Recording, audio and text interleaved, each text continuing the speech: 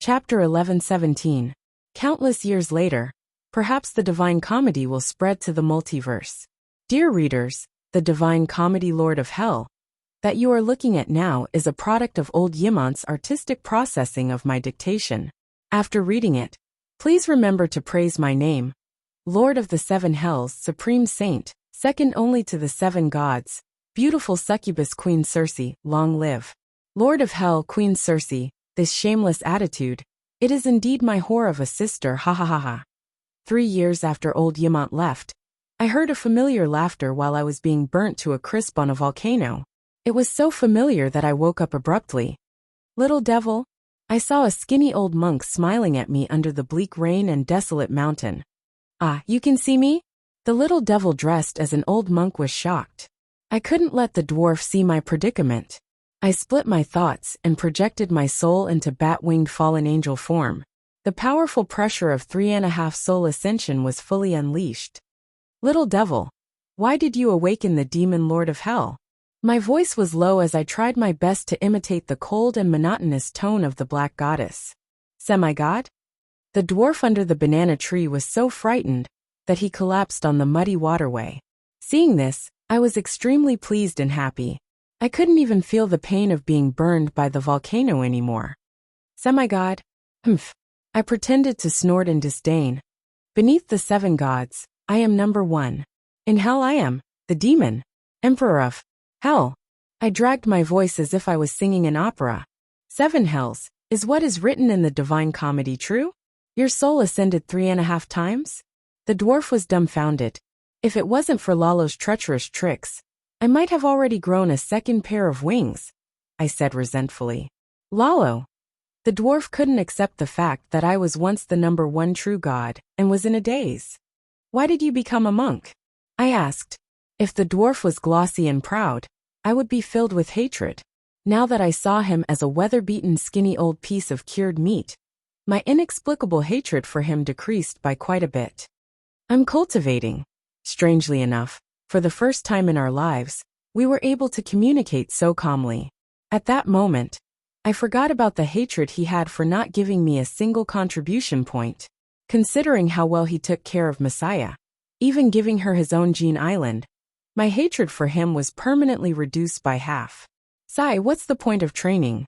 You were born greedy and lustful, hypocritical and vicious, treacherous and cunning, committing all kinds of evil, doing no good, ridiculous and laughable. How can you break through to become a demigod priest? Why don't you come to hell and become a true little demon? I'll be the Lord of Hell, and you'll be the great general. What do you think? It was very rare for me to fall in love with a dwarf. The dwarf's face that was already tanned by the scorching sun became even darker. No matter what, I'm still stronger than you. If you can ascend, so can I. That's right. How did you manage to sublimate your soul 4 times in just a few decades? Even Qizong is only SOO. The longing in his eyes was undisguised. Haha, are you jealous? This is talent. I laughed proudly. What's the trick?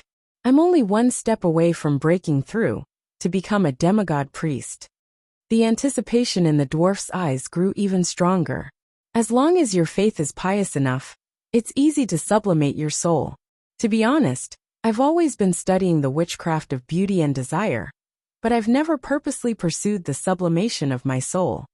Do you know the background of the 7 gods? The dwarf asked hesitantly. Danny Rise is one of the 7 gods, but the 7 gods aren't her. You actually know. The dwarf was shocked. If you know, why are you still so pious? It's because I know her identity that I can't get over that barrier in my heart.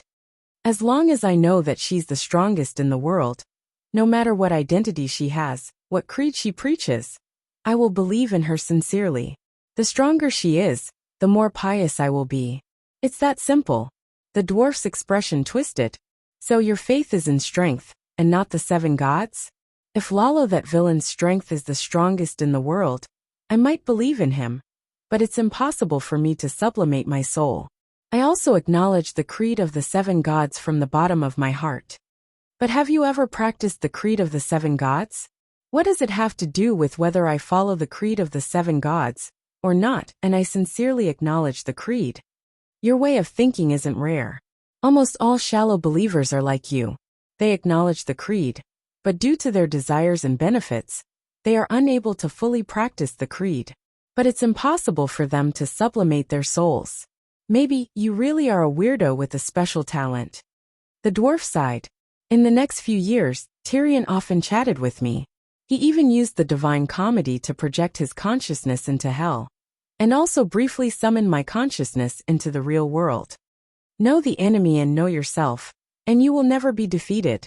Since you want to compete with Lalo for hegemony in hell, you can't purposely avoid it. You have to understand it, find its fatal flaw, learn from it, and use its strengths.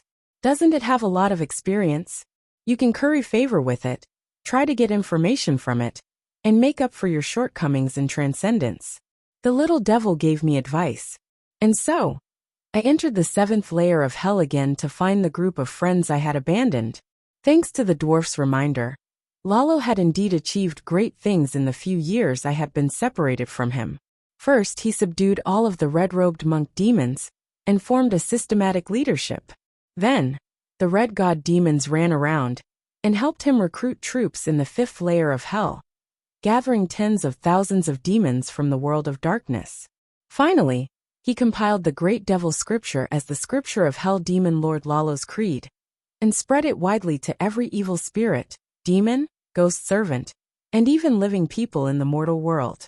Sand accumulates into a tower. With the support of many believers, Lalo's strength became even stronger. I was also envious of his majesty. There were guards of honor at every entrance and exit. At the front, the demon poet played and sang. In the middle, 8 strong demon generals carried the palanquin. At the back, for succubi scattered red spider lilies, and there were hundreds and thousands of minions shouting slogans. Damn it, my tribesmen betrayed me too. Succubi. Will all women who cultivate the goddess of desire meditation technique evolve into succubi? Tyrion asked with a frown. Not in the beginning. When I was the first to evolve into a fallen angel with bat wings, purple skin with magic patterns, sexy little horns, black hair and purple eyes, the images of those female evil spirits who cultivate the goddess of desire meditation technique slowly moved closer to me. Thus there was the saying of the succubi tribe. Why do you say that you are the king of succubi?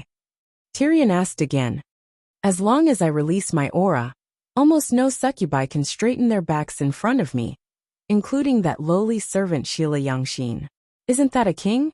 Tyrion nodded his head lightly and asked again. Can you control those little succubi?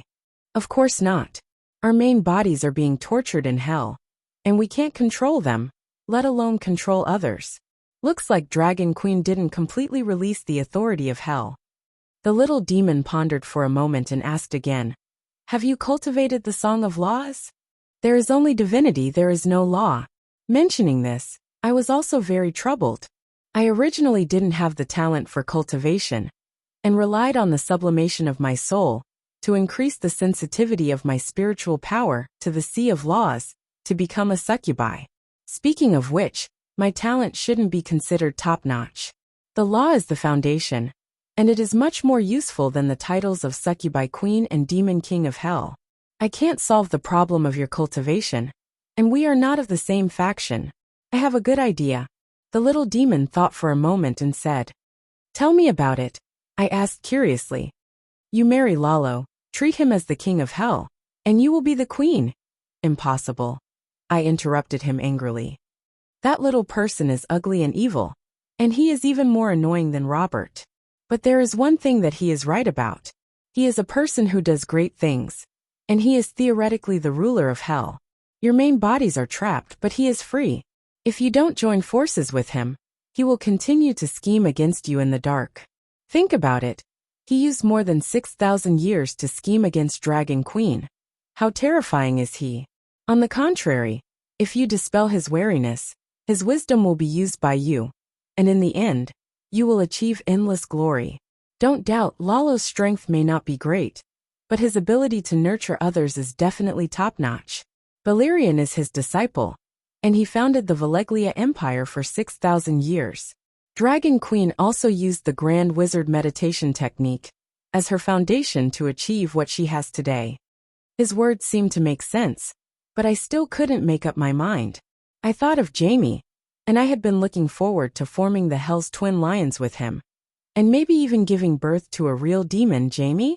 Now that Jamie was not young anymore, and he had committed many sins, perhaps he could accompany me in hell? Even if he could ascend to heaven with his merits, he would definitely be willing to swim in boiling oil, climb a mountain of blades, jump into a sea of fire with me. If Jamie had been there that day, Lalo wouldn't have been able to plot against me so easily. I told Tyrion my thoughts. He seemed to be anxious. Balerion betrayed him and took away his song of fire. Dragon Queen is even more ruthless, but I believe that you can surpass the two of them. After all, you are an expert. Think about Robert. Cersei, I believe in your abilities, he said sincerely. After I married him, I have been with him for a long time. If my soul is enhanced again, will he feel threatened and interrupt my advancement again? I began to hesitate. Tyrion thought about it and sighed. Definitely. But don't worry. I will help you consult an expert. Who? 7 Treasures. I was filled with anticipation when I heard that it was St. Matthew. After the long night ended, St. Matthew came to hell with long-faced Arya.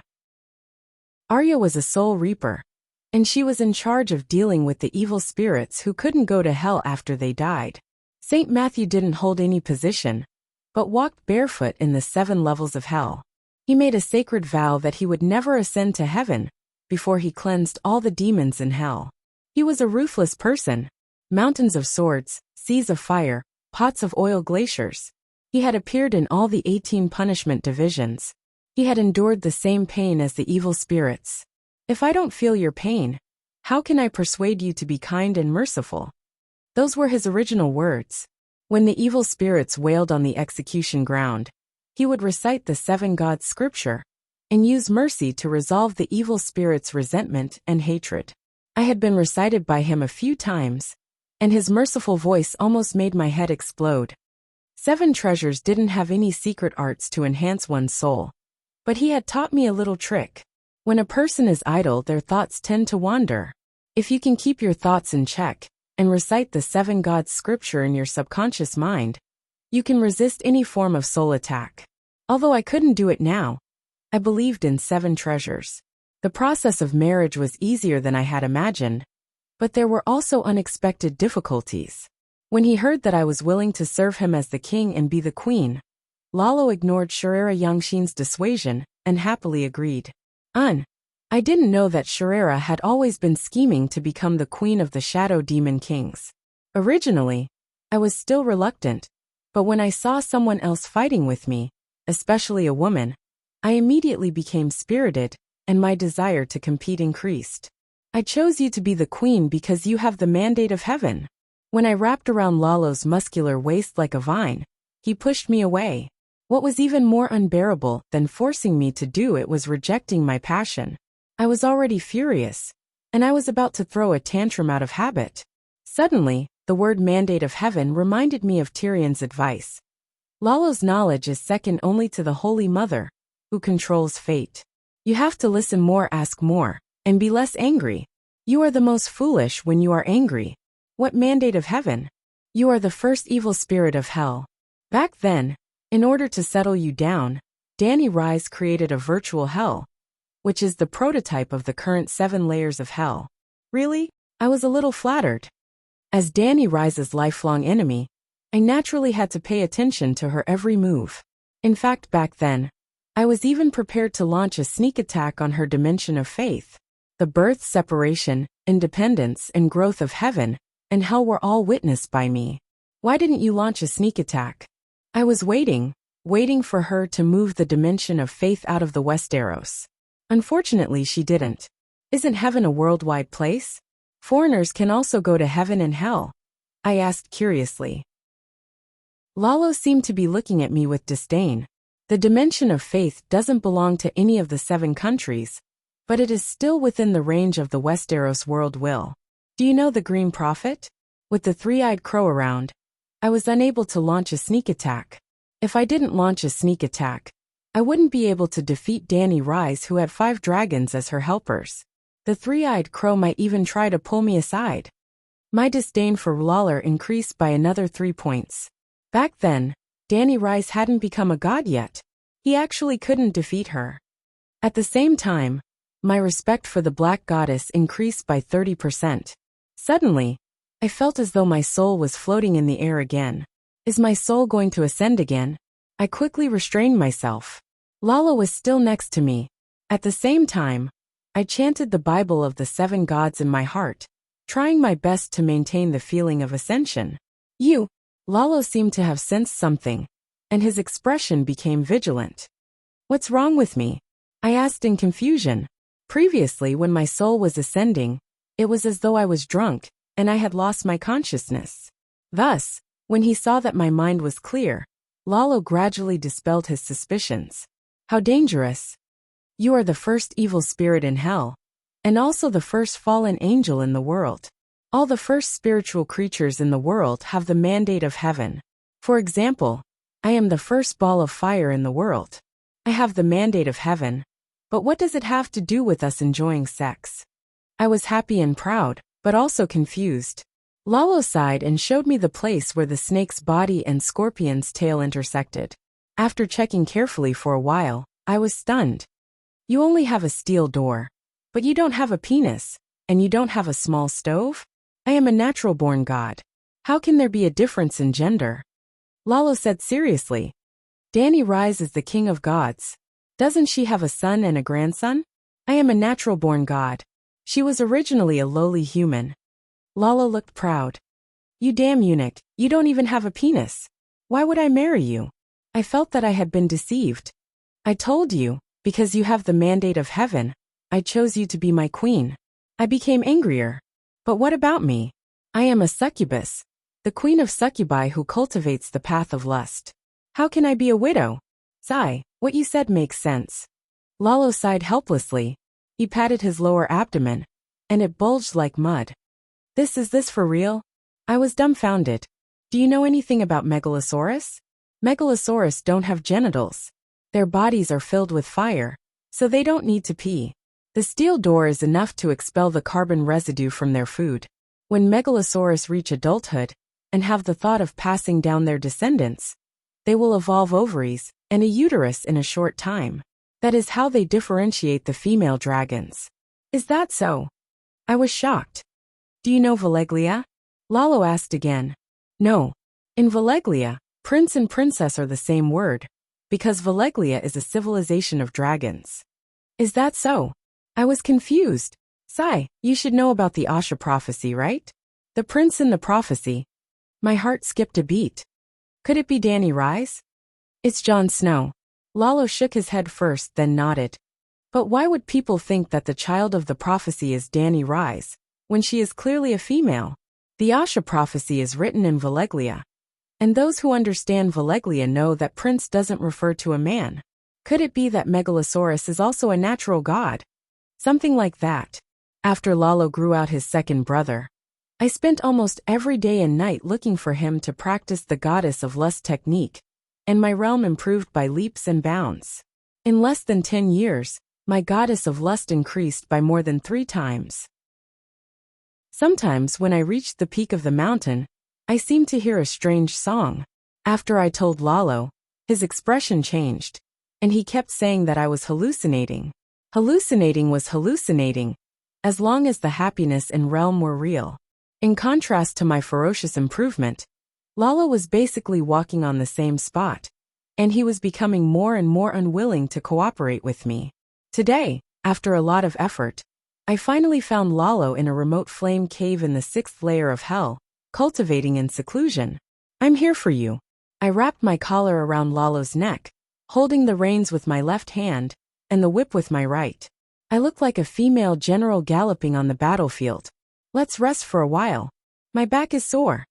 Lalo's mouth was foaming, like an old ox that had plowed the fields for the entire afternoon. What are you talking about? I don't even have a physical body. I have no weight. I continued to flip the clouds. Soul clones are even scarier. They don't know what fatigue is. Lalo howled. I've been absent for half a month.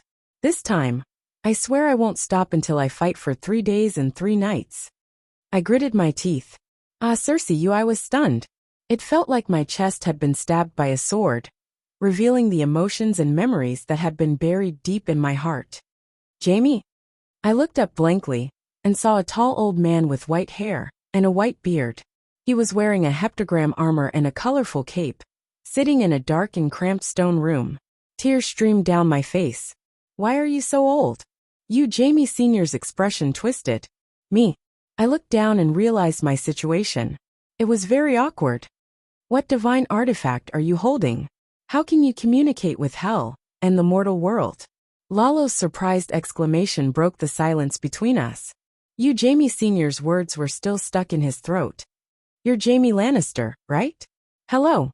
I'm your sister's husband, Lord of Hell, Lalo Shadow. Lalo sat up like a gentleman and nodded at Jamie. Lalo.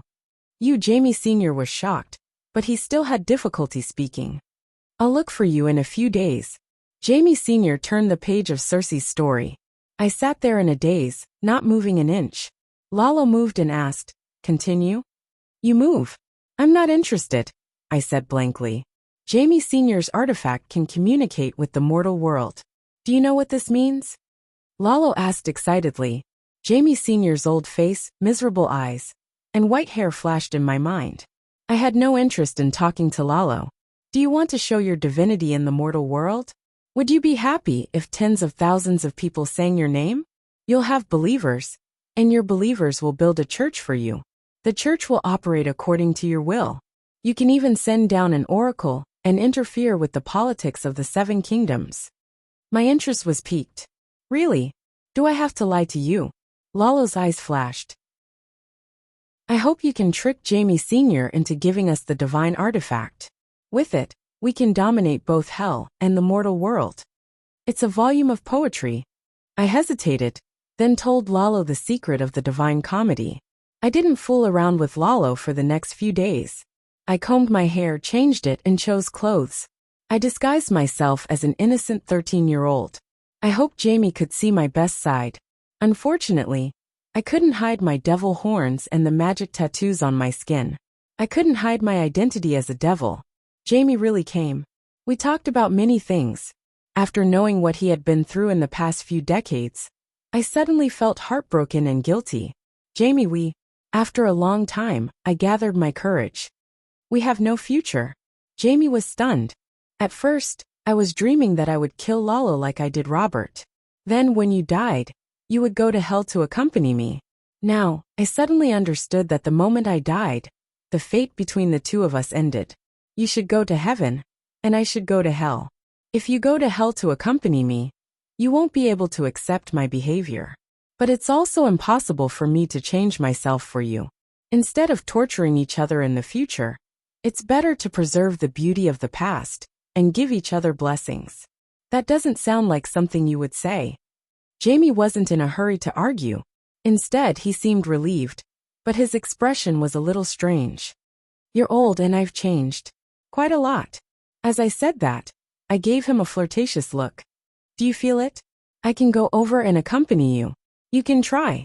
I'm the warrior's son now, and this is the great cathedral of Baylor. Jamie smiled. To be honest, if he really summoned me outside the great cathedral, I would have made him happy and stolen his divine comedy. Unfortunately, he never came to find me again. I was a little disappointed but also relieved. At the same time, I was happy for Jamie. Even if we were no longer lovers, I still loved him. Maybe, on the day the world was destroyed, I would still have the image of the handsome blonde boy in my heart. But within a few years, I began to hate Jamie again. My heart was full of resentment. If he died and went to heaven, I would bless him. But he shouldn't have hooked up with that ugly woman, Brittany. Not only did they live together, but they also got married. The little devil hosted their wedding, and it was a holy marriage blessed by the 7 gods. Littlefinger smiled. Chapter 11:18. Littlefinger wasn't in hell. He wasn't even dead yet. Lalo had always wanted to break through hell and spread his fame and power to the main world, so that he could gain the favor of hell's will. Then, he would be blessed by heaven, and his power would increase by leaps and bounds. He would then become the true ruler of hell. In the end, he fixed his gaze on Littlefinger. He told me that Asha's prophecy, Dragon Queen's dragon hatching, Jon Snow's birth, Stannis's conversion to the Red God, and even the resurrection of the Lightning King and Catelyn had a special meaning. He had already foreseen everything in the prophecy, and he had even pushed for it to become reality. For example, he had 2 goals for resurrecting Catelyn. The first was to show the Red God's miracle to the people of the 7 kingdoms, who worshipped the 7 logs, so that he could deify the Westeros and seize the will of the Westeros. The second goal was to restrain the three-eyed crow and threaten his mother to ensure that the Bran wouldn't disturb his plan for his savior Jon. If the three-eyed crow was merciless and was willing to sacrifice Jon to help him complete his mission of saving the world, he would use Madame Stoneheart to attack the three-eyed crow's reputation in the Westeros. The three-eyed crow was the greatest obstacle to the Red God Church's march into the 7 kingdoms. It could be said that Lalo's actions were all carefully thought out, and he had his own goals. Only Littlefinger's resurrection wasn't part of his plan, and it couldn't even be considered as a casual move. But now, all of his previous plans had failed, and only the heartless Willow had grown into his most important helper. Oh, he had always wanted to contact the red-robed woman Melisandre, but she didn't want to talk to him. Littlefinger was quite pitiful, and after I learned about his misfortune, I laughed heartily, but my blood ran cold. Catelyn's hatred for me wasn't any less than Littlefinger's. If she had caught me back then, every time I thought about this, I couldn't help but shiver. However, the Duchess of Casterly Rock City wasn't like Littlefinger, who had a weak foundation. The guards of the Red Fort were all warriors of the Western Territory, and they might be stupid and be deceived by Yuluen, but they definitely wouldn't be bought over by Madame Stoneheart. When Pinky was found by Lalo, I was already married to it, so I knew the whole process. At that time, Lalo finally broke through the seal of hell and contacted Littlefinger. However, he found that Littlefinger was in the wilderness, being ridden by a large wolf dog. Littlefinger was howling in pleasure. Fuck. It's so disgusting. It's Madame Stoneheart, that demon. I followed her for more than 10 years. She made me pull the sleigh during the day and let the male dog ride me at night. At first I resisted, but I was just a dog. I couldn't resist. Since I can't resist, I'll just enjoy it. As I ride, I gradually get the feeling. I just sigh. I guess I'm just going for broke. He was already in such a state. So what was the point of caring about dignity and human relations? Only the pleasures of the flesh can relieve me for a short while from all this pain, lamented Fingerhound. He contacted us through the bonfire. Before that, he followed the method taught by Lalo, and bit off the eggs of the male wolves, and sacrificed them to us in hell. Then Lalo and I responded with God power. Just like that, the connection between us was established. I have to say, without Lalo's teachings, I wouldn't have known this technique. Lalo was much more useful than Robert and more honest than Yuluen. Thinking about it, he was the best match among my 3 marriages. Catelyn has already gone to hell. Why are you still in the human world? I asked curiously. What do you mean by going to hell? Asked Fingerhound. Madame Stoneheart killed herself and burned herself to ashes. Her soul returned to the embrace of the 7 gods, and she became Catelyn again. To a certain extent, she was redeemed because Lalo was captured by Dany and Rhys. Catelyn's missing soul returned. Fingerhound was stunned. He muttered, Catelyn was the one who let me go. That day, she pulled Dilly away from me. Dilly was a male sled dog. Catelyn untied me and said that she wanted to set me free. Then she threw me off the wall behind the Red Castle. Fingerhound thought for a while and understood the whole story. He said with hatred, I see. That demon didn't want me to be free. She wanted me to live in the human world with a human head and a dog's body forever. So cruel. I shuddered again. Lalo said disapprovingly, I took away Catelyn's best character. Of course she was cruel and evil. Your Majesty, did I lose my most precious thing? Fingerhound asked with tears in his eyes. Of course. Everyone who is revived by me will lose their most important humanity. Don't blame me for being greedy. This is the rule of the world's balance. Since you have to pay the price, you might as well give it to me, said Lalo. But Big Sparrow and Jon didn't lose anything after they were revived? I asked in confusion. You can't imagine the price I paid for that ingrate Jon. As for Dany Alice, Lalo began to sigh. The Holy Mother's revival has a flaw. What flaw? Immortality. Her body's stamina, endurance, and resistance far surpass that of ordinary people. What? Danny Alice only revived 3 people. I'm not sure about Big Sparrow, but Song Gu and Richard could live until the end of time if they weren't killed. My revival can extend their lifespan. But as time passes, the souls of the revived will slowly dry up and eventually vanish. Danny Alice used a special method to solidify the total number of souls of the deceased. So after the long night, the Holy Mother was no longer willing to revive the dead. Is this a blessing? Fingerhound murmured. It may be a blessing to an individual, but to the world's rules it's a major flaw. Perhaps she can develop a more perfect revival technique in the future. After all, the first flame represents everything. What is the precious humanity that I lost? Is it my honor as a human? Fingerhound asked. What honor do you have? Lalo glanced at him. Wisdom. Lalo shook his head again. It's a glib tongue. Fingerhound was silent. A moment later he asked hesitantly. Can I kill myself and return to hell? We all want to go out, but you want to come back. I told Fingerhound about the horrible state of the evil spirits in hell. With your sins, you'll definitely be sentenced to 10 billion. With your muggle talents, you won't be able to become a little devil. When you're lonely, it's hard to find a male dog. You might as well ride a horse and live a carefree life. Lalo played the good cop right after I finished playing the bad cop. He comforted him and said, Be my high priest of the shadow demons, and you'll be blessed by God. There's hope for you to transcend in the future. You once controlled the most prostitutes in the monarch's descends, and now you've become a bitch. You're extremely lewd. You'll be able to become the high priestess of the Red Dust Church of Freedom, and spread my name to the world. I said hurriedly. After a series of threats and promises, Fingerhound swore a sacred oath. He would be loyal to the Demon King and Demon Queen, never betray, and never give up on his mission to spread the church. Of course, Lalo and I also swore that we would not delay payment God's blessing. That night, Fingerhound and dozens of male wolves practiced the teachings of the Red Dust Church. Although the power of faith I received was so weak that it was barely noticeable, I was still very excited. I've become a god. I have a church and believers. I waved my hand and rewarded Fingerhound with his first divine spell, Pink Beauty. Back when Qizong and Goddess Love Jade fought, just the aftermath of the Lust God's power had caused more than 100,000 people in the city to have sex.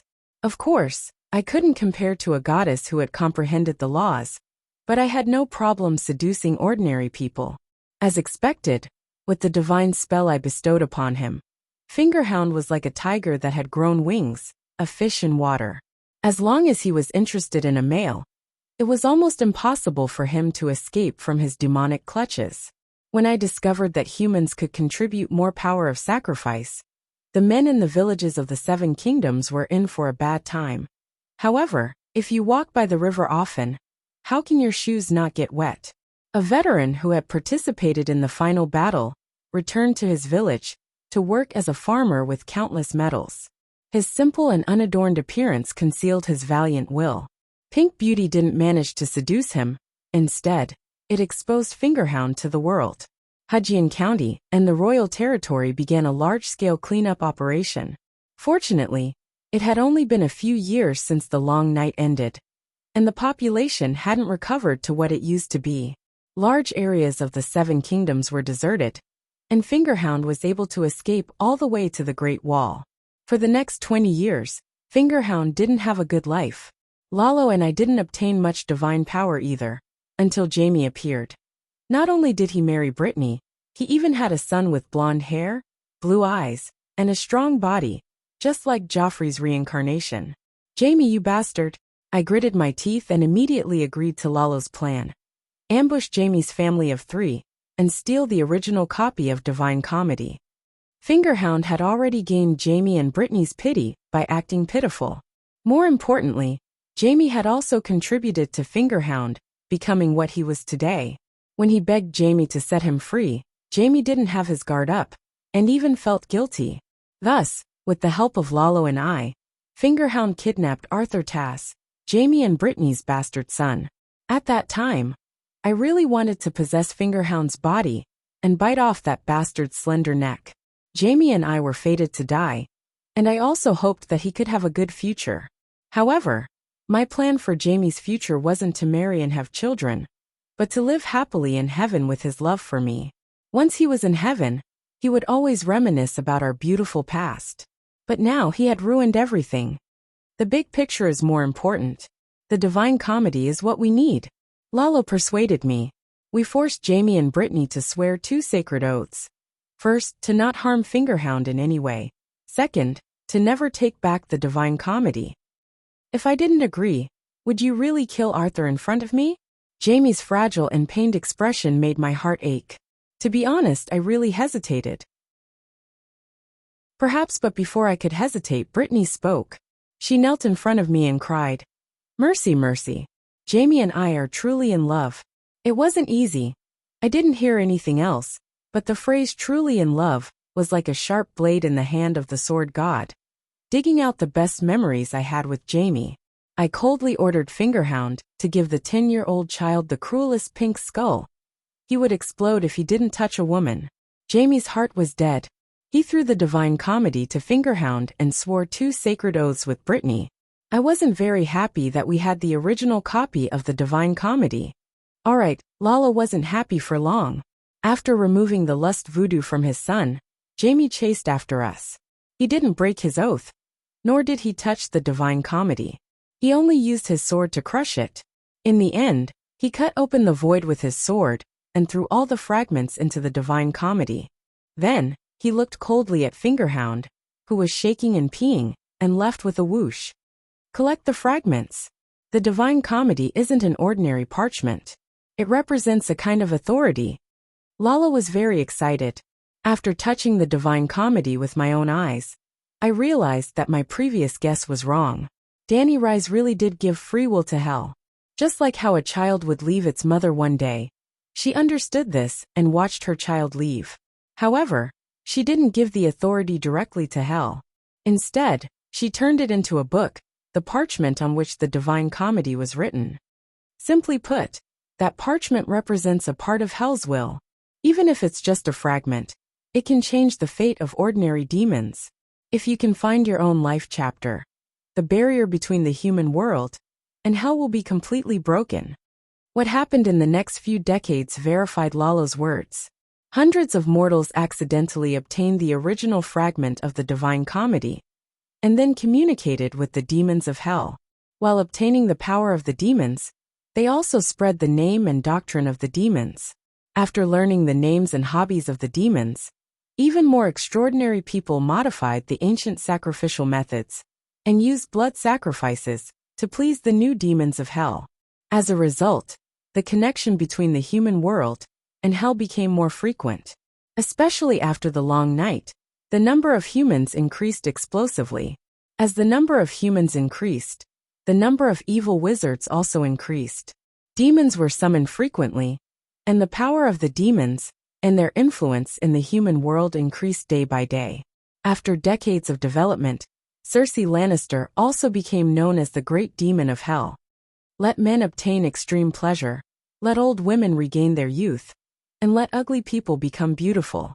Beauty, lust, and youth are the 3 great doctrines of Cersei, and also the summary of my abilities. Fingerdog helped me build a church with evil female wizards as the main body. As for Fingerdog's contribution, I was not stingy with my rewards. After receiving a large amount of divine power and divinity from me, Fingerdog actually started to give birth.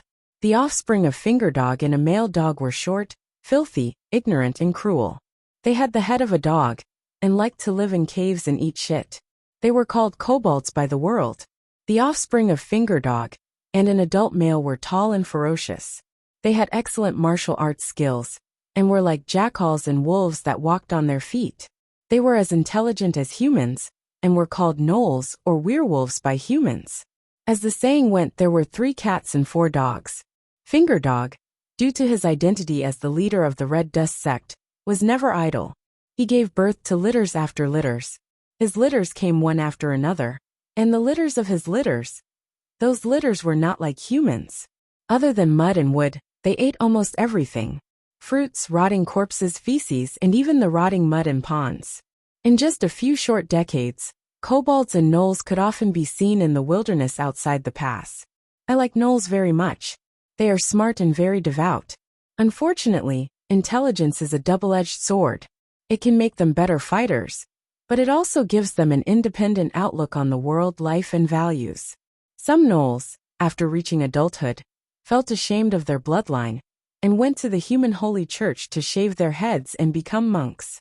Even if they did not join the humans, gnolls still preferred the moon goddess Dani Rise. She was not the dragon queen, but Sansa's daughter, Leg's wife, who was known as Little Dani. Kobolds were obedient, but they did not conform to my teachings. On the other hand, Demon Yuluan liked this kind of cruel and stupid believers the most. He tried to recruit them from my hands many times. If I did not know that he had attacked his descendants, I might have sent him a group of kobolds. However, he tried to persuade Greyjoy to kill his father, which challenged my bottom line as a believer of the Black Goddess. I am a demon, but I have a bottom line for my evil. Myrcella and her descendants offered incense to me every year. If I wanted to seduce them, it would be very easy. However, how could I do that? They are my family, my descendants. Lalo told me that I belonged to the evil of order, while Yuluan belonged to the evil of chaos. The two of us were incompatible. When Myrcella passed away, I sensed something. I immediately dressed up and flew to the Judgment Hall to look for her. Yes, as my power increased, my clone could not stay in the first level for long, but it could still last for a while. Myrcella was a doddering old woman, and I wept when I saw her. It has been almost 100 years. We have been separated for almost 100 years. Back then, when the little demon brought you away, you were still so young. You were so brave, so sensible, sob, sob, sob.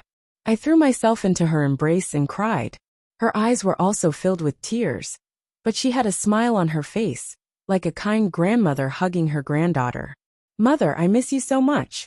Her expression was calm, but her voice was trembling. After the death of Dani Rise's subordinates and maids, they would at least receive the treatment of Hell's ghosts. For example, the whip god Hattar, who was famous for his whip skills, was in charge of suppressing the rebellious ghosts in Hell. Missandei, who had been the prime minister of the empire for decades, had passed away more than 10 years before Myrcella. Currently, she was the prime minister of Hell. She represented the Black Goddess to deal with the undead crying for justice, and also received the undead of the noble. Myrcella was a noble. Not only were the two of them colleagues, they were also in-laws. Thus they opened the door for us, mother and daughter, to have a lot of time to talk. Myrcella rambled on like an old woman. She told me about her children, grandchildren, great-grandchildren, great-great-grandchildren one by one. Even if she didn't tell me, I already knew.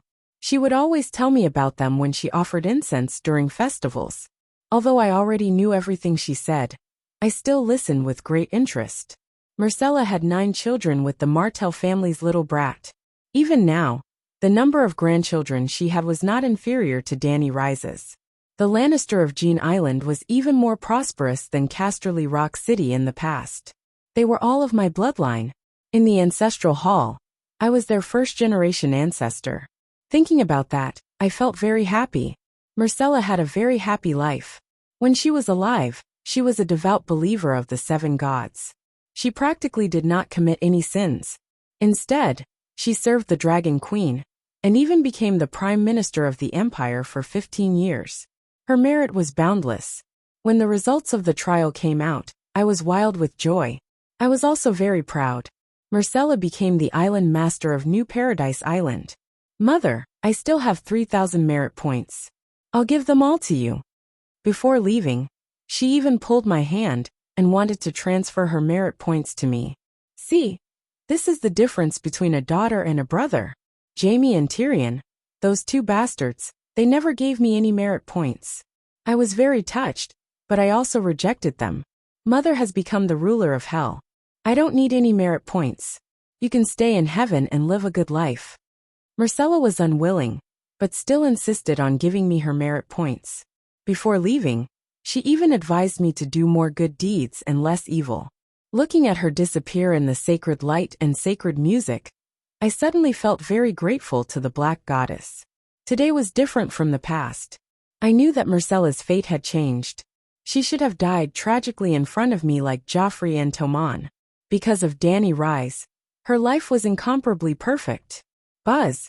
My body shone with a dim light, and I began the fifth evolution of my soul. Pung! A second pair of wings popped out from my back. The singing in my ears became clearer. Song of Laws. I floated in midair. The Hell's envoys and undead, who were being punished, looked at me in shock. When I returned to the 7th floor of Hell, Lalo, Yuluen, Sharera and the other demons' faces were twisted with jealousy. Other than Lalo, none of them had broken through to become a demigod. In other words, they were a true demon king. They were infinitely far away from the laws. My daughter is dead, I said calmly. My condolences, Demon Queen. They seemed to be secretly laughing. She went to heaven, I said again. Congratulations, Demon Queen. They stopped laughing. She has become the island master of Paradise Island. She is the new king of angels. The demons' faces turned ugly. They were used to being envious and jealous. I ignored them and continued. As the Demon Queen, I order that today will be the Thanksgiving Day every year. No demons are allowed to leave hell. They are also not allowed to respond to the sacrifices of their believers. All the blessings will be given to my daughter. I believe that no one will object to this, right? The demons trembled in anger. However, they kept quiet out of fear under my unbridled pressure. Messiah's 3,000 merits were like 3,000 chains that bound my hands and feet. I know how hard it is to obtain merit. Every single one of these 3,000 merit points was earned by Messiah through blood, sweat and tears. I didn't care about these merits. However, I couldn't waste Messiah's love for me. In order not to waste my merits, I didn't dare to seduce mortals into depravity. I was depressed for a period of time. I couldn't do bad things and I couldn't stay idle. I could only look for Lalo to practice my lust skills. I beg you, please give me some private time. I want to cultivate. One day, after eating and drinking to my heart's content, I was lazily picking my teeth on the firestone bed, when Lalo knelt in front of me. You have such a beautiful and virtuous wife. Why do you still want to cultivate? Don't be like this. You can actually continue torturing mortals, Lalo begged. I don't want to ruin the merits Messiah gave me, I sighed. I know. However, not all demonic acts will result in a loss of merits. You already said that it's demonic acts. Why doesn't it result in a loss of merits? This bastard must be trying to trick me. If he can't even satisfy his wife, what kind of demon lord is he? I looked down on him even more. As long as you follow karma, your sins won't increase, Lalo said confidently. What karma? If you become a king, will you make laws that suit your desires? Of course. If you become a god king and rule the river of fate, will you set a river course that suits your desires? I was shocked. Is Dany Alice controlling the fate of all living beings? No. She only sets the rules and never interferes with the fate of a single person.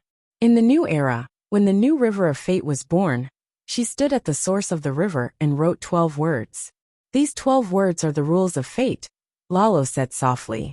What words? I asked hurriedly. The heavens are just. Karma is a cycle. Good and evil will be repaid. Below these 12 words are the rules of sacred vows, sacred marriages, guests' rights, and so on. So, I had a vague understanding, but I still couldn't grasp that rope. Our fates are in the rules that she wrote. Simply put, if you go back on your vows, she won't care about you. Fate will make you pay the price. How do you know? She told you? Sigh, to think that you read the Bible of the 7 gods every day. It's all for naught. Didn't you see the words written at the beginning of the Bible? Lalo's disdainful gaze made me feel uncomfortable. Is that the explanation for the scripture? I asked hesitantly. Don't say this to others. For example, Yuluen. That idiot thinks that by doing bad things, he can get on the good side of the will of hell. Childish. Even demons are in the river of fate. We can do evil, but only by following the rules can we ensure that we won't fail. For example, our sacred marriage and your sacred vows are all recorded in fate. If you dare to go against them, the heavens and earth won't tolerate it. This is also the reason why I agreed to marry you without hesitation. You didn't tell me before, I said coldly. I apologize to you, he said with a tired face. Lalo's wisdom always amazes me. This time, his words were proven to be correct. For those mortals who provoked the succubi for pleasure, as long as I extracted their souls and bodies according to their level of depravity, I wouldn't lose any merit. Thus, I focused on doing evil with skills and temporarily let go of Lalo. As time went by, hell became more prosperous.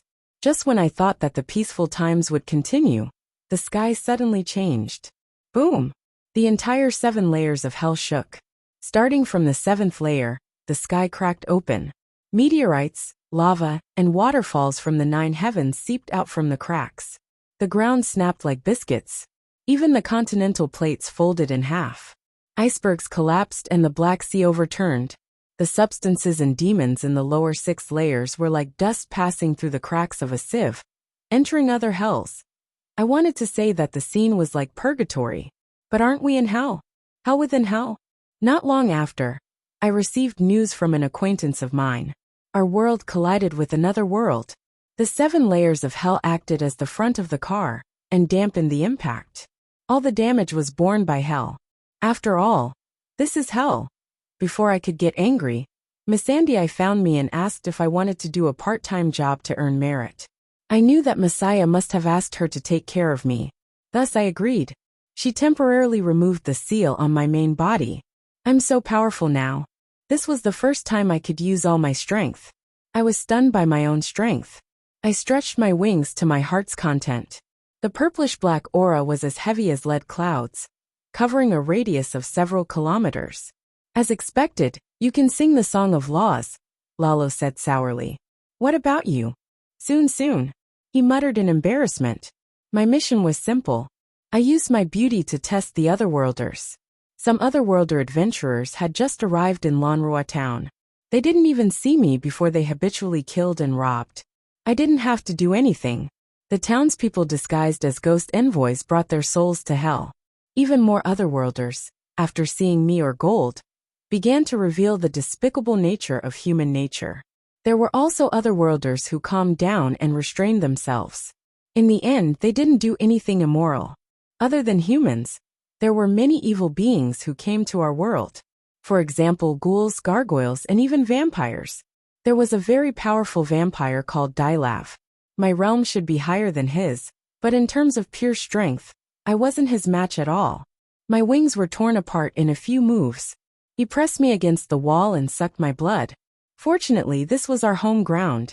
From the moment they crossed the boundary stone, they entered the 7 layers of hell. I once killed Goddess Love Jade with one palm, despite being several levels above me. If you don't change, today's incident will repeat itself. Chizong picked up Vampire like he was picking up a chick, and left after saying that. Change. I turned to Lalo. Teach me fire witchcraft. Maybe I can use Holy Mother Palm in the future.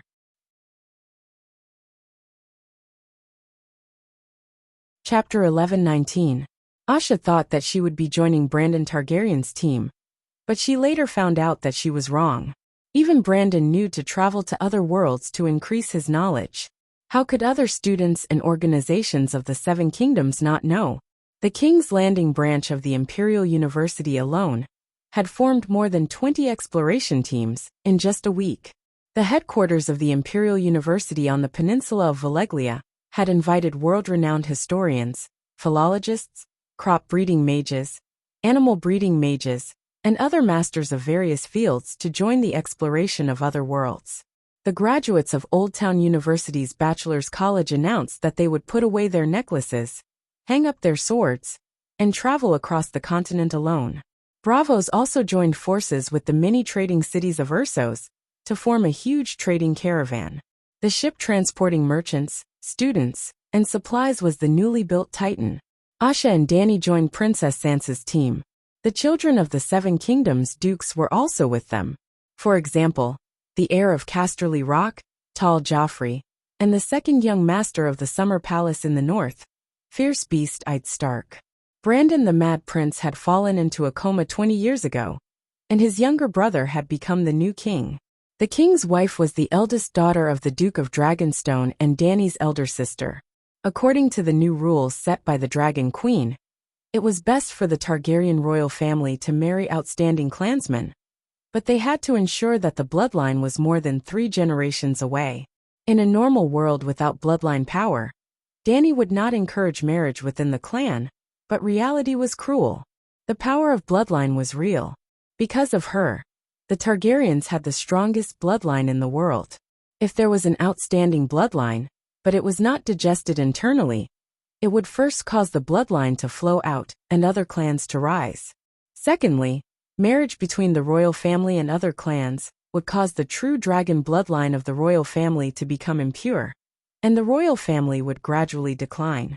Strong on the outside, but weak on the inside, the Targaryen royal power was not so stable. Once upon a time, the Lannister development model of Casterly Rock City was what Dany admired the most.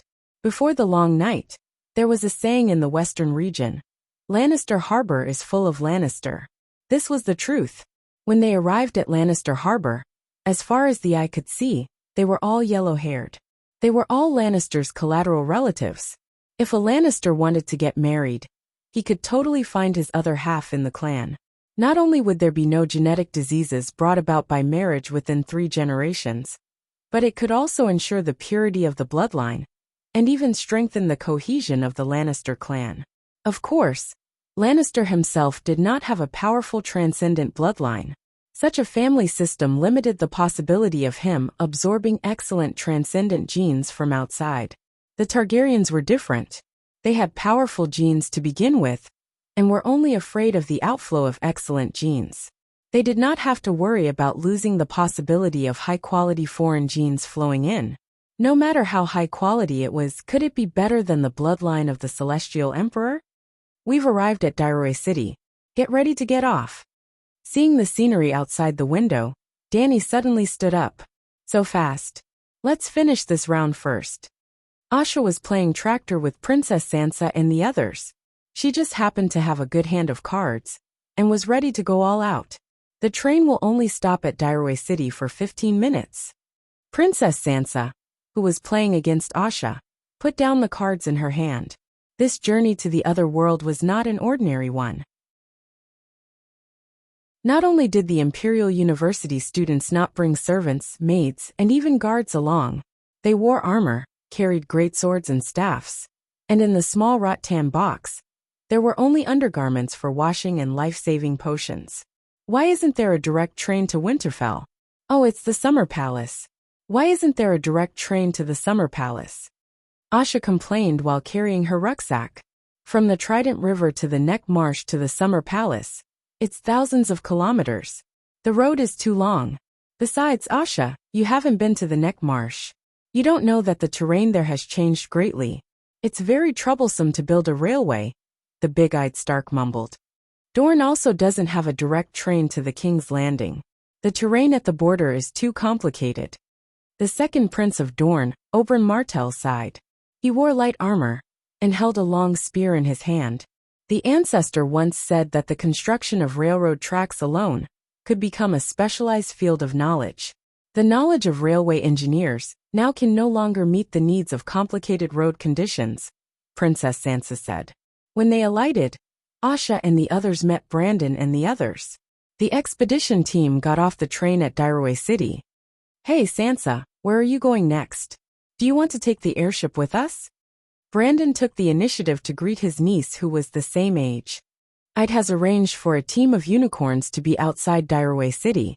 Sansa's expression was also indifferent when she faced her uncle. Not only her, but the princesses of the Duke's family were also cold and distant, and Asha was no exception. In fact, the behavior of cheating on a female classmate was too bad. Brandon seemed to know that he was not welcome, so he smiled and nodded before leaving with his companions. As soon as they left the train, the eldest young master of the Dairoy family came to greet them. The Dairoy family had many children, so Brandon and the other distinguished guests had their own people to receive them. Your Highness, the farmer's castle has been emptied in advance. Do you want to play in Diraway City for a few days? William Diraway invited them warmly. It's still early. We hope to leave early. Princess Sansa smiled very kindly. I understand. Sir William was very capable. He immediately led them to the carriage and drove straight to the North City. Seeing the clean black stone streets and neat brick buildings in the city, as well as the teams of knights in bright armor, and showing off on the streets, Asha could not help but ask in surprise. Diraway City has changed so much. Did your family become rich? Sir William was stunned and hesitated. Our family has always been like this. We haven't become rich. Asha is talking about Diraway City 100 years ago, Danny said. Oh, compared to 100 years ago, Diraway City has changed a lot. It's all thanks to His Majesty the Sky Emperor's grace. Then, Sir William began to talk non-stop about the Dragon Queen's care for their family. First, the territory was redivided, because the King's Landing and 100 miles of land around it belonged to the royal family. The Pentashade Dragon Targaryen received a large piece of land in the Three Rivers Basin. Diraway City, which used to belong to Hujian County, was also divided into the Duke of Dragonstone Island, and the Diraway family's fief more than doubled. Secondly, the Dragon Queen paid for a bridge to be built for them. The Blackstone Bridge, which would never decay, was 2 kilometers long and crossed the Trident River, which was hundreds of meters wide. Before the appearance of the train, the Dragon Queen had planned a high and a short carriage, as well as a 2-tiered passage for the train. Finally, 30 years after the long night, the Dragon Queen gave them a pair of pterosaurs. When the carriage stopped at the Black Bridge Inn in the north of Diraway City, Sir William's face was still flushed, and he looked as if he had not had enough. After the Diraway family's carriage left, Danny whispered in Asha's ear, "If we go to the farmer's castle with him, we'll see colorful dragon flags and portraits of our ancestors hanging on the walls of the hall." Is Fry the one who inherited Diraway City? Back in the fairy city, I met Maria and Marissa, mother and daughter, Asha said. Dania was not too clear about the history of 100 years ago. Princess Sansa pondered for a moment and gave the answer. Originally, Marissa Fry was supposed to inherit Derry City. However, during the first period of the 8-year war against the other ghosts, Lady Maria had been staying in Hellenberg and spent all her time with the commander-in-chief, Sir Clinton. It was mainly due to the matchmaking of the ancestors that the two of them got married and had 2 sons. It's said that they could have children at such an old age because of the Holy Mother's blessing. At this point, Princess Sansa looked at the blonde boy, who was helping the unicorn saddle at the side of the stable. The boy, who was about 18 or 19 years old, had blonde hair and blue eyes. He was handsome and tall, and his armor had the emblem of the sun and moon shining together. It was the emblem of the Tass family. Did you notice Andrew's sword? Does it feel familiar? Asha looked at it carefully for a while and said uncertainly, "It looks a bit like Brittany's Oathkeeper's sword." "Look at Joffrey's light howl," Princess Sansa said again. "It should be his ancestor, Jaime's widow's wail." Asha's heart skipped a beat. She whispered, "Is Andrew also the bloodline of Lannister, Jaime, and Brittany? Holy Mother, they must have been in their 70s or 80s at that time, right?" "They were also blessed by the Holy Mother like Maria and Clinton," Sansa said with a smile. "Sigh, different people have different lives. They were also blessed by the Holy Mother. Jaime and Brittany became the legendary sword couple, but Maria and Clinton." After the long night, Sir Clinton left his wife and children and went to the great cathedral to become a monk. Dany shook her head and sighed. Asha had a strange expression. "I know Sir Clinton's hobby. It's already hard for him to have 2 sons." The girls chattered on one side. On the other side of the stable, the boys had already saddled the tin unicorns. "Let's go. I hope we can reach the border of the next swamp tomorrow night," I'd shouted. "This unicorn seems different from the one I saw before. It's taller and more muscular, but it doesn't have the long mane that covered its body." Asha carefully climbed onto the unicorn's back, but it didn't get the tantrum she expected. It's much more obedient. In the early years, the unicorns didn't allow knights other than their masters to touch them. They were even fiercer than wolves, she added. "We can still see a long-haired unicorn in the Northern Ice Kingdom." It's too hot in the north now. I'd laughed. They rode along the train for 30 kilometers north and arrived at the Trident River. Wow, what a majestic bridge. If long-legged Lomas was still alive, he would have listed it as one of the 10 wonders of the world, Asher exclaimed. Even if the 10 unicorns rode side by side, there was still room for 2 carriages. Below the stone bridge, there was still a train rumbling past. After the train crossed the bridge, it didn't go north. Instead, it turned and entered the Bright Moon Mountains Valley. The railway is like the blood vessels of the kingdom. It transports resources from the 7 kingdoms to the King's Landing, the heart of the kingdom. The heart also provides the necessary nutrients for each kingdom according to their needs. In this way, the 7 kingdoms are full of vitality and vitality, Princess Sansa exclaimed. It's indeed much more convenient than when we were in the past, Asher agreed. The railway between the King's Landing and the valley isn't completely open yet. The winding Bloodgate Canyon is the nightmare of almost all railway experts, Joey Royce said. The position of Duke of the Valley eventually fell on the heads of the people of the valley. The grandson of Bronze Royce became the first Duke of the Valley in the new era. Ah, this is the Crossroads Inn. After crossing the Trident River Bridge, Asha saw a familiar building. It was surrounded by walls made of white rocks. The inn inside was a small 3-story building. Young ladies and young masters, are you going to stay in the inn? At the entrance of the inn, there was an old woman sitting against the wall, basking in the sun. The old woman was very old. Her body was slightly bent, like a dried shrimp's tail. Her hay-like hair was completely white, and it was very sparse. Her scalp was as red as a baby's skin. Her old eyes were cloudy, and there was only one yellow tooth left in her mouth.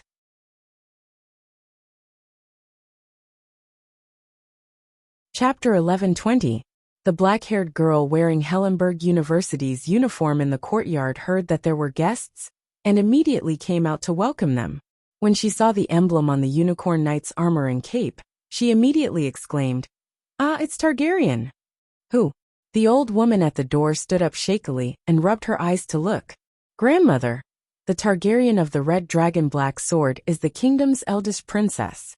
The pretty girl quickly wiped the wet stains on her hands with the scarf around her waist, and helped her grandmother to bow to the Unicorn Knight. "The kingdom's princess?" The old woman squinted at the knights inside. "Is it Queen Sansa's child?" When Dany and Princess Sansa heard this, they quickly jumped off the unicorn and supported the old woman, who was kneeling with difficulty. The Sky Emperor has a rule that people over 75 years old don't have to kneel even if they see her. Who is the Sky Emperor? The old woman was puzzled. Dragon Queen. Older people are probably more familiar with this name. Asha smiled. Oh, Dragon Queen, how is Dragon Queen's health? How many bowls of rice can she eat in one meal? The old woman asked eagerly. Good, very good, 2 or 3 bowls. Princess Sansa was a little embarrassed. Old lady, have you seen her before? In the early years, the 7 kingdoms had formed a consensus. When meeting old people, it was best to be respectful. Because many of the old people who had lived through the long night were heroes, or the heroes' family members, or even old friends of the Dragon Queen. There had been too many incidents. A noble young man would act arrogantly in front of an old farmer, but the old farmer would take out a stack of medals and say, "I am a brave soldier of the Dragon Queen. The queen once said to look for her when we have trouble, or take the medals to the king. Who do you think we should look for?" Any noble would have to back down, and their parents would have to apologize to the old farmer personally. It was too easy to complain to the Dragon Queen. Go to any holy church, kneel in front of the Holy Mother and cry, and it would attract the queen's attention. This was not a legend but a fact. I've not only seen the Dragon Queen. This was yet another old acquaintance of the Dragon Queen. The old woman pointed at the courtyard behind her and loudly shouted. Back then, this was the place where the Dragon Queen cut down 3 bandits, Sheehan, with who, an old knight, her white knight. The old woman's memories were fading. Ser Barristan, Joffrey said, approaching. Yes, Sir Barristan and Tarthas, Grey Robe Guard Brain. The old woman grinned. It's the Roseless Iron Guards. The one in the grey robe is Sir Jaime Lannister, Sansa corrected. She was certain that this old woman was a participant in the incident back then. He could even vaguely guess the other party's identity. Would you two young Targaryens like to stay at the inn, in the bedchamber of your ancestors? At that time, the Dragon Queen told me that her room would be very popular even if it was sold at a high price. Actually, after I took over the inn, I kept her room sealed. I only opened it when the Targaryens came. A few decades ago, the playboy Ymont Scar passed by this place on his way to the Northern Realm, and stayed for 2 nights. Even earlier, in the Targaryens before Robert, there were kings and queens who stayed here. Speaking of which, your grandmother, Queen Sansa, and I have some history. The old woman rambled on, talking about many things of the past. At this point, the Unicorn Knights who had read the biography of the Dragon Queen had already confirmed the old woman's identity. Is your grandmother called Weeping Willow? Dany asked the reserved black-haired girl beside her in a low voice.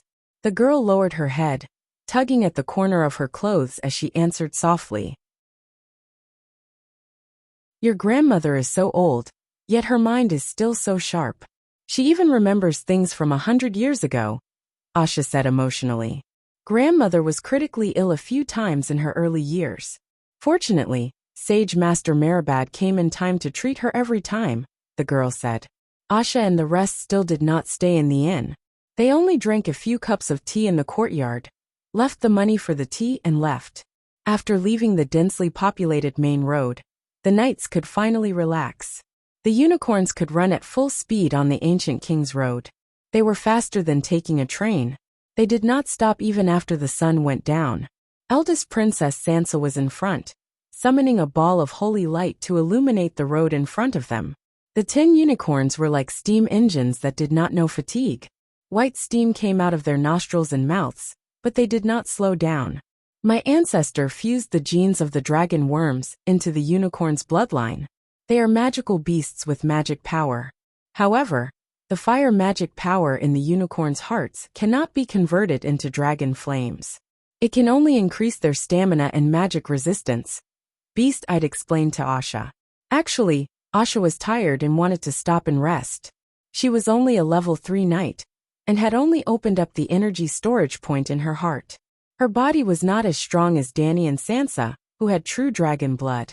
She was also much weaker than Joffrey, and the rest who had received systematic training since young.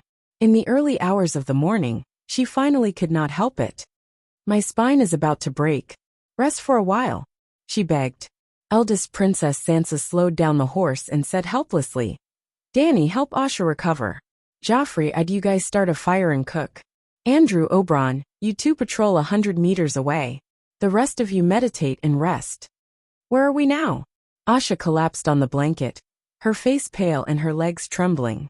Dany took off her long leather boots, endured the wet and sticky smell of her feet, and pressed the soles of her feet with the power of holy light.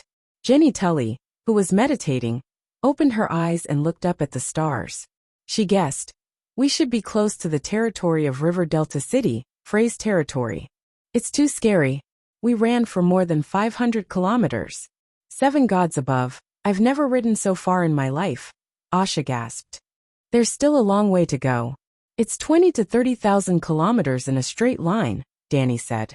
Let's take the dirigible too, Asha cried. Do you think the journey to the other world will be easier than the Northern Ice Kingdom? If we can't even endure this bit of hardship, how will we survive in the other world? Princess Sansa said seriously. Danya also said, with our status, it would be easy for us to take an airship, ride a pterosaur, or even take the Titan of Braavosi. Why did we choose to ride unicorns? To get used to the hardships of exploring the other world in advance, Asha muttered. Woof woof woof. Suddenly, the sound of dogs barking came from the darkness in the distance, followed by Andrew and Oberyn's curses, the sound of weapons clashing, and the pitiful howls of dogs. What's wrong? Did we encounter wild dogs? Asha asked, puzzled. It's a group of kobolds, Oberyn yelled. Jenny smiled. When camping in the wilderness, we often encounter kobolds. Their noses are very sharp, but their brains are very stupid. They can smell the meat soup on the fire from a few kilometers away. If they don't kill a few of them, They will never know how much weaker they are compared to the enemy. Kobolds don't have the intelligence to evaluate the combat power of both sides. They will only swarm forward and run away if they can't win.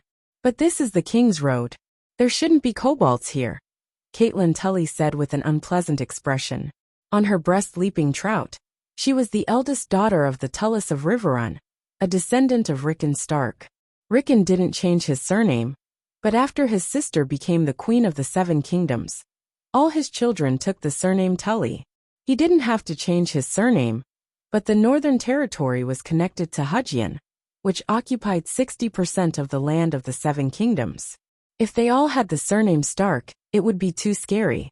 Yes, Walnut Emperor Rickon didn't have many achievements in the Long Night, but his sister was the queen, and in the end, he became the Duke of Hudgian. Of course, compared to before the Long Night, Hudgian's territory was reduced by half.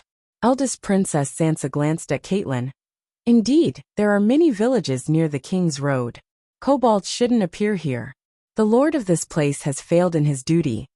Not only did the lord fail in his duty, but his superior, the Duke of Hudgian, was also responsible.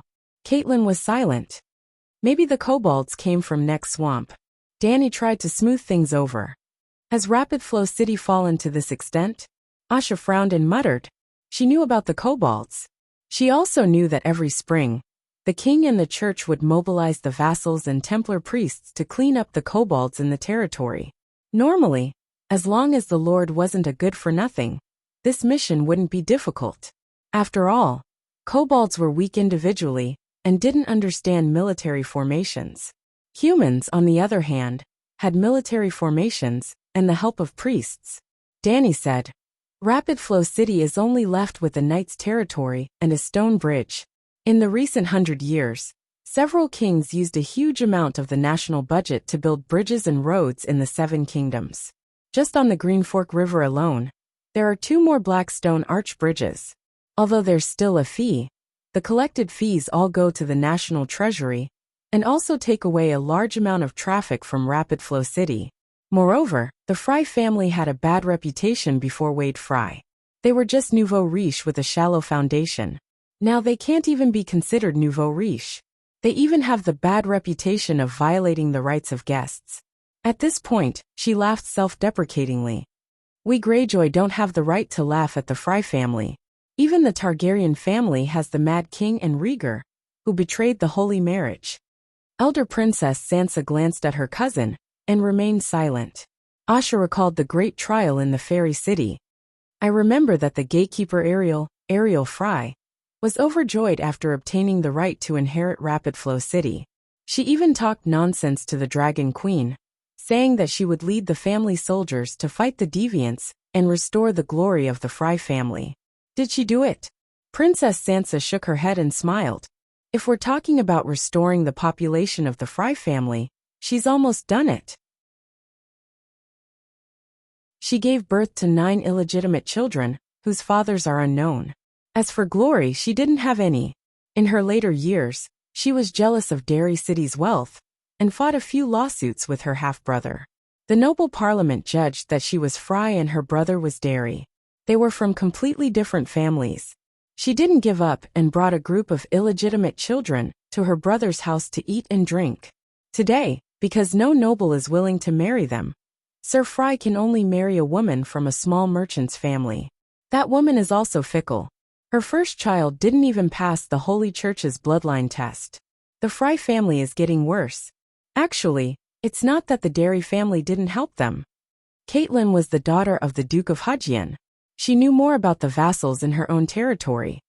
Years ago, the previous Count Derry paid a huge price to persuade a commoner, who graduated from the Imperial University, to marry Sir Fry of this generation. An Imperial University student, not to mention her appearance, is definitely outstanding. Unfortunately, Sir Fry didn't want to marry her because she didn't have a dowry. She's not just outstanding. That's the commoner sword Saint Sophia. Frey's eyes are blind. Sansa sneered. They chatted as they finished the meat soup. Even the unicorn was fed special beef jerky. The team then set off again at the dawn. They first jogged to digest the food. When the unicorn began to sweat, they galloped. They arrived at Neck Lake at noon. When it was close to evening, they entered Lida's gray water garden.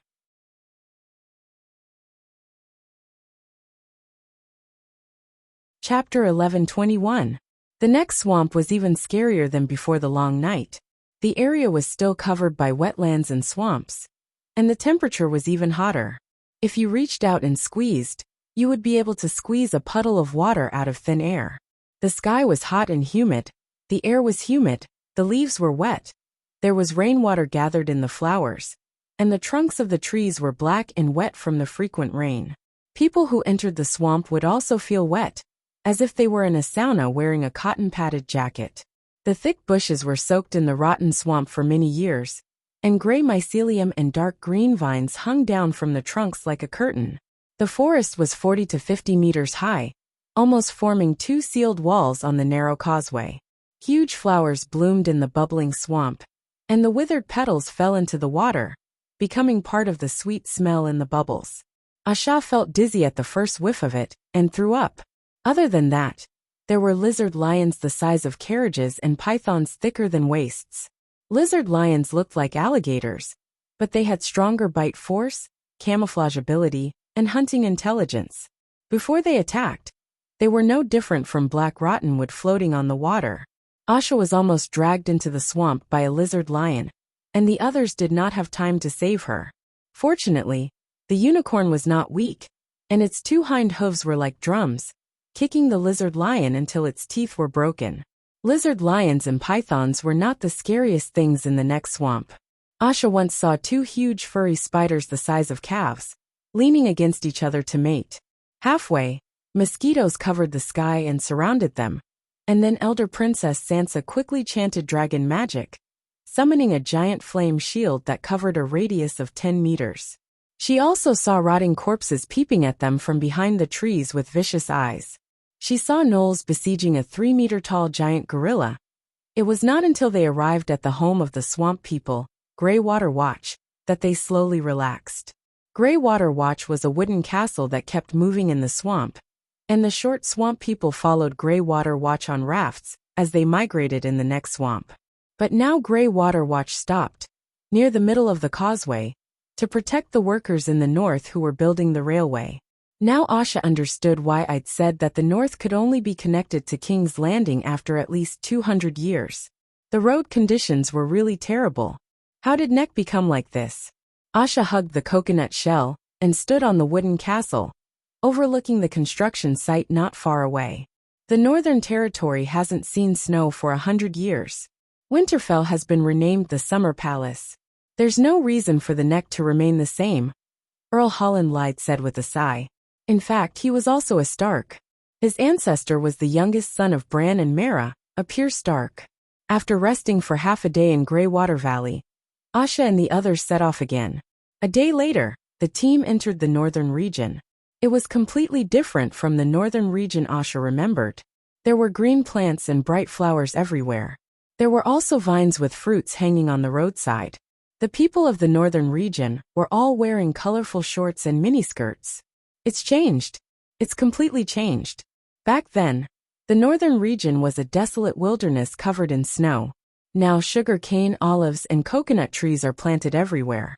In the past, the people of the northern region had thick hair and were as tough as bandits. Their eyes were always shining. Now they are fat, and their faces are filled with laziness and indifference. It's as if they could fall asleep at any moment.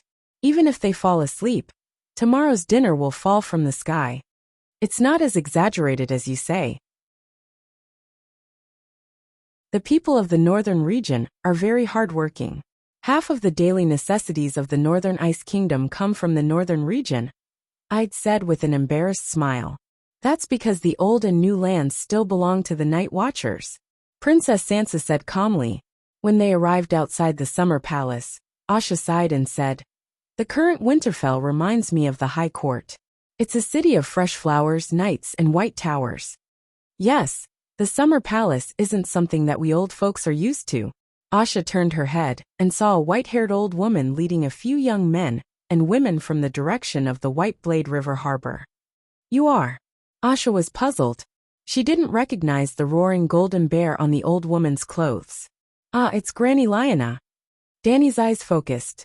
She went over happily and supported the old woman's right arm. Asha, don't you recognize me? 100 years ago, we were old rivals. Just half a year ago, we met at the Lord of Heaven's birthday banquet, the white-haired, blue-eyed old woman said with a smile. Mormont of Slaver's Bay, Sansa said softly behind Asha. Ah, are you Meiji's youngest daughter? Asha was shocked and embarrassed. In the early years, she did lead Taiman to attack Bear Island. However, it wasn't to plunder Bear Island. That place was too poor, and there was no profit. Her main goal was to prevent Bear Island from assisting Deepwood Castle.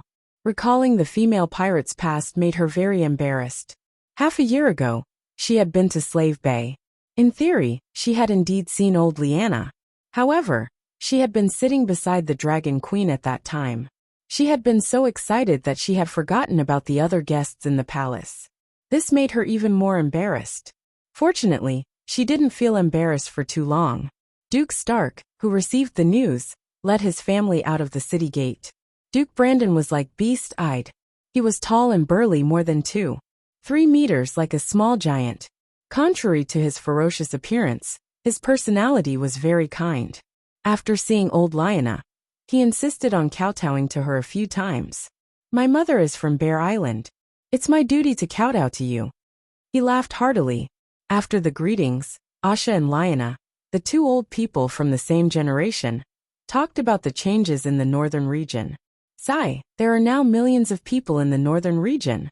They all have to thank Her Majesty Danny Rise. The old people's custom of hunting in winter has completely disappeared from the northern region. It's just that they soak in honey every day. The people of the northern region have become the summer knights that we despised the most in the past. Sigh, you win some and you lose some. Lyanna said with emotion. In the end, the pros outweigh the cons. Now everyone has become cultured, civilized people. Asha sighed. Civilized people are not necessarily civilized. The old lady rambled on and told them the purpose of her trip. It turned out that Bear Island's second daughter, Nicole, had a sacred marriage contract with Hightower's eldest son, Jordan. Later, Jordan's birth mother passed away, and his father remarried. He had a stepmother and a stepfather. Both of them did not treat him well. Therefore, the young boy took a boat to the Yu family when he was 11 years old and asked his future father-in-law for help. Earl Mormont was a good person. He took out money to sponsor him to study in White Harbor University. But Mormont's second daughter despised her fiancé for being poor and having an uncertain future. She wanted to break off the engagement and even found another boyfriend in school. Oh, Nicole was also studying in White Harbor University. How can you break the sacred marriage contract? The old lady was so angry that she stomped her feet. Our Mormont family has been noble for generations. Not to mention the outstanding ability of the family members.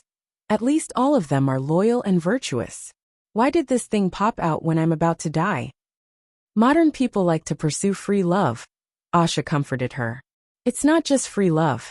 Nicole despises Jordan for having no future, and despises him for being poor. She is also obsessed with the debauched life of the northern region, and refuses to go to the old town to live a decent life. The people of the northern region are decent people too. The Duchess on the side mumbled. How can a woman keep an actress at home, and a man keep a red saintess outside? How is that decent? The northern region now is even more depraved than the city of Ursos. Do you have to be a nouveau riche just because you're rich? If Dukeide was still alive, I'm afraid he would go out every day with ice to chop off people's heads. The old lady sighed. There are no actors in the summer palace. The Duchess quickly said. Without waiting for the old lady to reply, she quickly changed the topic to Bear Island's second daughter. Nicole really likes Soros. Soros's status is not bad. The chief engineer of Bravos' newly launched Titan is her father. That girl is only the second daughter, and Jordan is the eldest son. How lucky is it for the second daughter to marry the eldest son? When she was engaged, her parents must have thought of her happiness. For the sake of free love, should she betray her parents' kindness? Fine, they're your parents. You can ignore them, but what about your family's honor? When you want to reap benefits, You're the daughter of the Mormons. When you have to be responsible for your family, you start to clamor about free love. Don't you think about it? Without the status given by her family, her free love partner will not like her. The old lady's mouth was like a wheel running fast. After only half a day, Bear Island's Earl Mormont arrived at the summer palace on a pterodactyl. However, the otherworldly expedition team did not stay long in the northern region. They set off immediately after a night's rest. On the way to the Great Wall, Asha saw many prosperous towns and villages. Thinking back to when she and Stannis had marched into Winterfell, there were no signs of human habitation for hundreds of kilometers. She could not help but sigh again. The Dragon Queen is too powerful. Her casual and unintentional actions can easily change the world. Dany shook her head and said, "It's not unintentional. The equator passes through the northern region, ensuring that more human settlements are livable. Before the long night, the equator is at the summer sea, and the north lacks light. There are not many humans, but Sosros has been wasting the excellent climate." After arriving at the Great Wall, Asha was shocked again. The Great Wall had shrunk by almost 2/3. There are no more night watchers? There were continuous farms near the Great Wall, and the night watchers' castles had become prosperous towns. The ownership of this place still belongs to the night watchers. The taxes and crops will be transported to the Northern Ice Kingdom by sea. The new night watchers are all there, I'd said. What's the point of keeping this Great Wall? Asha was puzzled.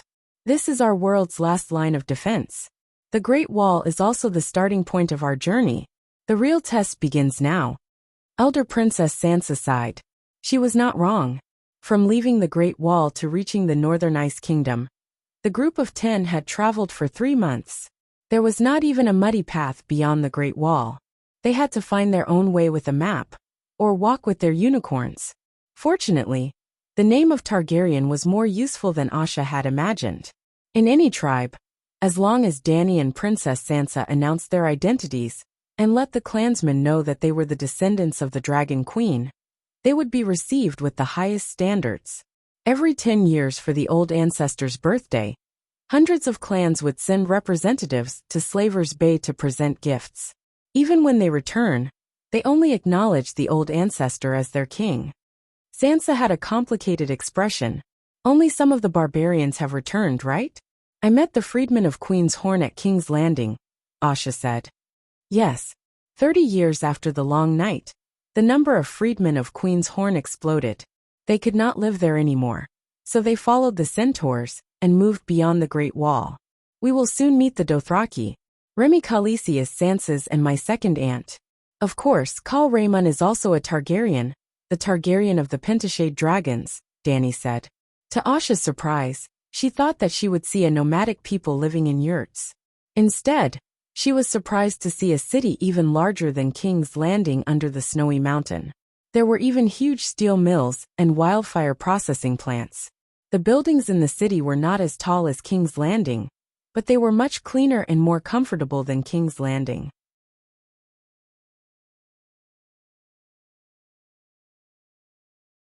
Chapter 11:22. After arriving at Golden Horse City, Asha was shocked to find that almost all centaurs could speak dragon language. In other words, dragon language had become the common language of centaurs. I remember that you centaurs have your own Dothraki, she said to the hand of the true dragon. At this time, the King's Landing in the southern hemisphere was in the middle of spring and summer, while the true dragon Khanate in the northern hemisphere was in the lush autumn season. Khal and Khaleesi led hundreds of thousands of people nomadic on the grasslands. The centaurs had manors and factories. The true dragon Khanate had a population of 3 million, and 70% of the people lived in large farms, farming, or grazing in small areas.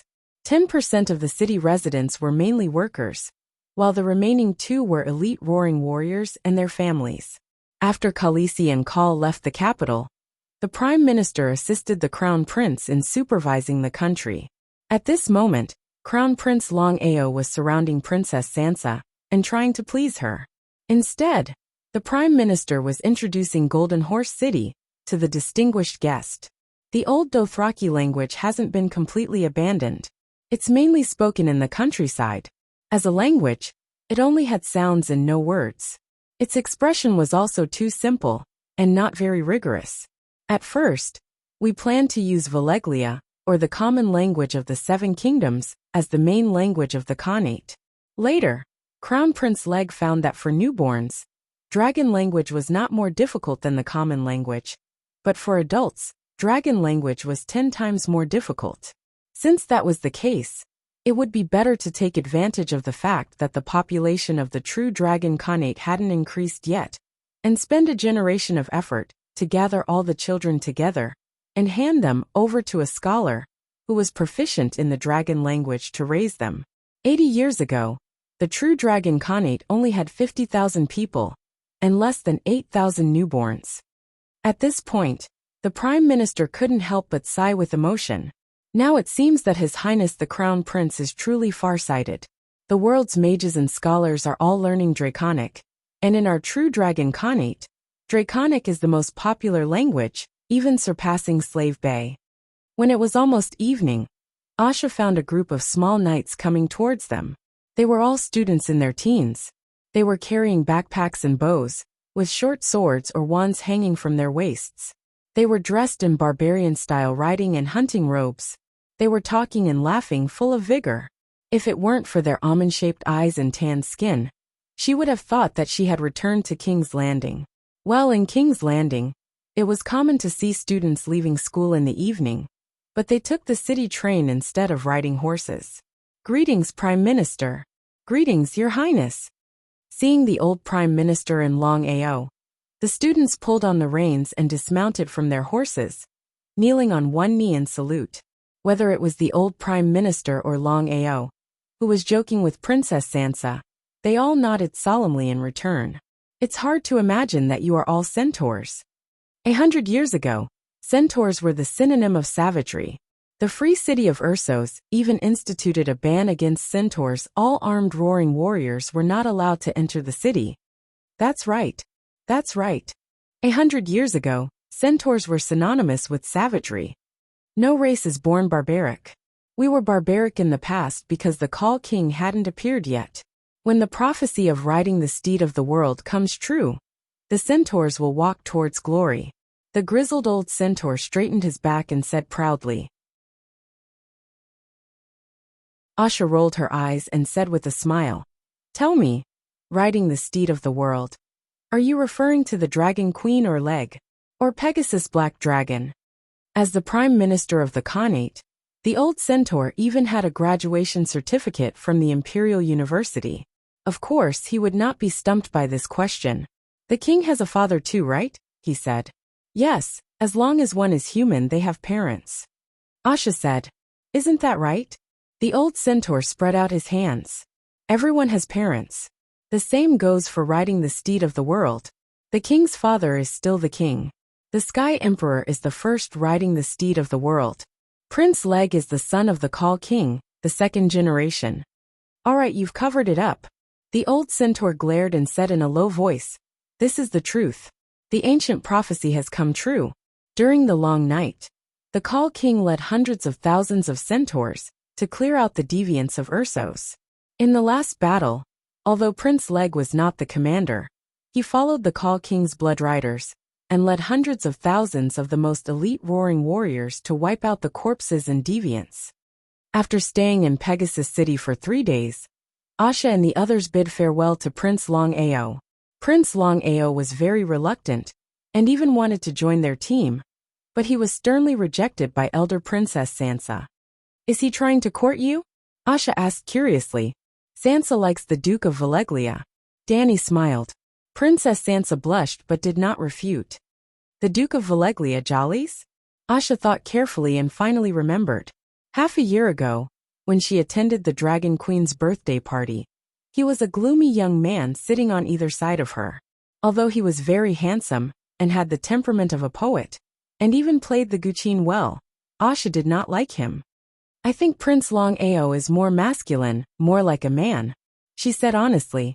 "Cousin Jollies is the crown prince, and he became a demigod priest at the age of 25, Dany said. "Leg is also the crown prince, But didn't he not become the emperor for a day? I asked the dragon queen, and she said that she would give up the throne in about 200 years, Asha said. I like my cousin's poems. It has nothing to do with whether he is the crown prince or not, Princess Sansa said. Poems? Asha's mouth twitched. She did not know what to say. The crown prince can at least become the emperor. Maybe when he is 50, Cousin Jolly's will go beyond the Great Wall, Dany said. As they continued to travel north, the green vegetation gradually decreased, and the temperature quickly dropped. Snow began to fall from the sky. Asha, do you want to go to Sky Dragon Temple? Princess Sansa suddenly asked when they went around a 10,000-meter-tall snow mountain. Asha was stunned. She asked in surprise, on this mountain? Withered finger peak of the snow mountain. Oberyn leaned over and pointed at the mountain that looked like a finger in the distance. He said excitedly, my ancestor is also cultivating there. Who? Asha was confused. Prince Dowling. Ah, he's older than my father. He's still alive? Asha was shocked. Princess Sansa's eyes flashed. She said in a low voice, Prince Dowling has become a demigod priest. Sigh, my ancestor failed to break through. He passed away 50 years ago. Joey Royce sighed. Jean Tally said excitedly, my ancestor is also at Sky Dragon Temple. Why don't we go up and take a look? I've never seen the old master in my entire life. Let's leave 2 people here to guard the luggage and the unicorns. Those with relatives can go up together? Asha suggested. Bury the luggage in the snow. Don't worry about the unicorns. Joffrey patted Ide's shoulder and smiled. He's a shapeshifter. The unicorns won't be able to escape. Ide glanced at Catelyn. Leave it to me. It only took a day for the 10 youths to climb to the top of the mountain. Even Asha, who was the weakest among them, had reached the realm where she could lift something light as if it weighed heavy. After a few months of trekking, she had also activated 2 points of energy storage on the soles of her feet. Now the sheer cliffs and precipitous cliffs were nothing to her. Sky Dragon Temple was larger than they had imagined. There were dozens of stone and wood houses, and the total area was more than 5,000 square meters. The top of the mountain was not a flat platform. The houses were built according to the terrain. They were scattered in picturesque disorder, like mushrooms growing on tree stumps. Before they reached the top of the mountain, they saw an airship with a fat belly hovering above the tower, halfway up the mountain. It's Brandon. He's here too. Ide's eyes were sharp. He was the first to see the serial number at the end of the airship. Indeed, the Mad Prince Brandon had arrived a month ago. Are you here to find your teacher? Bran stood at the edge of the cliff and asked Sansa as she climbed up. The Arctic King will arrange a guardian for us, Sansa said. It's safer to follow a demigod. Asha Greyjoy.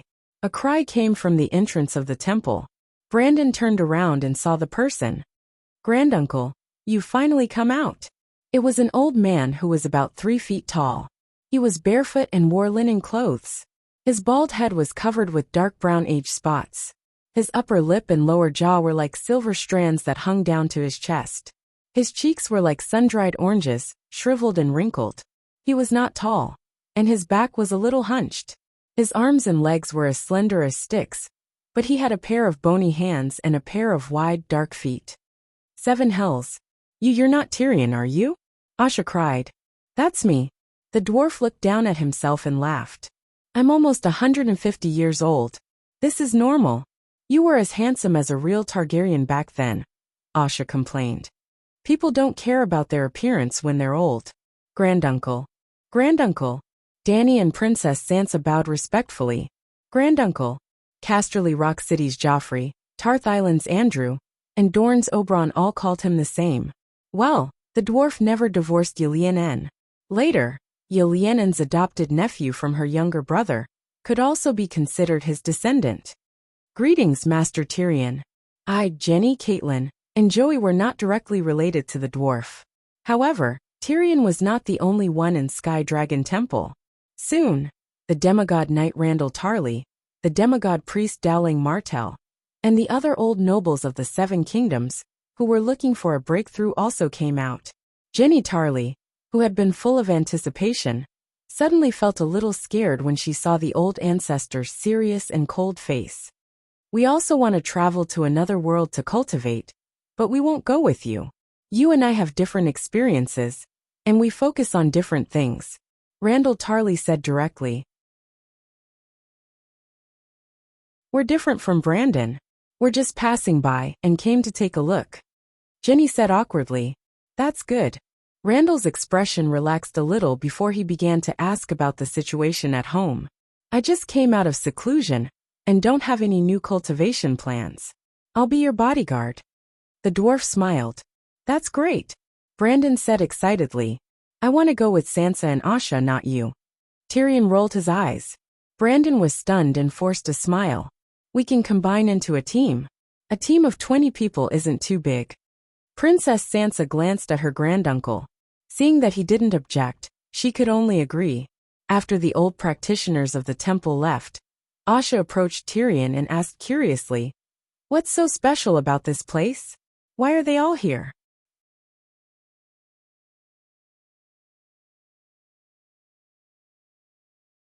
Chapter 11:23. This is just an ordinary mountain. The people who live here aren't ordinary, so this place isn't ordinary either. Tyrion said, Isn't there anything special about this place? I thought it would be easier to comprehend the path of the 7 gods here. Asha doubted. Tyrion shook his head with a bitter smile. At first there was only me and Bronn here. Or rather, the original single-family house was built by me for my old friend Bronn. About 60 years ago, when he was about to reach the end of his life, I went to see him. At that time, he had many children and grandchildren, and it was very lively. I praised him for having a perfect life, but he complained to me that King's Landing was too prosperous, too rich. Now I just want to read the 7 Stars Bible in peace. So I carried him on my back and flew north that day. We casually found the highest mountain, which was here. The 2 of us cut wood with our own hands and built 2 wooden houses. The so-called Sky Dragon Temple was only because I had the world's largest pterosaur, Tessa. The food, daily necessities, and even firewood were all found by Tessa in the forest below the mountain. 10 years later, Bronn died, and I was the only one left here. Just as I was about to leave, Jaime and Brittany came again. So we lived next to each other and continued to live here. Not long after, Count Randall Tarley's son died. Yes, Samwell Tarley died 50 years ago. When he heard that Jaime had broken through to the realm of Sword God, he resigned from the church and came here alone with his sword. In less than 5 years, he became the first semi-divine knight.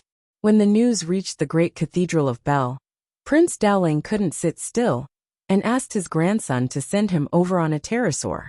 In less than 2 years, he, who had been stuck at the peak of level 4 for decades, suddenly broke through to the realm of demigod. This was incredible. Everyone like you thought that this was a treasure land with strange magic. Maybe the Dragon Queen would secretly give us special treatment. More and more old people came, and more people broke through to the realm of demigod. So, the previous legends seemed to be confirmed, and the legends became more and more ridiculous. Isn't there anything special about this place? Otherwise, why would there be so many demigods? Asha was a bit unwilling. She was hoping to find some fortuitous encounters here, and break through to become a rank 4 Grand Knight. If you want to talk about something special, it's not that there aren't any. Tyrion pondered for a moment before saying, It's very quiet here. Sitting on a steep cliff, your state of mind will be unprecedentedly peaceful. The effect of training will be far better than in the noisy mortal world. Secondly, there are many books stored in the Sky Dragon Temple's library. The 7 gods' scriptures are only a small part of it. Many of the secret records cannot be found anywhere else. Lastly, there are many grandmasters here. Sword gods can be seen everywhere, and demigods are as common as dogs. I heard that the Heavenly Dragon Temple has Tianshan Snow Lotus, and eating it can help you break through to the next realm? Asha asked. Tyrion shook his head and sighed. The Snow Lotus is real. At first, we didn't know that it could be eaten, but it can only nourish the blood and prolong one's life. Wanting to eat snow lotuses to break through to the next realm was just wishful thinking. One's realm is the representation of knowledge, and is only related to one's knowledge, experience, and understanding. In order to completely dispel her wishful thinking, he made snow lotus stew with rock sugar for dinner that night. Asha's stomach warmed up after eating it, and her fatigue disappeared.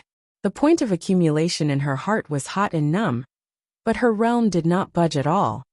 If I can eat it every day, it'll be very helpful for my cultivation.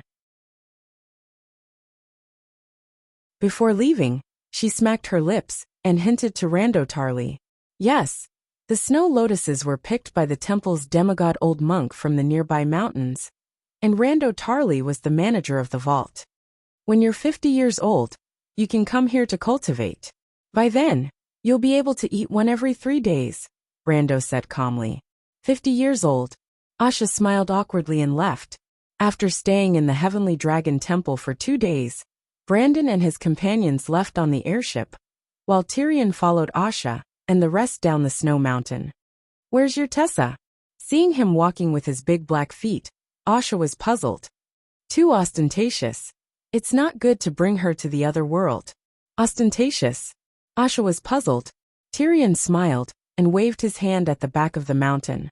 Tessa! Hiss! A dragon's cry pierced the skies, and the mountain peak trembled slightly. Looking into the distance, a tsunami-like wave of snow rolled down from the peak of the northern snow mountain. There was an avalanche. An 80-meter-long beast soared into the sky from the wave of snow. Hiss! The strong winds caused by the flapping wings were like the hands of a drowning man, wildly tugging at Asha's scarf and long hair. The blue sky and white clouds were instantly covered by a thick shadow. Oh, 7 gods, your Tessa has grown so big? Even the Megalosaurus can't compare to her. Looking at the pterosaur circling above her head, Asha was shocked beyond words. She can't compare to the Megalosaurus at all. Tyrion waved his hand at the sky. Tessa let out a long howl and flew toward the back of the mountain again.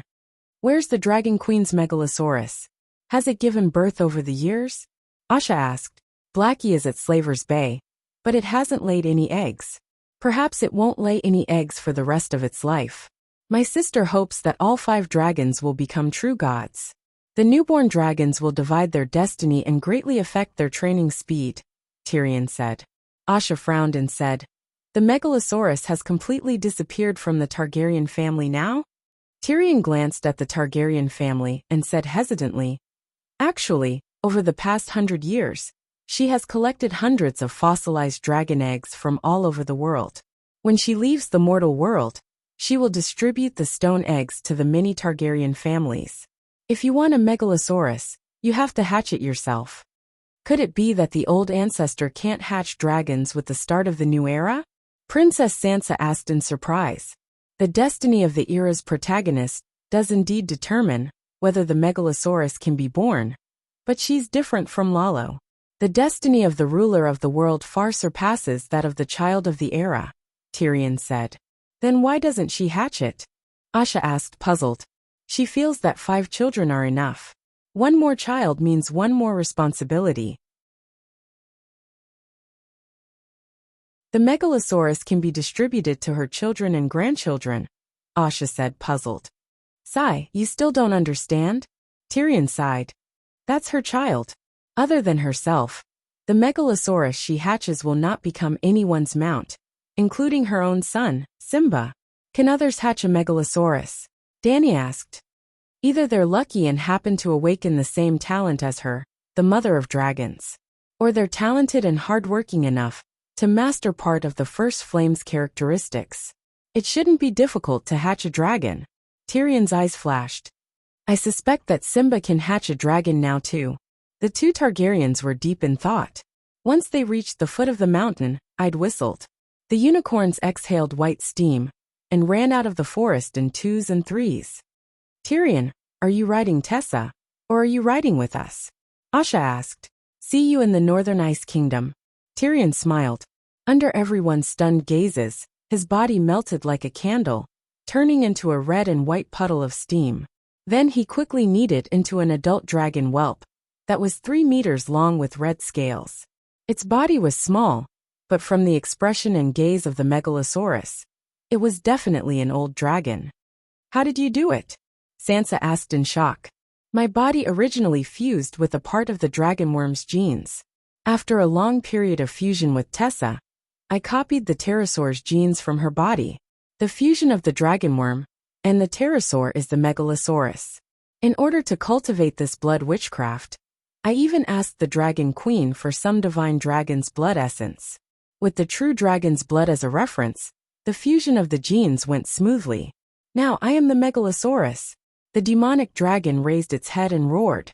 A 10-meter-long dragon flame pierced through the sky like a sharp sword. The bright red flame pillar twisted the air around it. You've become a demigod blood wizard? Danny exclaimed in shock. Soon. Perhaps this trip to another world will help me break through the last barrier. There are also megalosaurus in that world. Golden dragons can even turn into humans. I have to see it. The demonic dragon's eyes glowed. Sky Dragon Temple was between the Khanate of True Dragon and the Northern Ice Nation. Half a day later, they stepped onto the Northern Ice Nation's territory. The Northern Ice Nation's climate was very similar to the ancient Northern region, but now it had 4 seasons instead of several years of winter. They saw fields of winter wheat and turnips. Near the village, there were also cabbages and radishes. With the resources provided by the Khanate of True Dragon on land, the northern region on the sea, and beyond the Great Wall, there hasn't been a famine for 100 years, Princess Sansa said. Along the way, they saw many collective farms. Night watchers from all over the world were farming there. Even though it was winter, there were still farmers working in the glass tents. Apart from the farms, there were almost no towns or factories in the Northern Ice Nation. The population of the Northern Ice Nation is too small. The land is 2 to 3 times bigger than the northern region, and there are only 300,000 people. It's impossible to develop an independent magic industry. I'd sighed. Ah, look over there. She's not human. The group was walking on the dirt path outside the farm. I'd suddenly pointed at a village girl and shouted. The village girl in a blue cotton jacket was holding a bundle of cotton sticks and was about to walk to the low brick house with smoke coming out of the chimney. Hearing the shout, she immediately turned to the unicorn knight curiously. When she looked over, Asha and the others also saw her face. She had a delicate face, slightly rough skin, light yellow hair, slender limbs, and a pair of long pointy ears. The pointy-eared village girl was not afraid of strangers. She stepped forward and asked curiously, "Are you from the Khanate of the South?" She was speaking High Valyrian, and she was still a little unfamiliar with it, stumbling over her words. Princess Sansa rode forward and said, "We're from the 7 Nations, King's Landing.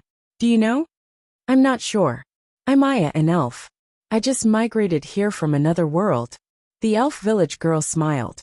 "Is the village full of elves?" Sansa saw a few elves who heard the noise and walked to the threshing ground curiously. "Yes. The king of the Northern Ice Nation was worried that some unruly night watchers would hurt us. So he let the elves live together to protect themselves," Aya said. Through the conversation, the Imperial College students gradually understood that many humans, elves, dwarves, and other races had formed groups to migrate to the Northern Ice Nation.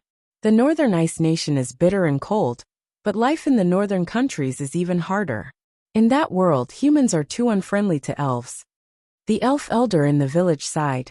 "This world is also dominated by humans," Asha said. The old elf's eyes flashed.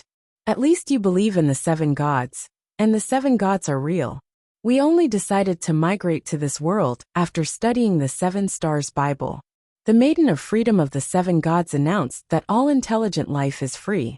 They have the right to live, develop, and preserve their culture." "You also believe in the 7 gods now?" Sansa frowned.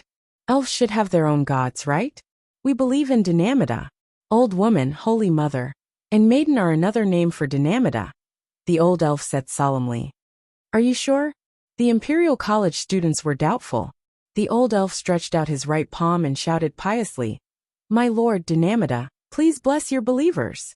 Buzz, a ball of holy light condensed in his palm. The Imperial College students were stunned. "Holy light. Don't tell me you're calling her Dynamida, but calling her Holy Mother in your heart," Asha shouted.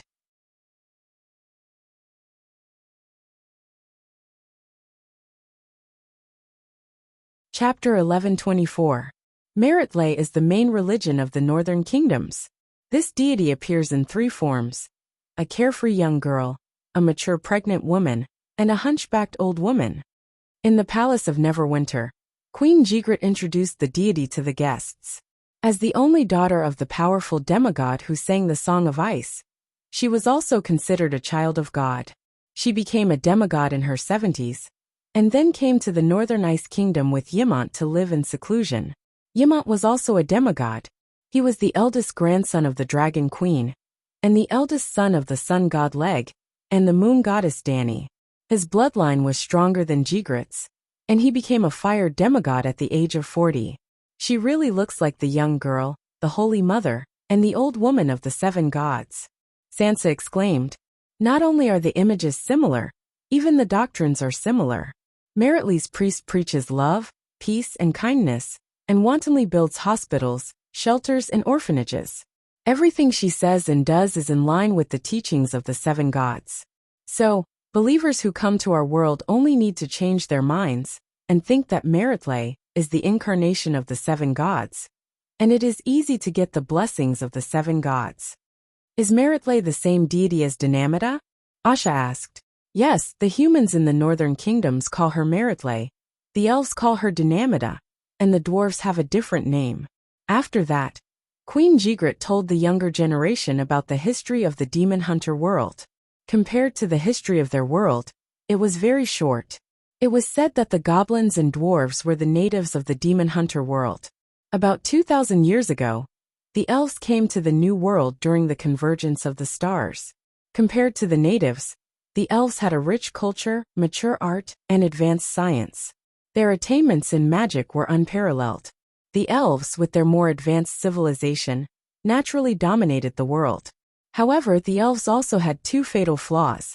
First, although they lived long lives, their fertility rate was very low. Second, the elves had no enemies for a long time, causing the entire race to be arrogant. They valued the illusory and complex advanced culture, but neglected the development of their true power, military and destructive magic. 700 years ago, another celestial body converged, and humans crossed the sea from another world. After 200 years of recuperation and learning the mysteries of magic from the elves, the expansion of the human race was unstoppable. It took another 100 years to develop the 3 great kingdoms. In the next 400 years, humans destroyed all the beautiful and magnificent cities of the elves. They either drove the elves out of the country, killed them all, or imprisoned them in some desolate area. In the world of demon hunters, elves are synonymous with the poor, robbers, and vagabonds, and female elves are specifically used to refer to prostitutes. Can you imagine? Just 500 years ago, they were still the overlords of the world, the masters of chaos magic? Queen Ygritte lamented. No wonder they wanted to migrate to our world, Asha muttered. When I go to the demon hunter world this time, I will marry the descendant of the female elf Laura. She is a princess with elven bloodline. I heard that she is very beautiful and very cute. Brandon said excitedly. Ygritte glanced at her great-grandson and said coldly, Bran, you only have the opportunity to go on a blind date with Pavetta. Whether you can succeed or not depends on whether other people like you or not. Great-grandmother, I am a direct descendant of the Celestial Emperor. The other party is just a duchy princess of a fallen world. What is there not to like? Brandon was not convinced. It seems that this matter is going to fail. Even I don't like this kid. The dwarf whispered to the white-bearded old John. Old John nodded gently. For 20 years, Sansa and Lady Catelyn did not teach him well. Compared to 20 years ago, there has been a qualitative change. Arya said sullenly. 20 years ago, she was the one who hooked Brandon's soul. Some time ago, she was the one who returned his soul to the flesh of King's Landing. During Brandon's torture in hell, he had not been idle. He was the descendant of the Dragon Queen. He was also the descendant of Sansa and Catelyn. They had sent him to his side. How could they not teach him to be a good person? In fact, not only Sansa and Catelyn would preach to him. Sometimes when they were free, Grandaunt Arya would whip him a few times to wake him up. Who is the female elf Laura? Asha asked in confusion. Dany, Sansa and the others also looked curiously at Queen Ygritte. The elven princess. Grandmother had met her once. The two made an agreement. Later, Jigrit hesitated for a moment and sighed. Later, she fell in love with a human.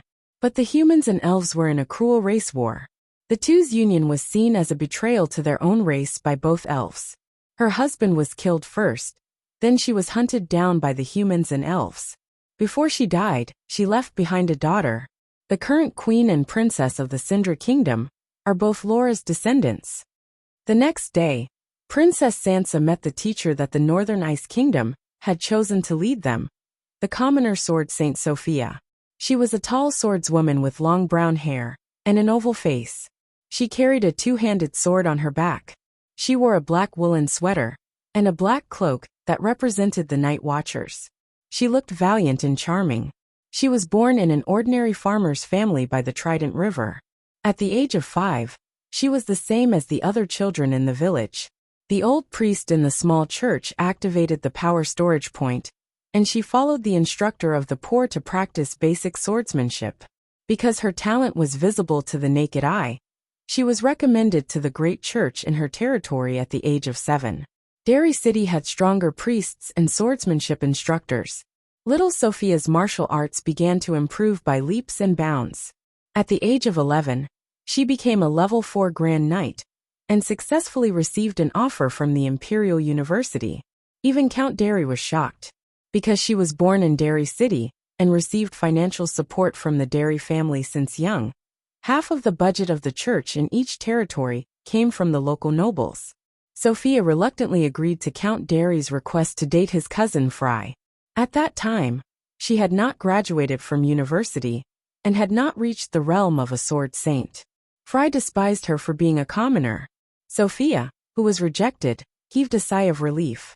In her last year of university, she directly applied to the Northern Ice Kingdom to guard the world's borders.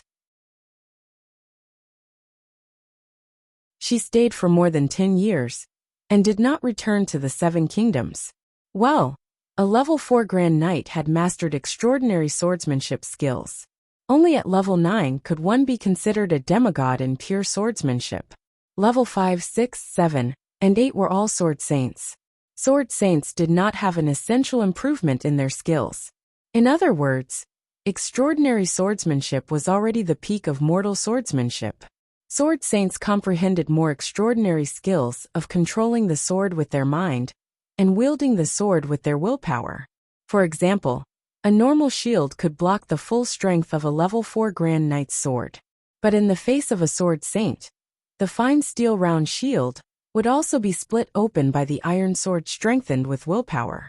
It was not the physical strength of the sword saint's arm that became stronger, but the willpower that had infinite possibilities.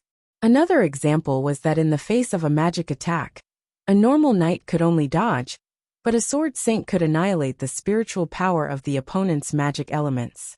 The reason why the swordsmanship in this world developed so quickly was because of the divine position of the warrior of the 7 gods. Dany first absorbed the essence of the swordsmanship of the knight civilization for 10,000 years and broke through to the realm of the gods. Then, she imparted her knowledge to all the knights in the world without reservation. The knights developed their own swordsmanship with the guidance of the sword god. Their swordsmanship was included in the sword of the warrior and was recorded by the warrior divine position.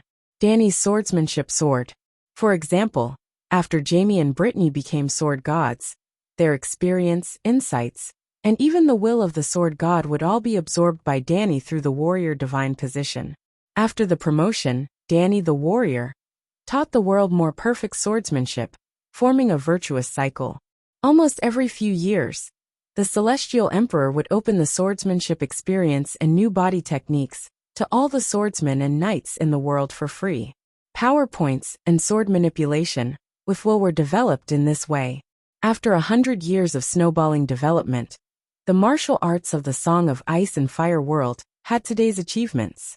And this was not the end. As more people entered the Demon Hunter world, there would also be swordsmen from the Demon Hunter world. In the future, the progress of martial arts would be faster. In the next 2 months, many exploration teams came to Neverwinter one after another. There were students from various universities in the world, but more of them were mercenaries and caravans. Brandon and Tyrion also changed into unicorns the old unicorns with long manes. Together with Sword Saint Sophia, a group of 22 people set off with the Bravosi caravan. It's not that we want to make money. Most of the time, money can't move people's hearts at all. It can't buy treasures that others cherish. The leader of the caravan explained. This was a middle-aged man in his 40s. He had a medium build and a square face with well-proportioned facial features. A third of his brown hair was silver-white. It was said that he was the illegitimate son of the old Sea King. Well, the political system of Bravos didn't change much, but the Sea King was always Targaryen. The Dragon Queen didn't use force. At the end of the long night, there were only 20 to 30,000 people left in Bravos. The hundreds of thousands of people who migrated to the plains of Queen's Horn had long been used to the rule of Targaryen. To put it bluntly, those who survived the long night were mostly Dragon Queen's subjects. What goods did you bring? Tyrion asked curiously. Technology, history literature books, as well as meditation techniques and night training techniques, steel weapons, perfume, spices, high-quality silk, dragon paper, thermometers, high-precision lenses. They are all good stuff. It's a little too good. The former Crown Prince Brandon cursed. Do you have any brains? History will expose the secrets of the gods and the great families. Technology is the crystallization of 10,000 years of human civilization. It's fine to sell perfume and spices, but can you sell high-precision lenses? Are you going to betray the country? The middle-aged man's face turned red. Prince Brandon, I'm afraid you don't understand the world of demon hunters. The civilization of the elves is stronger than the ancient Valeglia. The extraordinary knowledge of the Warlock Brotherhood far exceeds that of the modern era, under the grace of the Celestial Emperor. Perfume, spices and silk can only please the nobles. The powerful organizations that truly control the power aren't idiots. And they won't be idiots. Nonsense. If that world is better, why do so many elves and wild warlocks want to come here? Brandon scoffed. Our world has the Holy Mother, and the future is brighter. Asha asked curiously, what if there are bandits from the other world who rob your goods? Or the king will arrange soldiers to pretend to be bandits to steal these precious books? We have already discussed with the Warlock Brotherhood over there. They will arrange for people to protect the caravan. The leader smiled. These things are pre-ordered by the extraordinaire organization in the other world. Princess Sansa was shocked. No one is an idiot. The middle-aged man sighed. The Celestial Emperor is such a powerful existence. Any extraordinaire who knows that she rose from an ordinary person to a divine king in just over 10 years will covet her secret.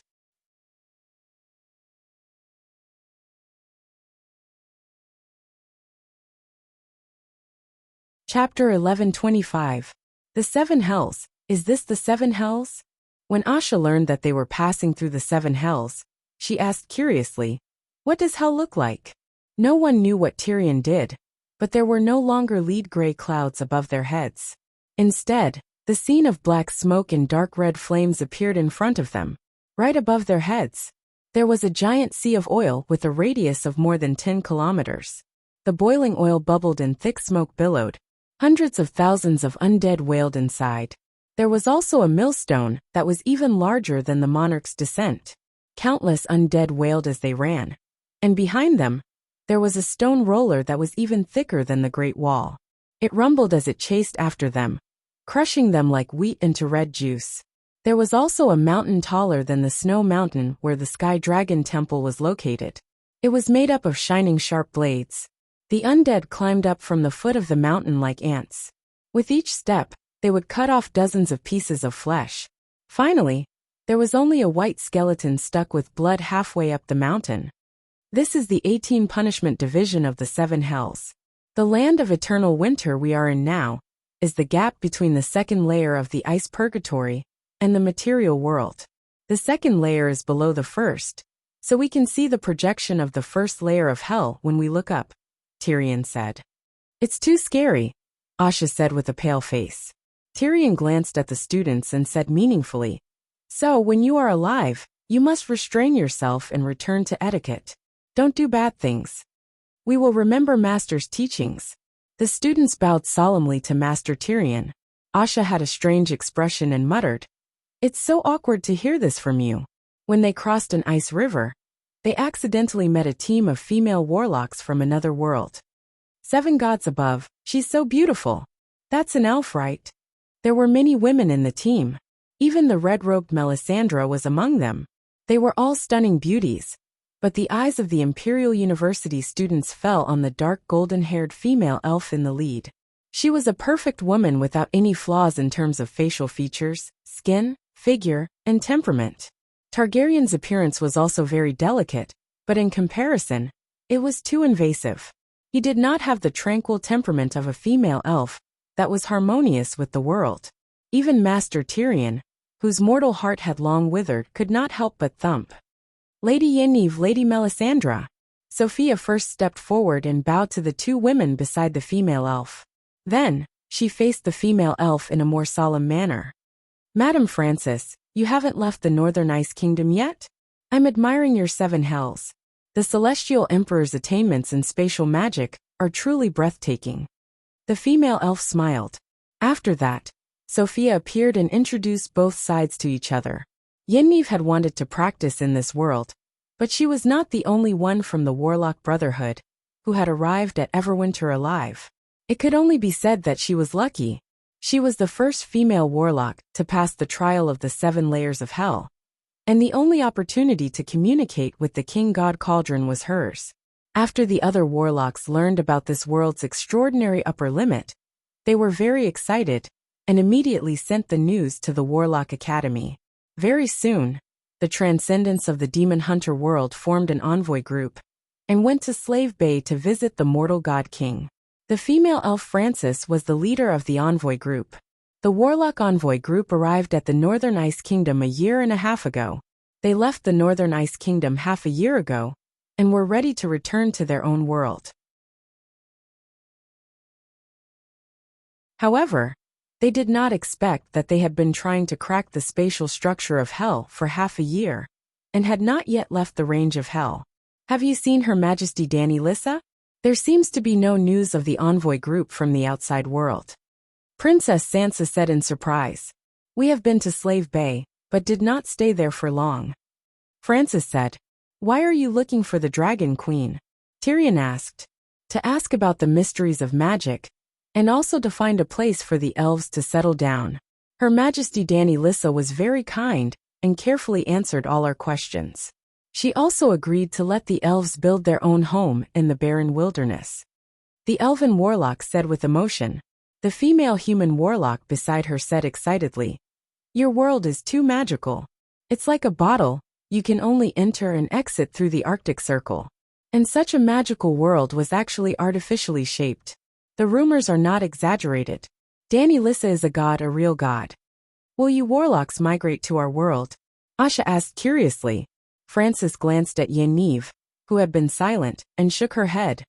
"Not necessarily for the elves, but probably not for the humans. For the Warlock organization, we have the responsibility to protect the chaos magic.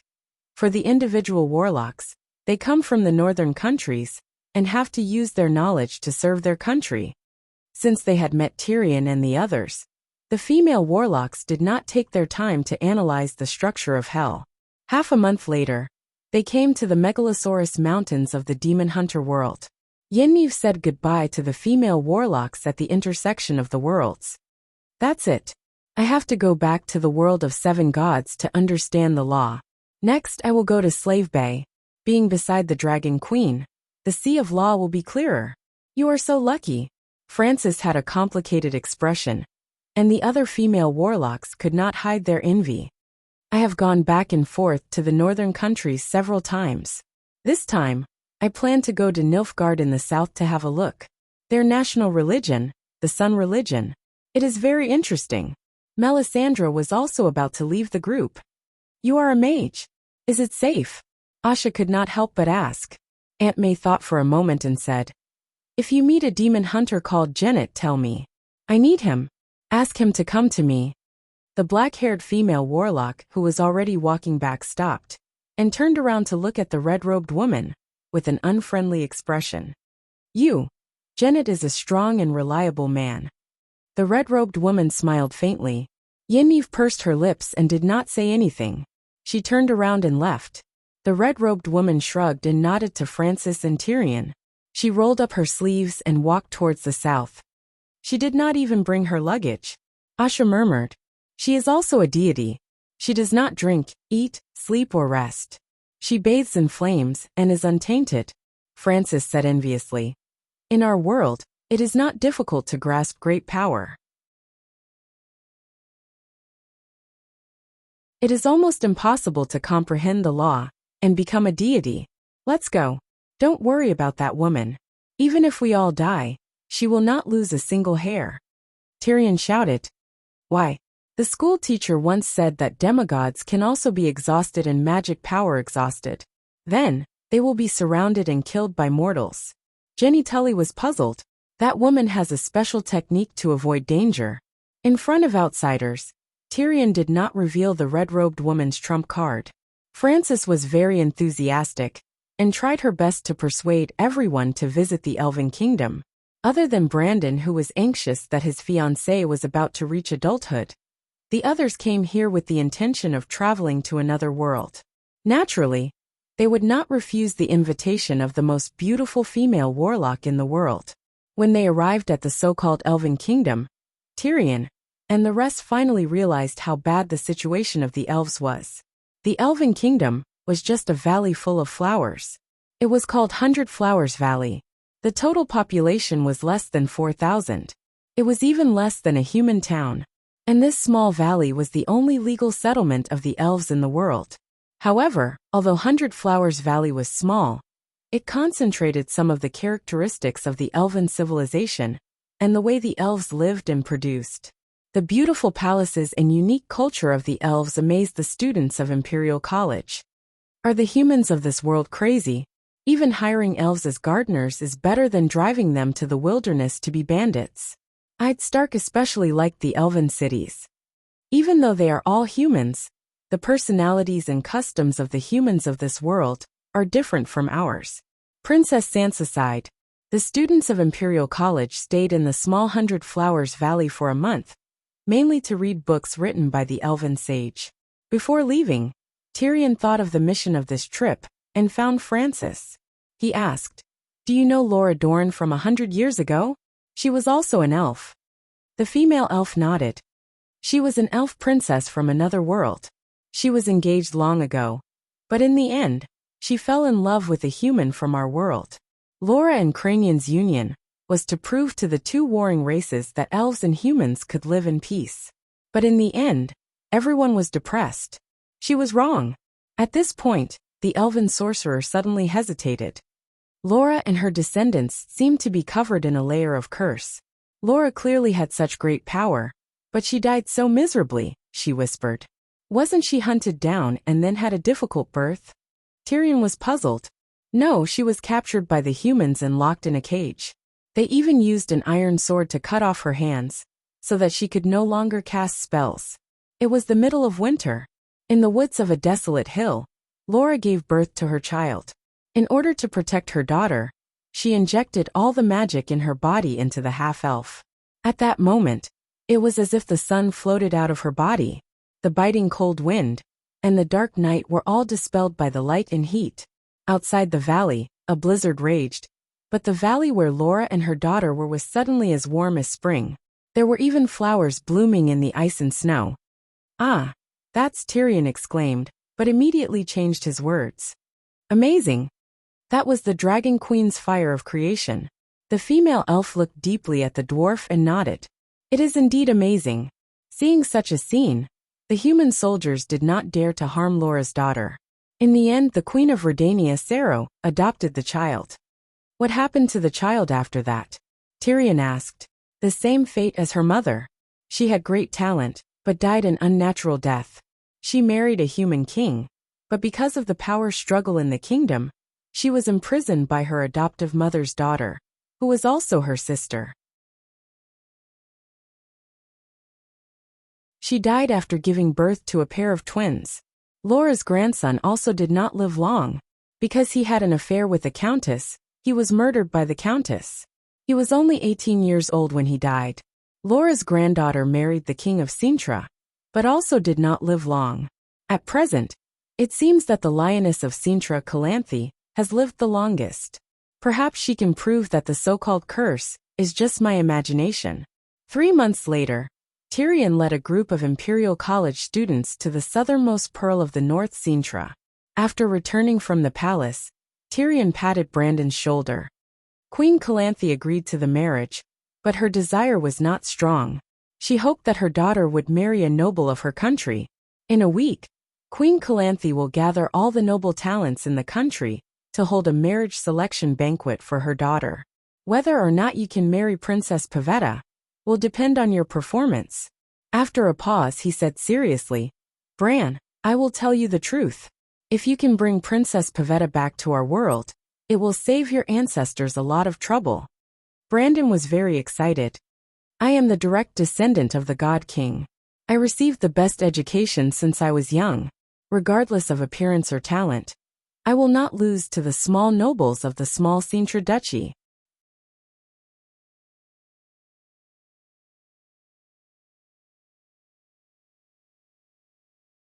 Chapter 11:26. In the world of demon hunters, supernatural powers were common, so much so that every kingdom had a royal warlock who served the king. The royal warlock could be seen as a scholar who knew magic. Sintra also had a royal warlock. It was a plump old man with long brown hair, Druid Mosak. The druids of this world couldn't transform into animals. They were priests of nature, and could understand nature through talking to plants and trees. They could control the powerful forces of nature to maintain the balance between ecosystems. The forces of nature included but were not limited to controlling the weather, stopping storms, summoning hailstorms, and sending down lightning. In some ways, they were very similar to the children of the forest in the Song of Ice and Fire world. Mosak was very powerful. If he didn't want to kill, he could stop hundreds of armored soldiers with just a lightning barrier. Today was Princess Pavetta's wedding banquet. Mosak received an important task from Queen Calanthe. Don't let anyone ruin tonight's banquet. Are you sure you want to do that in front of the otherworld emissary? The old druid looked hesitant. I am the Queen of Sintra. In my country, in my palace. Do I need to care about other people's opinions? The queen said lightly. Mosak frowned. You have the right to do anything in the palace. But if things go in the worst direction, I'm afraid the marriage between Prince Brandon and Pavetta will. The convergence of planets will end. Sintra needs an heir. And I don't want to be separated from Pavetta. Also, I'm not sure what Dany Rise will do to Pavetta if she goes to the world of 7 gods. Calanthe said in a low voice. The agreement from back then. Can I know about it? The old druid asked carefully. Queen Calanthe hesitated for a moment and whispered. I didn't lie to Melisandre. The ancestors didn't pass down accurate information, only that there would be powerful gods in the future. But our family is not ignorant of our own abilities, especially my mother, who was a powerful prophet. She told me that our family could awaken a powerful bloodline that even gods would covet. I guess the Dragon Queen also wants this talent. The druid remembered the rumors of the previous queen and asked, Is it the ability to control fire and heal? Maybe, maybe not, Calanthe said uncertainly. Could it be that there are other talents? Calanthe nodded. There's another type of power that doesn't lose out to fire, but it's not as easy to control as the power of light and fire. That's why my mother was called the Sun Prophet by the warlocks, and nothing else. The other party is a deity. How can you refuse? Furthermore, it would be unreasonable for you to go against the ancestors' agreement, the old man said worriedly. I'm not rejecting it completely, but I hope that the Dragon Queen can wait a few more years. Calanthe's face was full of helplessness. Right now, the royal family only has me and my daughter Pavel. At my age, it's very difficult for me to have another child. With Pavel gone, the royal family's inheritance will be cut off. The old man suddenly understood. You want Princess Pavel's child to fulfill the agreement from back then? Calanthe nodded silently. I hope Prince Brandon can make Princess Pavel change her mind. The old man sighed. She can choose not to choose Brandon Targaryen, but no matter what, she must change her mind. Calanthe's face was full of murderous intent. What a group of outstanding youths. At 3 o'clock in the afternoon, when Tyrion led the Imperial University students in new attire to the palace gate, the residents and nobles of Sintra were stunned by their appearance and temperament. "Maybe they're all nobles," Prince Easter murmured. "Don't doubt it. At least half of them are princes or princesses," the brawny man with milky white hair said lazily. "Butcher of Braviken, you've been to the other world and passed the trial of integrity and honor. Do you know their identities?" The prince's eyes were somewhat provocative. He had just asked a question when he cursed in a low voice. "Damn it, do the people of the other world have unique tastes? What do you have to do with integrity and honor?" Geralt shrugged. "The values and customs of the other world are indeed different from ours."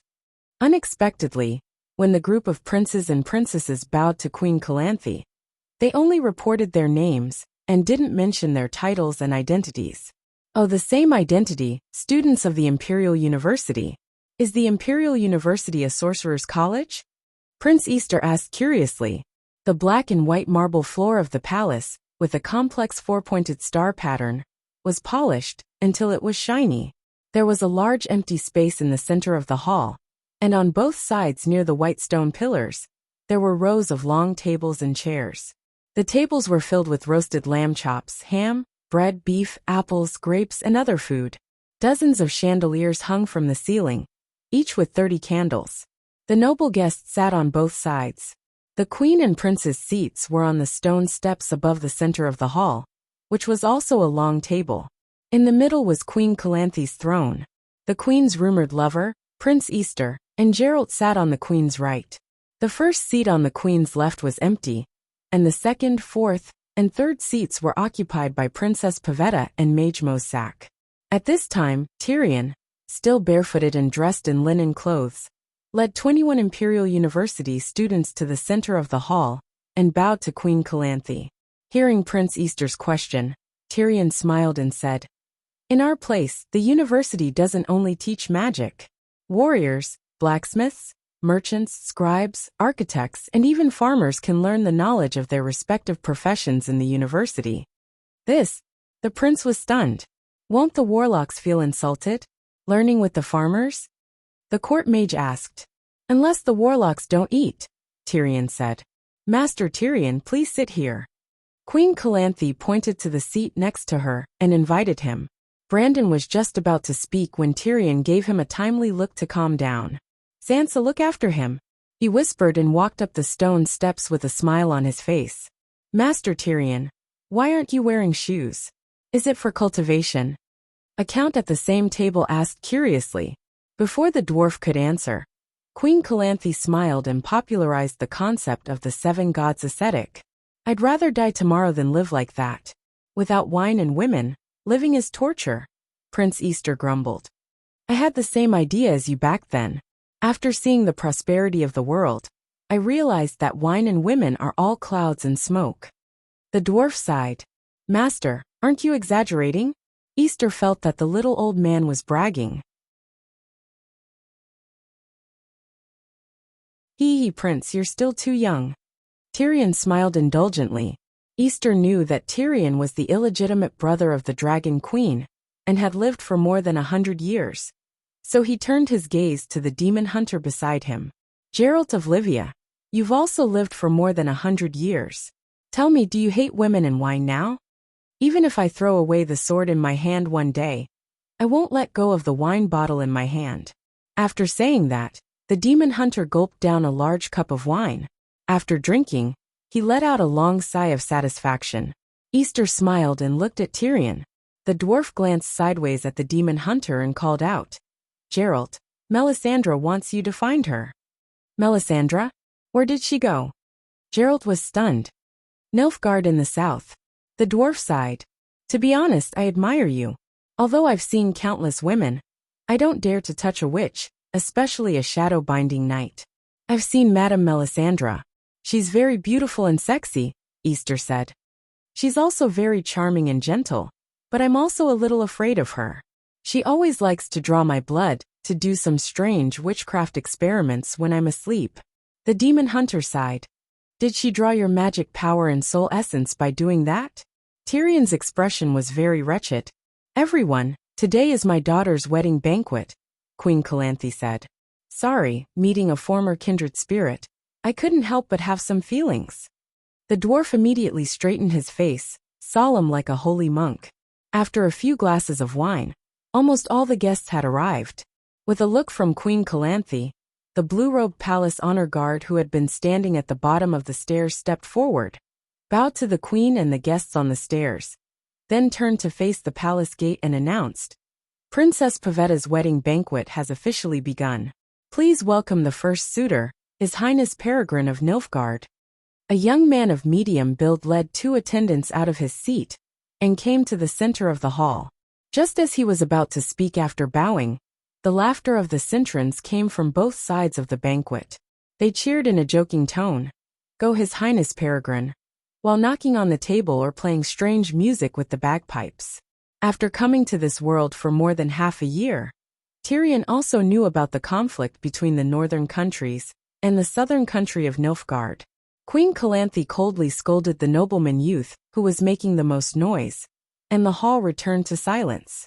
The Prince of Nilfgaard said, "Queen Calanthe, if I marry Princess Pavetta Cintra, located at the southernmost part of the northern countries, will form an alliance with Nilfgaard, and no country in the world will dare to go against our will." Speaking of this, the prince showed what he thought was a smug, but was actually a very wretched smile. "I know that Cintra hasn't given birth to a prince for a long time, and my 5 brothers are all strong men, and I have a very powerful bloodline in my body. The seed I left in Pavetta's body will also bear the strongest male heir. This is the wedding banquet." The dwarf moaned softly. Just as he thought this was the custom of the demon hunter world, he caught a glimpse of Princess Pavetta's face full of shame and anger, and she looked to her mother for help. Queen Calanthe's expression was impatient, but her eyes were burning with anger.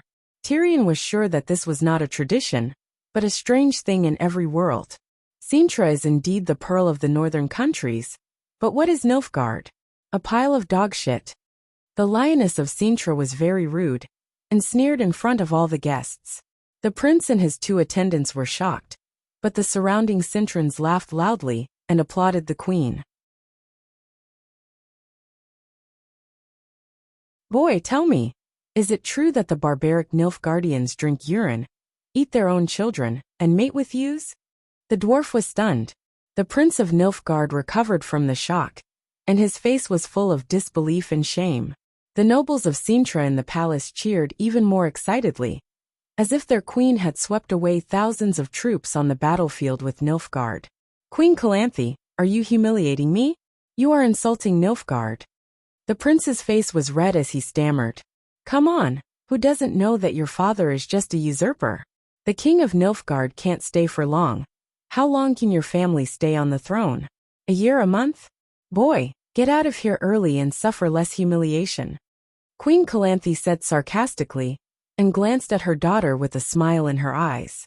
The Prince of Nilfgaard did not say a word, and turned to leave with his attendants. He left the palace directly, and did not return to the banquet.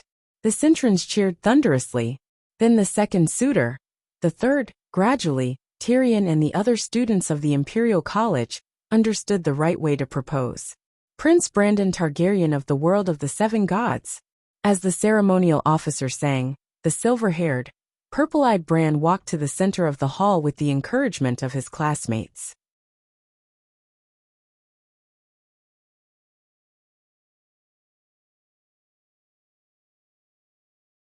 Chapter 11:27. Prince Brandon is so handsome. Targaryen's appearance was impeccable. As soon as Bran appeared, the noble women cheered. Because he practiced swordsmanship all year round, he wasn't as weak as the pretty boy poet. His tall stature and well-defined muscles made the knights in the hall feel good about him. "This is the most handsome young man I've ever seen. If he had appeared 20 years earlier, your father would never have become the king of Cintra," Calanthe said to her daughter, tilting her head. Tyrion's cheek muscles twitched slightly. If you had married him 20 years ago, the name of the Mad King would have been known throughout the otherworld. Cintra's succession laws were very harsh on women. Queen Calanthe was the only child of the late king, but she couldn't be the queen. Her husband was the new king.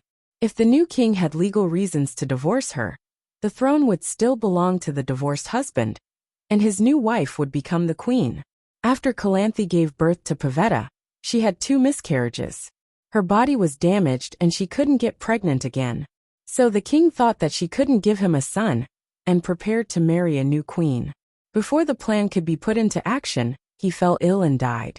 There were always rumors that it was Calanthe who did it.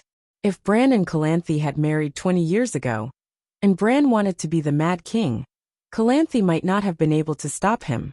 I am a direct descendant of the God King, and the brother of the Westeros King. Of course, the one who wants to marry Princess Pavetta is me, not my grandmother or the king's brother.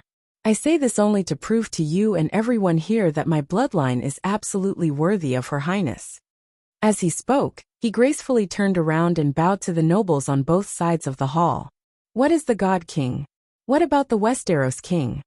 A handsome poet playing the accordion asked curiously. The God King, as the name suggests, is the king of the gods, Bran said with a faint smile. There really are gods? The king of the gods? Who gave him the title? The poet was shocked. Don't you believe in the existence of gods? Bran asked. In any Western culture, not believing in gods was heresy, and even a great sin. Of course I believe in the gods. In fact, I'm also a believer of Meritlay, the poet immediately replied. My great-great-grandmother was a god, the king of the gods.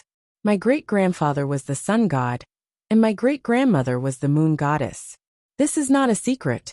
In our world, anyone can find out. Sun god, moon god. Everyone in the hall was dumbfounded. Bran smiled proudly and continued. There's no need for anyone to confer titles.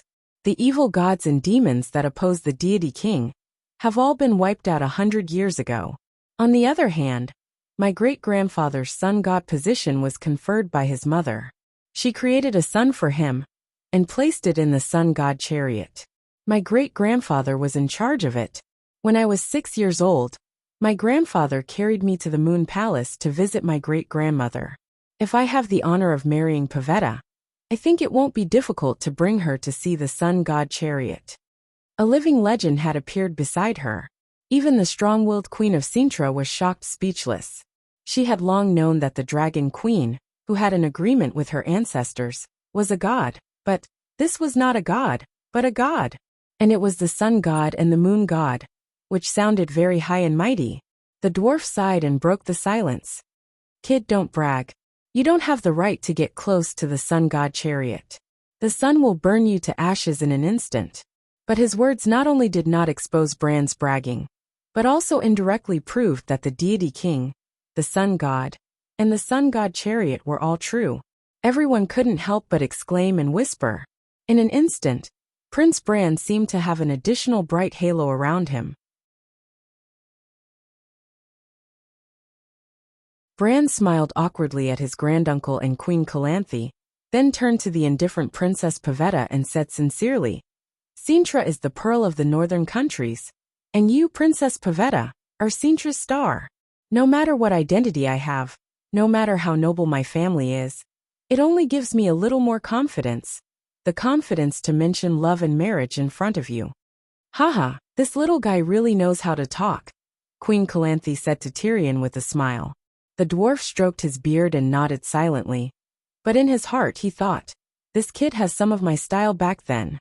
Unfortunately, these beautiful words still didn't move the princess. Bran raised his eyebrows, then smiled and said loudly, only the most outstanding man is worthy of Her Highness. Birth and bloodline are only one of them, but more importantly, character and ability. I am the eldest son of the kingdom, and my father and grandfather had high hopes for me since I was young. I was enlightened at 2, learned poetry at 3, and practiced swordsmanship at 4. When I was 7, I became a level 2 warrior and killed a piebald tiger during the autumn hunt. When I was 12, I became a level 4 Grand Knight and a level 4 fire wizard as expected, and entered the Imperial University without taking the exam. In terms of swordsmanship and witchcraft, no one my age is a match for me, including my Targaryen cousins. On the way to Sintra, I also killed a manticore for the small town of Temeria. Not bad, you are a warrior, Queen Calanthe looked at Bran with more solemnity than before. Pavetta, what do you think? She asked her daughter. Princess Pavetta was wearing a blue velvet corset dress, her thick blonde hair braided down to her chest. There wasn't the slightest trace of joy or shyness on her face that was as bright as the moon. Instead, she looked a little distracted. Mother, I bang clang. The palace door was suddenly pushed open, and 2 soldiers in full armor fell in from the outside. The one who broke in was a warrior in gray leather armor, with a short black cloak, and a helmet covering his face. My apologies, Queen Calanthe. Gentlemen, please forgive me for breaking in, and for the conflict with the palace soldiers. I wanted to talk nicely, but they wouldn't listen. The nobles at the banquet whispered to each other. Princess Pavetta's eyes lit up at first, but they immediately became worried. Queen Calanthe's face was gloomy, and she looked at her court mage with a reproachful gaze. The old druid looked embarrassed and whispered, "There is no barrier at the entrance when guests enter and leave, but to break into the heavily guarded palace alone is too crazy. I mean no harm. Please give me some time to explain," the knight in gray armor said. Because this was a wedding banquet, and because he was wearing armor that represented his identity, he was a knight. The soldiers and the nobles at the banquet watched quietly, and didn't immediately make a move. The warrior didn't waste any time, and quickly came to the center of the hall. He pushed Prince Bran aside, and knelt on one knee in front of Queen Calanthe. "I am Doni of Ironwald, and I am also here for the wedding banquet. Please let me marry your daughter, Your Highness. My reason is better than anyone else's." Princess Pavetta looked emotional, and her eyes were wet. The dwarf frowned. Queen Calanthe's chest rose and fell rapidly, and her expression gradually became ferocious. But before she could fly into a rage, Prince Brandon couldn't hold it in anymore. "Knight Doni, this is a wedding banquet. Of course you are qualified to propose to the princess, but can you let me finish first? It is my turn now," he said angrily. Knight Doni glanced sideways at Brandon and said in a low voice, "Your Highness from another world, you have said enough, but the princess is not giving you any face." Brandon might have a personality problem, but he was definitely not stupid. He looked up at the princess and said in surprise, "You, Doni, no surname. Ironwald, a small place where birds don't shit. No one knows you. Take off your helmet. My palace doesn't welcome people who hide their heads and show their tails," Queen Calanthe said coldly. "My apologies, Your Majesty. I made a knight's oath not to show my face before the 12th bell." Doni bowed. "Bullshit." Bran immediately guessed that the adulterer who stole his lover had something to hide. He slapped the back of Doni's head. He used his strength to only knock off the helmet, and didn't hurt Doni at all. Clang! The helmet rolled a few times on the floor. The scene was silent. Everyone, including Brandon, was stunned by Doni's appearance. "Monster, this is a demon!" After coming back to her senses, a noble woman screamed at the top of her lungs. "A hedgehog demon?" Bran took 2 steps back. After taking off the helmet, a monster with a black head, black face, a hedgehog nose and spiky hair was revealed. It really looked like a hedgehog demon. "Demon Hunter, I treated you as a distinguished guest. Now it's time for you to repay me. Kill this monster." Queen Calanthe gritted her teeth. "But he is not a monster." The demon hunter frowned. He is not." The demon hunter's tone was firm. Queen Calanthe glared at him and ordered the soldiers, "Kill this monster." Immediately, a few soldiers rushed up. Like meat buns hitting a dog, they were knocked to the ground by Doni in a few moves. Brandon hesitated for a moment, and avoided getting involved in the fight. "You made a wise choice." Doni picked up the iron sword and gave Brandon a sideways glance. Brandon's handsome face turned red, and was about to say something when the hedgehog man turned to Queen Calanthe and said loudly, "Lioness of Sintra, I have the right to get what is mine.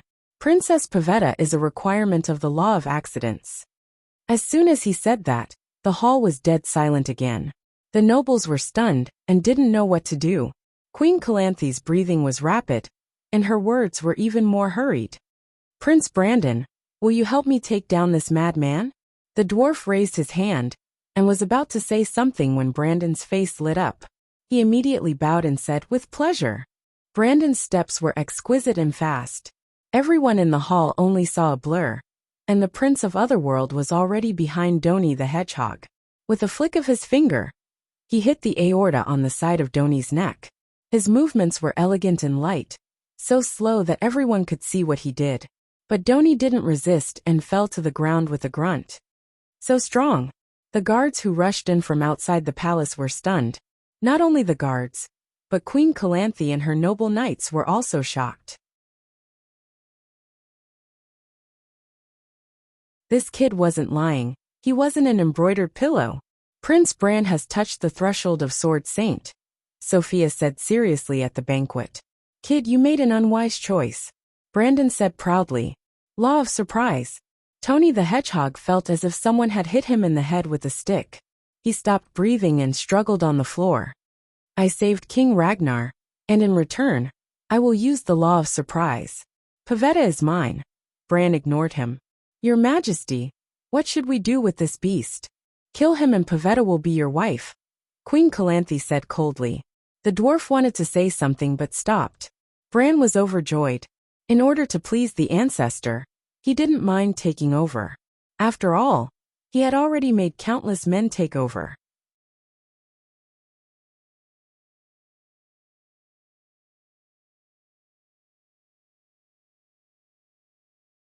Chapter 1128.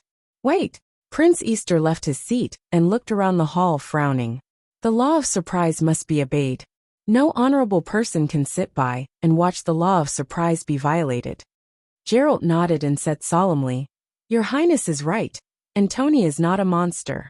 He is a poor cursed knight. Bran looked at the dwarf hesitantly, hoping that his uncle could give him a hint. The dwarf was expressionless now. In fact, like Bran, he was at a loss. Before coming to this world, they had learned about the traditions and customs of this world. The sacredness of the law of surprise was equivalent to the rights of guests, and the sacred marriage contract in the Song of Ice and Fire world. The person who saved others could ask the saved person for the first thing he saw when he returned home, or something that the saved person already had but didn't know at the time. The law of surprise was the law of the demon hunter world. In addition to having the legal effect of a contract in customary law, it also involved fate. Under normal circumstances, Brandon wouldn't participate in the dispute of the law of surprise at all. But just like Wade Fry, who knew the story of the rat chef, still did something against the rights of guests. Just because the benefits were too great. Tyrion hesitated at this time, because of Pavetta's importance. Maybe the fate of this world couldn't affect the Dragon Queen at all? Maybe, for Pavetta, the Dragon Queen didn't care about the laws of this world? He pondered expressionlessly, and Bran took it as a silent agreement. He looked at the Lioness of Cintra again, because Prince Easter was her lover. Prince Brandon, this is my palace. You have my permission. Defeat anyone who stands in your way, and show Pavetta your superb swordsmanship. As you wish. Bran smiled. At this time, Easter and the Knights of Honor had already surrounded them. Well, this was Pavetta's wedding banquet. The guests were not only the nobles of Cintra, and foreigners might not be willing to give Queen Calanthe face. Prince of another world, this is not your world. Challenging our laws and traditions is equivalent to insulting us. They were either empty-handed, carrying heavy wooden chairs, or picking up the weapons of the soldiers Tony had knocked down, slowly approaching Brandon.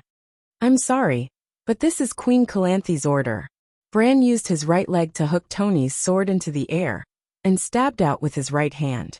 The knights who surrounded him only saw a silver light flash before their eyes. Their wrists hurt, and they couldn't hold their weapons.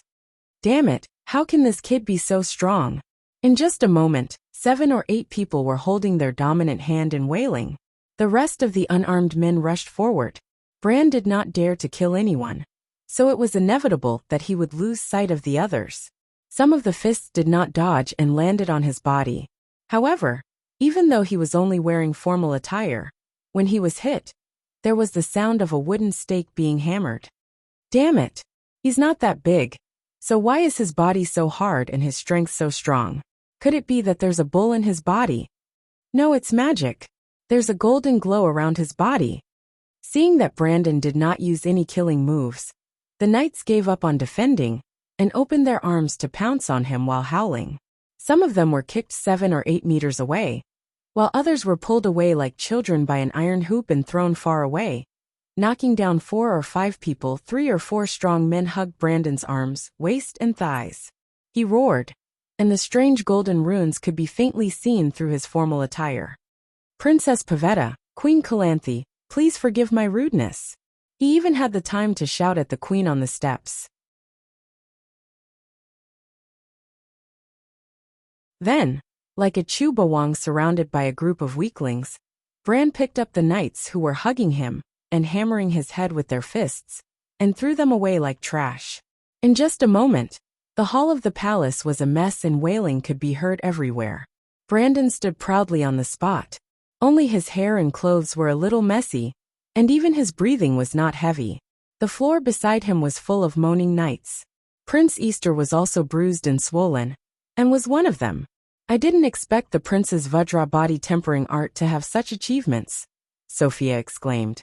"His character is bad, but his talent is really strong," Jeanette whispered. "All Targaryens have good talent," Asha said sourly. Brandon looked around, and all the knights and nobles who met his gaze couldn't help but gulp, while the eyes of the ladies and young ladies all lit up. Powerful, handsome, noble, sweet-tongued, and good character. Prince Brandon was perfect. "Donnie the Hedgehog, you shouldn't have come." Brandon came to the Hedgehog Knight with his sword, but did not immediately attack. First, he used his eyes to ask Queen Calanthe, "No, don't." Princess Pavetta shook her head with tears in her eyes.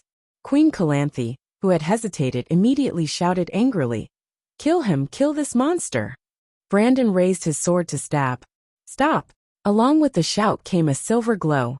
With a bang, before Brandon could react, the silver glow was as fast as lightning and hit the middle of the iron sword.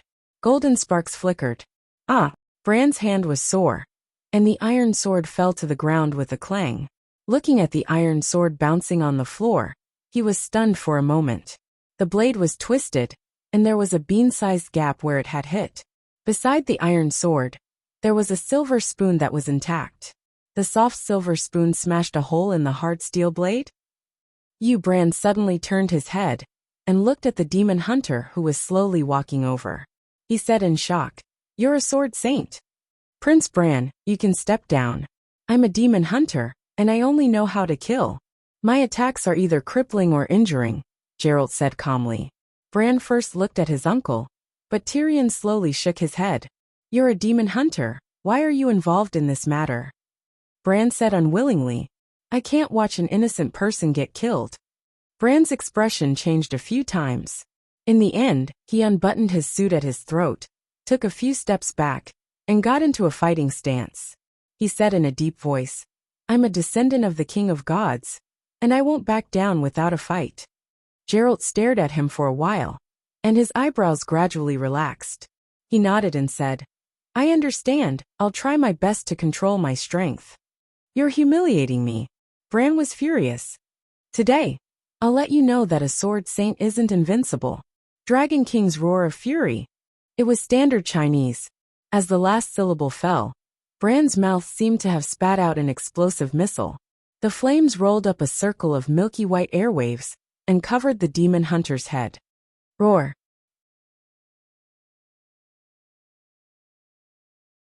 Everyone in the hall had a terrifying feeling, as if a volcano had erupted under Bran's feet. At the same time, a sacred and majestic dragon roar rang in their ears. For a moment, their hair and beards were burnt, and they felt dizzy. This was a triple attack of soul, flame, and sound waves. The demon hunter, who bore the brunt of the attack, took half a step forward. Like a reef in a flood, he stood still under the pressure of the sound waves and soul. The flames that swept towards him seemed to have met an invisible shield, and countless sparks flew in front of him. "Not enough," Geralt said lightly. Crash! The chandelier behind him shook violently, and the plates on the table shattered. The glass window above the stone wall of the palace exploded with a bang. 18 fire dragons. Brandon's left hand hung over his right palm, and in the blink of an eye, a rapidly spinning fireball was filled between his two palms. The flames turned from bright red to blazing white, Hiss, a python-like five-clawed fire dragon flew out from the fireball. It bared its fangs and brandished its claws, and pounced on the demon hunter. Hissed the second, the third. It was like a Gatling gun. In just a short breath, 18 fire dragons that were 10 meters long and as thick as buckets occupied most of the space in the palace. The fire dragon's eyes shone with wisdom. It avoided obstacles such as the chandelier, tables and chairs and idlers, and attacked the demon hunter from all angles. The demon hunter also practiced both magic and martial arts. A transparent barrier with blue runes appeared around him. The fire dragon's claws were as sharp as real swords, and its teeth were even sharper than the blade of a metal sword. It scratched a crack on the barrier. Although the crack healed quickly, the barrier was visibly illusory. In a few blinks of an eye, with a bang, the barrier shattered into pieces of flickering runes that looked like fireflies, and then disappeared completely. Prince Brandon is too powerful. He practiced both magic and martial arts, and he has reached a level that mortals can't reach. Maybe the gods are real, and he is a descendant of the gods. The nobles of Sintra were pale, and they looked at Bran with awe. Clang! The sound of a sword being unsheathed suppressed the roar of the fire dragon. Geralt drew his own sword, and drew an 8 in front of Bran, who was smiling proudly 10 steps away. It was as if he had cut nothing, but he had cut nothing. Boom! Bran's expression stiffened. It was as if he had been hit in the chest by an invisible bomb. He was instantly thrown back more than 10 meters, smashed through the thick oak table, rolled to the corner, and slammed into the stone wall. Out of the 18 flying fire dragons, 3 of them were in the way of the sword aura, and were directly crushed. The other 15 lost control, and their eyes lost the light. They crashed into the floor and the roof, leaving a large area of black and dark red molten state. The bronze chandelier melted into liquid, and the beams were burning. Everyone in the hall felt like they were in a furnace. At this moment, everyone could feel the power of Bran's fire dragons. Of course, the demon hunter was stronger. Fortunately, Master Tyrion was there to control the flames, and the old druid had set up a defensive barrier, so the fire didn't spread and didn't affect the innocent. You are not an ordinary sword master. Bran's chest was almost broken in half. From his left shoulder to the right side of his waist, his flesh and ribs were all cut open, and even his heart was cut open. However, he didn't die immediately. Instead, the wound automatically emitted a milky white holy light, and even his blood was slowly flowing back. The priest of the Imperial College didn't stay idle either. He immediately stopped the bleeding and healed him. You're about to become a sword master. Bran's face was full of unwillingness.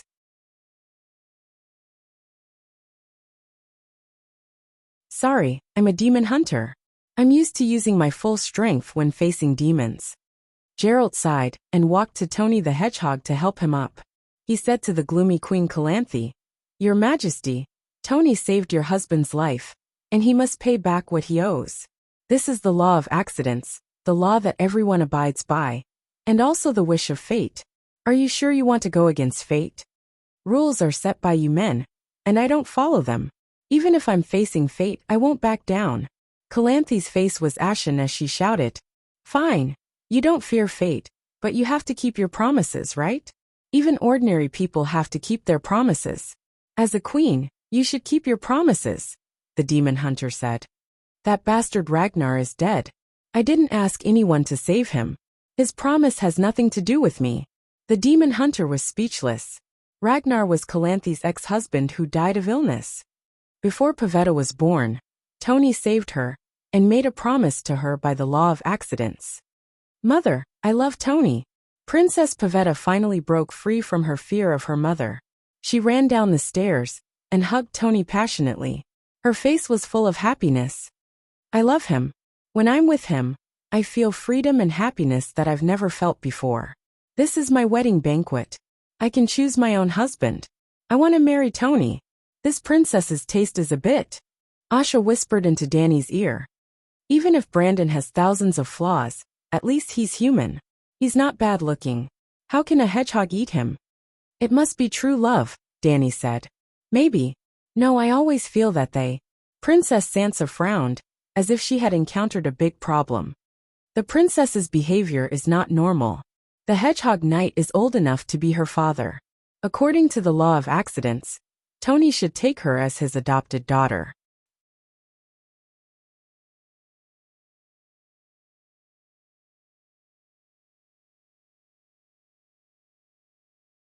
Chapter 1129. Pavetta, are you serious? Calanthy's expression kept changing. Mother, I'm not being impulsive. I've known Tony for a year. Please grant us our wish, the blonde princess pleaded. A year? Calanthy gritted her teeth. Tony let go of the princess and took 2 steps closer to the queen. With a sincere expression he said, when I proposed the law of surprise to King Roner, I didn't want anything in return. When I knew that the product of the law of surprise was his daughter, I even thought of never asking for this reward. However, no one can avoid fate's arrangement. That night, I met Pavetta and looked at her from afar. She also saw me at the same time. Our hearts seemed to collide. After dawn enough. Calanthy raised her hand to interrupt him. She lowered her head and whispered, Fate. Clang. The iron sword in her hand fell. She looked up and seemed to have made a decision. She slowly approached Tony and extended her right hand. Tony's face lit up, and he immediately grasped it with both hands. Calanthy hugged him with her back facing the demon hunters. Everyone in the hall breathed a sigh of relief. The queen finally accepted fate, and the law of surprise took effect again. Fate. Dog's hit. This is your fate. Calanthy grasped the dagger at Tony's waist. The hedgehog knight was puzzled. Suddenly, he felt a chill in his chest, and a dull pain took away all his strength. This is your fate. Calanthy roared and pulled out the dagger and stabbed again. Tsk tisk tsk. Everyone was stunned. No, Pavetta was stunned. Her pupils gradually widened, and her cherry mouth opened so wide that one could stuff a gaozhuang bun inside. Boom! The next moment, a glaring white light accompanied by a scorching ring of fire spread out in all directions with her and Tony as the center. Everyone in the palace was like a feather in the wind, pushed to the corner without any resistance. Even the dwarf, Sophia, Geralt, and the other strong people were forced back by the air waves. Damn it, the inheritance has been activated again. The dwarf's expression was ugly. A huge shadow of a crow appeared above Pavetta's head. Every time it flapped its wings, the heat waves and strong light were like a tsunami, pressing in all directions. When the crow landed on Pavel's body, the light instantly distorted and turned into a fireball, emitting a blazing white light like a small sun. In the eyes of the citizens of the royal capital, a sun was about to break free from the palace. The light that escaped from the windows and the dome dispelled the darkness within a radius of dozens of miles. What inheritance? Geralt was pierced by the white light until tears streamed down his face, but he gradually steadied himself in the waves of fire. Pavel has awakened my mother's bloodline. This is the Sun Prophet. Strangely, the others almost melted in the light and heat. It was only because Tyrion and a few Targaryens use fire control to distort the direction of the blazing flames that they temporarily saved their lives. However, Calanthy was unharmed in the flames and was in good condition like the Targaryens. Tony, my love, Princess Pavetta seemed to be in a trance, oblivious to everything happening around her. She just squatted on the ground and hugged the hedgehog knight whose aura was fading away. Donnie, she cried sadly. The sun that was emitting light and heat trembled. The strong light suddenly disappeared and was replaced by an illusory red fire mist like smoke. When the fire mist quickly filled the hall, everyone saw something invisible to the naked eye. Souls. Floating above Tony's corpse was a handsome middle-aged man who was anxiously shouting at the sobbing Pavetta below. In the corner of the hall, above the guests who had unexpectedly died tragically, there were also dazed figures floating. Unlike Tony, their appearances were exactly the same as the corpses.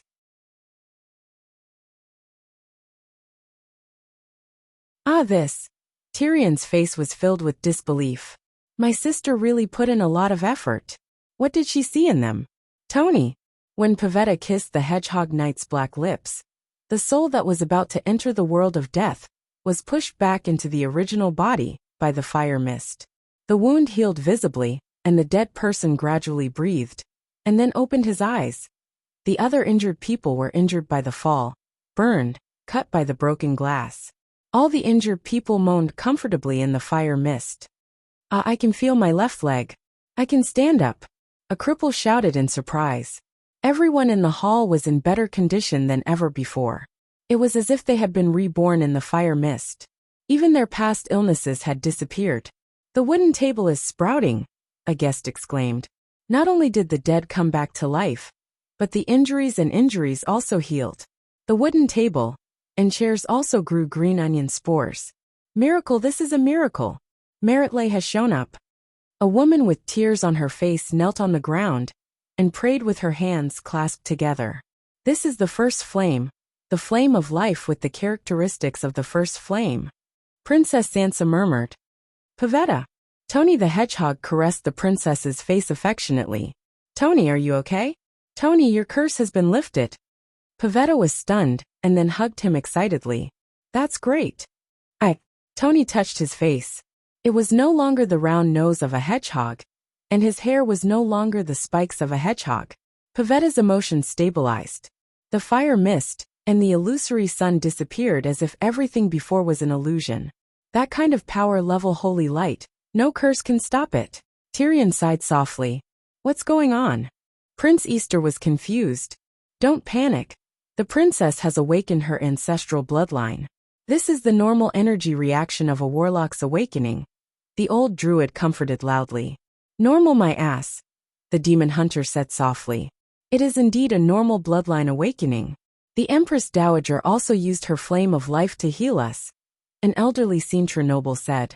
Yes, the Empress Dowager often went to the slums when she was alive and used her holy fire to heal the sick and poor, the Sintrans echoed.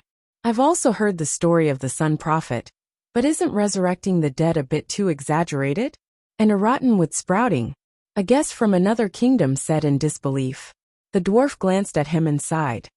A rottenwood sprouting, and a living person resurrecting, is not an exaggeration. Let me remind all the elderly women, be careful, your period is back. Master, what are you talking about? The noble women were embarrassed and angry. Why does it sound like the ability of Green Hand Garth? Asha said strangely.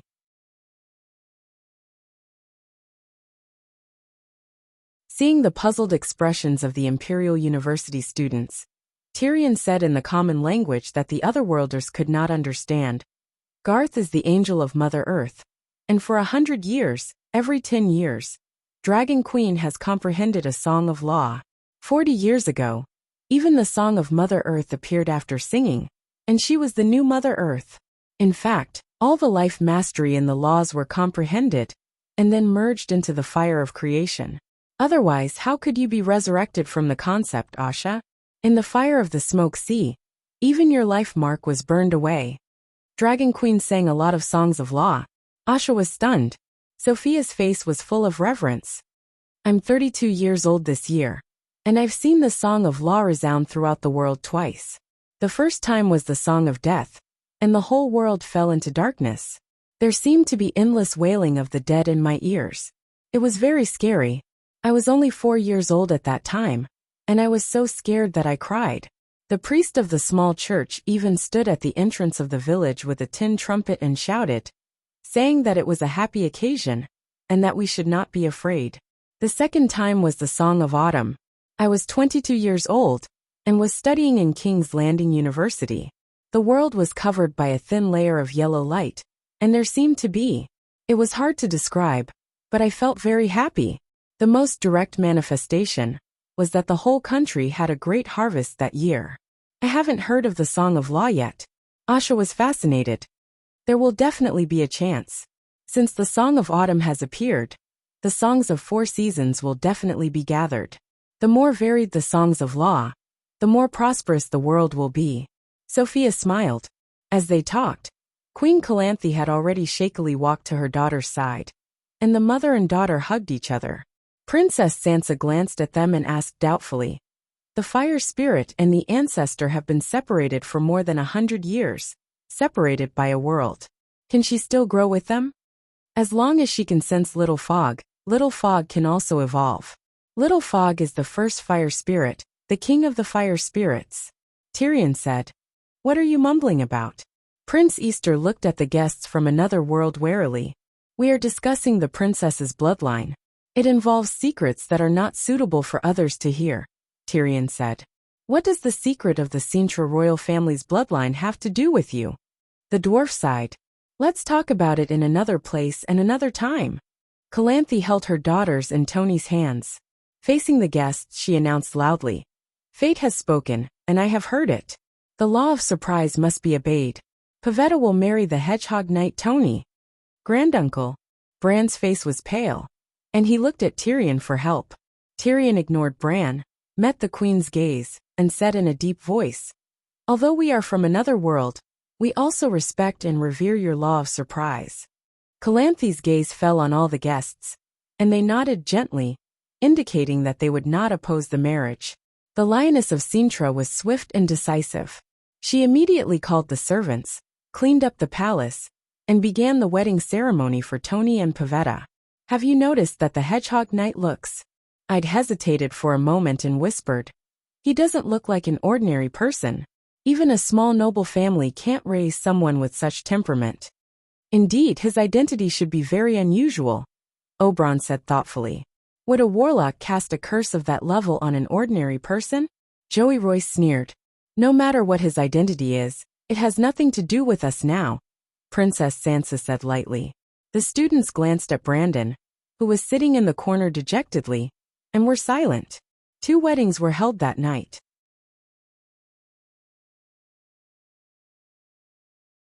First, Calanthe officiated the marriage vows for her daughter and son-in-law. Then, under the witness of the old druid, the Queen and Prince Easter of the Skellig Isles tied the knot. If she doesn't marry Easter, the throne will immediately fall to Tony. Only a man can be the king, a foreign noble said in a low voice. Before the ceremony ended, Tony stopped the demon hunter. Geralt, you saved my life. I want to repay you. The demon hunter shrugged. I'm just defending the law of the unexpected. Tony pulled him back and glanced at Bran in the corner. He said seriously, but you did save me. Don't let me carry this debt, or I can't start a new life. Okay. The demon hunter nodded casually. Let's follow the tradition, the law of the unexpected. I choose what you have but don't know. With that, he turned and left. No, Calanthe's expression changed drastically. She screamed, Demon hunter, take back what you said. Geralt froze and smiled. Your Majesty, don't worry. I'm not interested in newborn puppies or food. The next time I come to Sintra, I'll only take a monster's head. Like you, I don't believe in fate. Ugh, before she could finish, Princess Pavetta suddenly covered her mouth and retched. You must be kidding. Everyone was stunned. Geralt laughed as if he was crying. If you can please pretend that I didn't say anything before. Fuck. The dwarf was exasperated.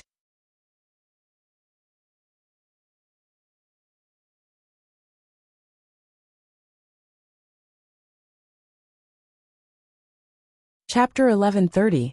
Ide, you're best at stone carving, right? Tyrion called out to Ide when they returned to the inn. My lord, what do you want me to carve? How long will it take to carve a human-sized statue of the Madonna? Ide was startled. The threshold for carving a statue of the Madonna is very low, and the upper limit is also very high.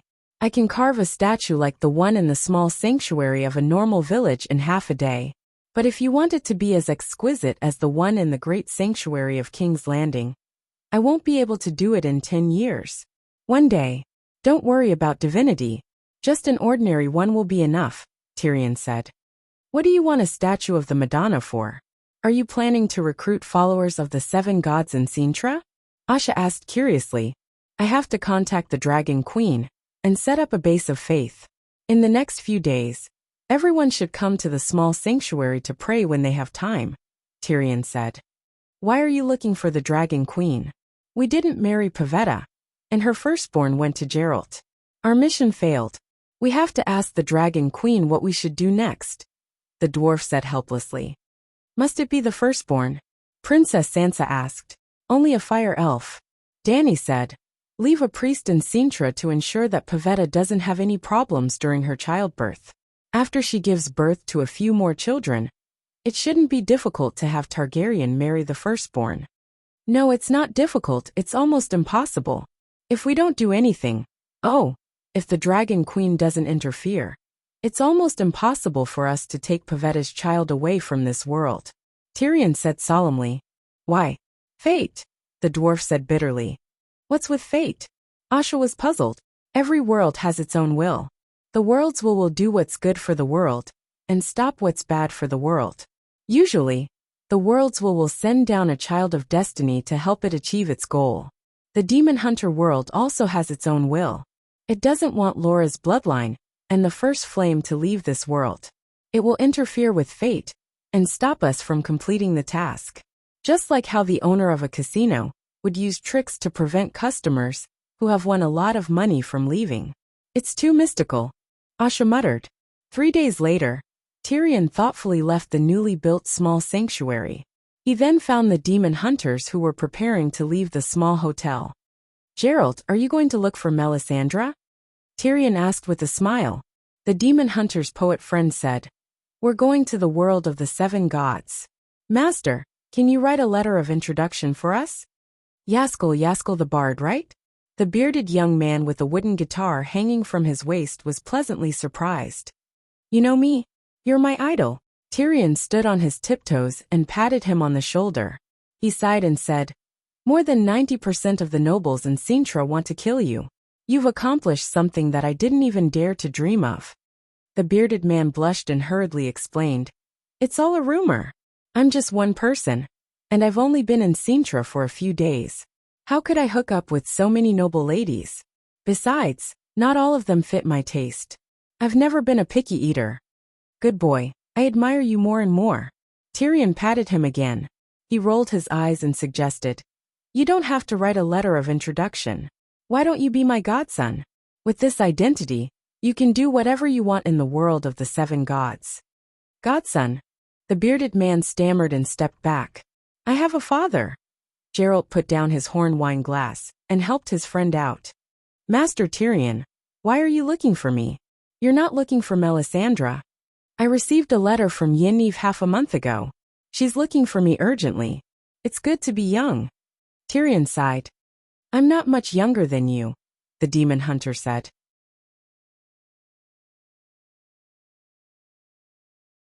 Tyrion approached him and whispered, Pavetta's child will be your goddaughter. As for her future, I think you have the right to be a vixen. Geralt was stunned for a moment. A daughter? How do you know? A prophecy. You didn't seem to have predicted Pavetta's pregnancy that night, Geralt said doubtfully. Fate obscured my vision. Besides, it wasn't my prophecy. The demon hunter hesitated. Queen Calanthe doesn't like me. She wants me to leave Sintra immediately. She doesn't like Tony either. But what can she do if God wants her to do this? Not everyone can go against fate, Tyrion said with a complicated expression. Who has gone against fate? The bard asked curiously.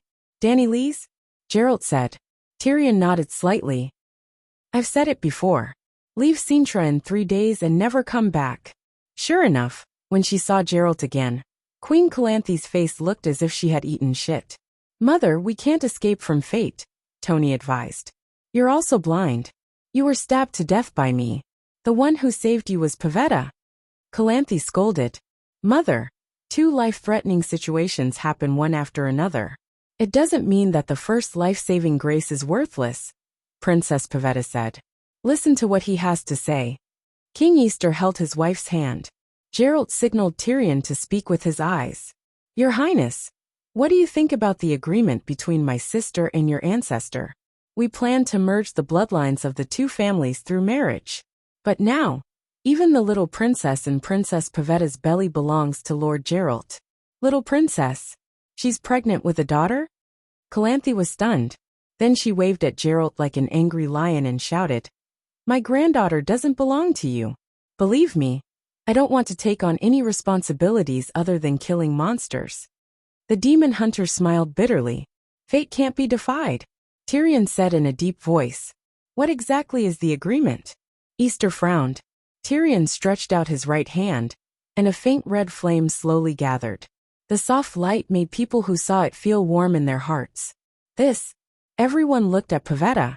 The aura of the flame was so similar. The old druid nodded to the king and queen. Same origin. Tyrion put away the divine flame. What Pavetta awakened isn't your ancestors' bloodline, but the talent of the Targaryens. You want to take away Pavetta's ability? Calanthe asked with a serious expression. No, your ancestor, the elf princess Laura, also has a talent that doesn't lose to the blood of a true dragon. It's called ancient blood.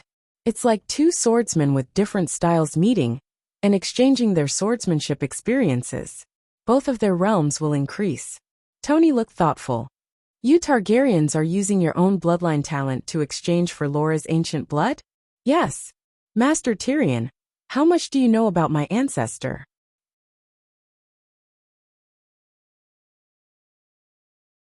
Calanthe said hesitantly. To be honest, my mother didn't know where her bloodline came from. Tyrion looked around. This was the back garden, and the second-floor platform overlooked the panoramic view of the garden.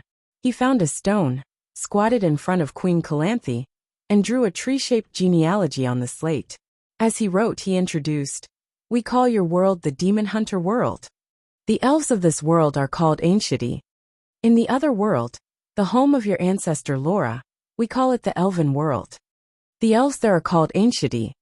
Ancienti and Ancienti are like humans of the same race, but two different countries.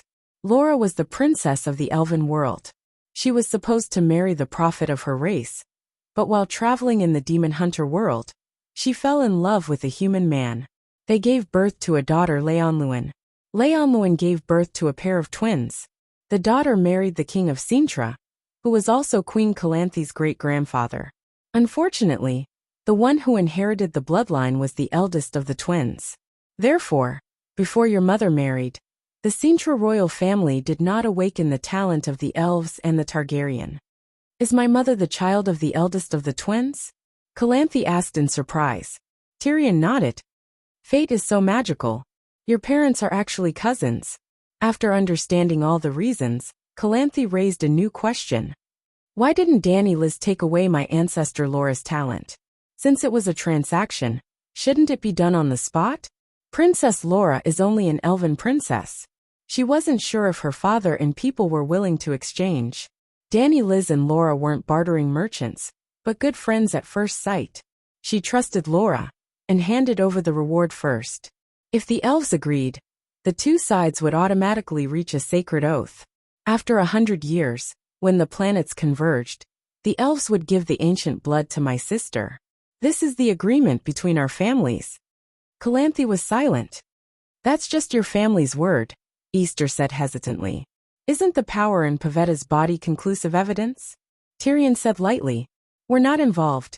Perhaps we should ask the royal family of the Elven world, the king murmured. That's not a problem. We're very willing to talk to the elves. But I have to remind you that Laura betrayed her own race. The Elven royal family may not be kind to you. The Calanthe couple were at a loss. How will the inheritance be carried out? Geralt asked in a deep voice. Or, what do you want to do with the child in Pavetta's belly?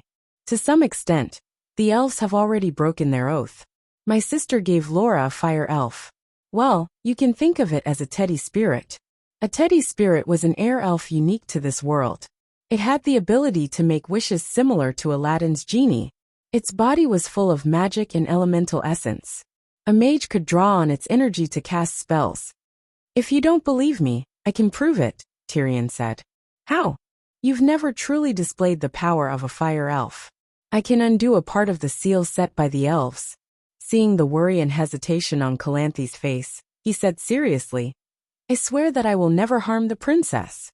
Very well.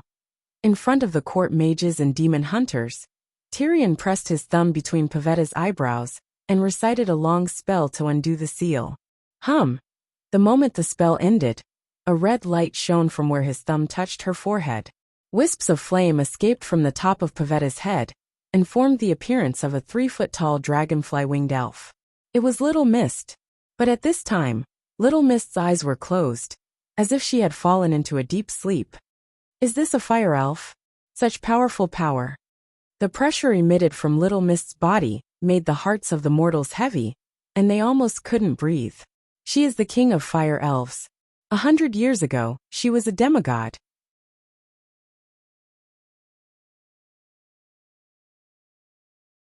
Now, she has comprehended a part of your world's law of fire. Tyrion moved his finger, and the fire elf disappeared into the top of Pavetta's head. The princess's appearance didn't change, but there was an additional aura of supremacy and holiness on her body, like a god. Seeing the changes in their daughter, Calanthe and Tony couldn't hide their joy. The elves must want to control the fire elf's power. Why did they seal her? Geralt was puzzled. The fire elf is a strange creature. She is the fusion of a child of the forest and a crow. The elves discovered that her life imprint showed signs of fusion, so Tyrion looked hesitant. Maybe different worlds have different laws. Maybe the elves' ancient witchcraft is indeed powerful. Maybe my sister deliberately left a trap.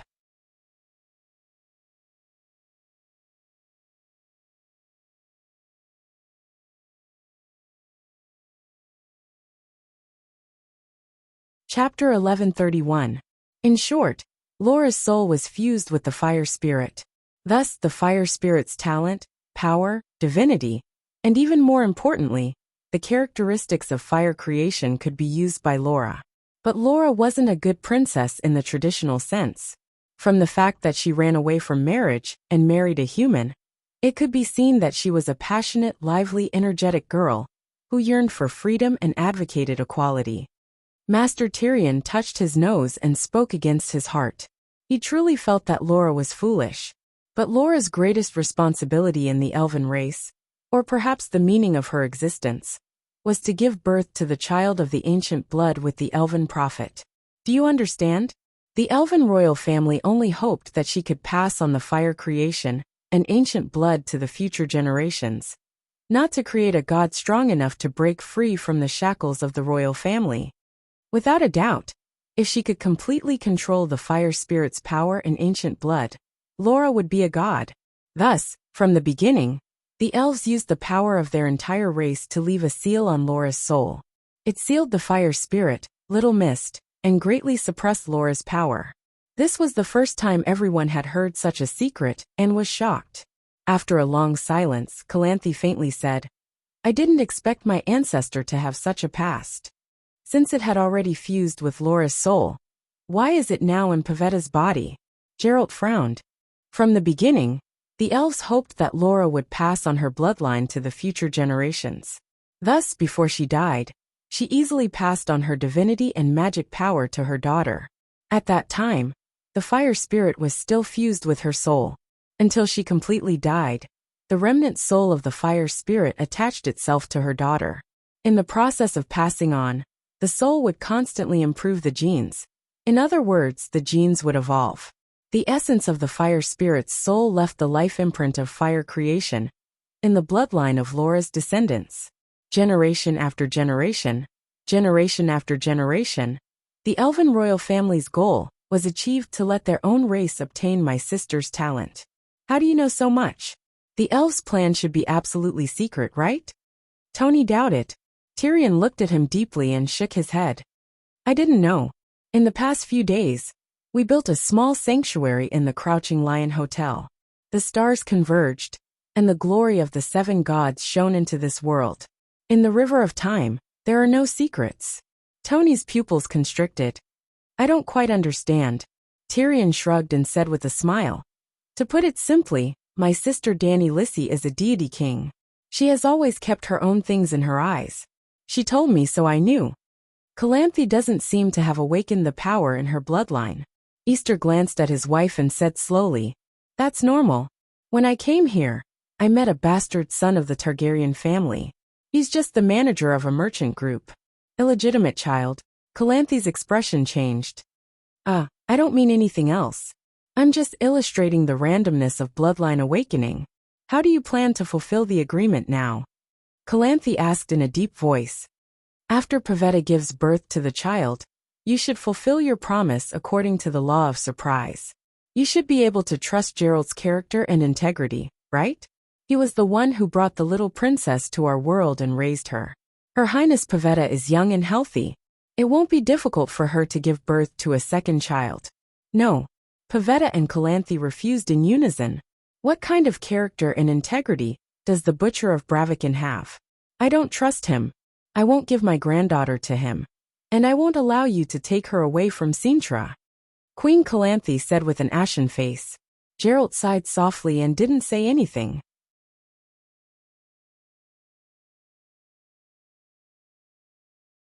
Please put aside your prejudices. Geralt passed the trial of the 7 hells, so there's nothing wrong with his character. Even if you don't care about our trial of the 7 hells, a few days ago, he upheld justice for someone he didn't know. He didn't even hesitate to offend the Queen of Sintra and the Otherworld Prince. Doesn't that mean something? The dwarf frowned. My granddaughter isn't going anywhere. If a demon hunter is truly virtuous, then he should give his child the best future, Calanthe insisted. Tyrion looked at her deeply and said indifferently, Forgive me for being blunt, but Queen Calanthe, you're just a mortal and don't know anything about the direction of fate. The beautiful future you think of is just wishful thinking. The real best choice is the mercy of the Holy Mother. Are you threatening me? Calanthe's veins were exposed as she clenched the armrest. Her voice and body were trembling slightly. Queen, do you believe in fate? Tyrion asked. Fate is dogshit, Calanthe said. The dwarf glanced at Tony and his wife with a strange expression. That night, you said that you heard the voice of fate.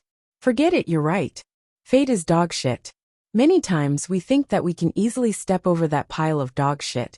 But in fact, mortals are just sheep dung balls that are smaller than dogshit. Easter said in a low voice, You're right. We're all mortals and can't see the direction of fate. We live in the present and only follow our own understanding.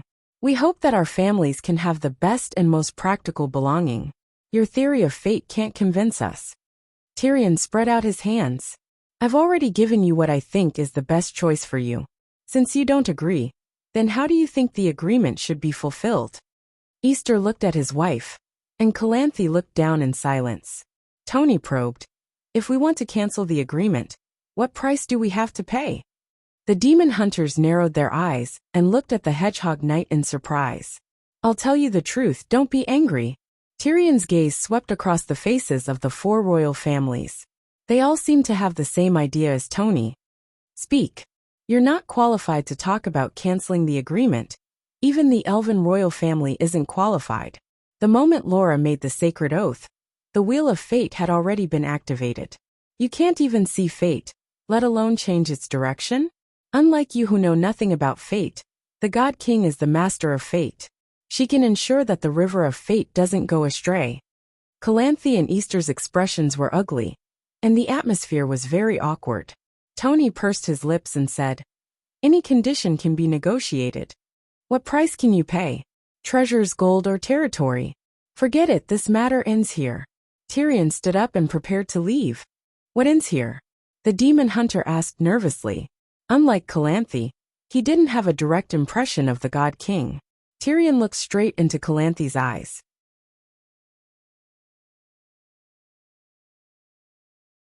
Remember what I said before? Laura and my sister were good friends. Laura is dead, but she's still alive. If your friend dies, while you're alive, will you take care of your friend's descendants to the best of your ability? Before, I was wondering why I let Brandon fulfill the agreement. But now I understand the real purpose of this trip, to help you remove the influence of the oath on fate, as soon as possible. The marriage between Targaryen and Laura's descendant was to fulfill the friendship of the ancestors. Even if you're a beggar on the street today, your daughter's marriage is still a Targaryen prince. Calanthe was stunned, and Tyrion really left. The demon hunter didn't leave. Queen, I think you can consider his suggestion.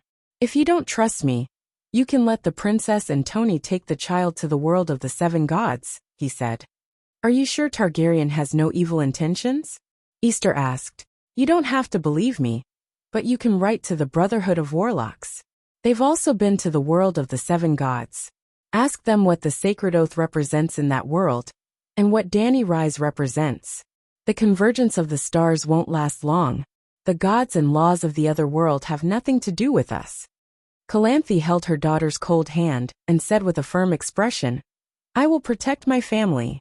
No one can take my granddaughter away from my kingdom. Then she turned to the court mage. Mosak, please teach Pavetta magic with all your heart. Only by mastering the power of the blood will she be able to better protect herself and her child. Half a year later, the name of Pavetta, the prophet of the holy fire, spread throughout the northern countries. With the help of the old druid, Pavetta only took a week to master the gentle power of the holy light. After another half a month, she could freely control the flames. A month later, Pavetta, like her grandmother, began to treat patients in the city's slums. After 10 months of pregnancy, she gave birth to a daughter. Zarella, my granddaughter's name is Zarella, Calanthe excitedly announced to her subjects as she held up the baby, whose face was covered in blood, and whose mouth was wide open and howling. A year later, Sintra was at war with the nearby kingdoms. Pavetta, as a warlock, went to war with her mother, stepfather, and husband. In that battle, Pavetta had used her first forbidden spell, Meteor Shower, against an enemy warlock. She used the ancient blood to extract the chaos magic in the universe, then used the divinity of the fire elf Song of Fire to transform the magic into flames. She then used the basic fireball spell taught by the old druid to release it. Those were fireballs bigger than 3-story buildings. Just one of them was enough to kill the warlock of the opposing kingdom, but she summoned thousands of them at once. The fire burned for a day and night, burning the forest and grassland into smooth brownish-red crystals. Thousands of knights didn't even leave behind their armor. Sintra's prophet of the holy fire has mastered the power of the gods. Not only the northern countries, but the entire demon hunter world was shocked by this news. Targaryen's holy fire has fused with the ancient blood. It's too powerful. Even if there are gods in the world, they're nothing more than this. The old druid said to Calanthe with a trembling voice. No, she's not strong enough. Teach her nature magic. Calanthe said in a low voice. 2 years later, the Warlock Brotherhood came. After some tests, they unanimously agreed that according to the rules of the world of 7 gods, Pavetta was a god, a powerful demigod. A year later, the title of the world's strongest divine warlock fell on Pavetta and was recognized by all the warlocks. Another year later, the first female warlock's family went to the Skellige archipelago for a vacation. When they returned, they encountered a storm and died.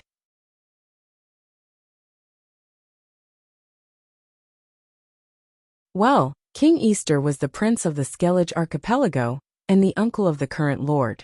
The Skellige archipelago could be seen as the Iron Archipelago of the demon hunter world. Its geographical location and military power were similar, and the capital of Sintra was equivalent to Casterly Rock City in the river. Say that again? My daughter is a demigod. How could she die in a mere storm? Queen Calanthe's face was pale. I advised them. At that time, there was a seasonal storm near the Skellige archipelago, but Tony, like you, thought that the princess controlled chaos magic. The lord of the archipelago, Kratz, was full of guilt. Later, I personally led people to search and found many broken wooden shells. I can confirm that the ship really sank. They all.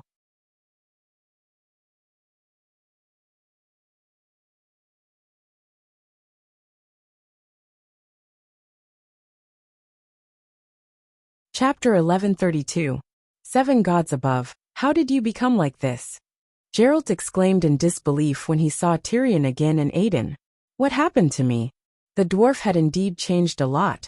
Or rather, he had turned back into the 20-year-old plum-faced man from 100 years ago. His lips were red and his teeth were white. He was wearing a luxurious purple velvet robe with gold trimmings, and his platinum hair fluttered gently in the breeze. Even his big black feet, which were made of old bark, had lost their blackness and roughness. They were white and tender, and he was wearing a pair of dark-colored deerskin sandals. You should be an old man. Geralt touched his square face and said sourly, You're too young. I'm a Megalosaurus mage. As long as my magic doesn't run out, it's not difficult to maintain the appearance of an 18-year-old, Tyrion said. You weren't like this before. I used to be a master. Now that I've met a woman who has moved my heart, of course I have to return to the secular world and become an 18-year-old again. What girl would like a shriveled old monk? Tyrion said matter-of-factly. The demon hunter was speechless. He was stunned for a moment before asking, Who did you fall in love with? The Virgin of Aden, Tyrion said proudly. Even his eyes were full of vitality, as if he had really become younger. You. Gerald's eyes widened. Are you serious? What's so strange about that? You're a matchmaker. The demon hunter sighed and couldn't continue. When he left Sintra, Tyrion wrote a letter of introduction for the demon hunter, allowing him to receive the highest VIP treatment in any city in the world of 7 gods. Well, the demon hunter didn't go to Melisandre. Instead, he responded to Yennefer's call and went to Slave Bay. In return, Gerald also did the dwarf a big favor. He introduced him to a golden dragon. The demon hunter world also had Megalosaurus, but compared to Blackie, Megalosaurus were huge. An adult green dragon was only the size of a warhorse, and the largest red dragon was only 15 meters long. Black and white dragons were generally only 10 meters long. However, there were gains and losses. The Megalosaurus in this world was not gigantic, but it was very intelligent. In the distant past, the Megalosaurus had even ruled the world.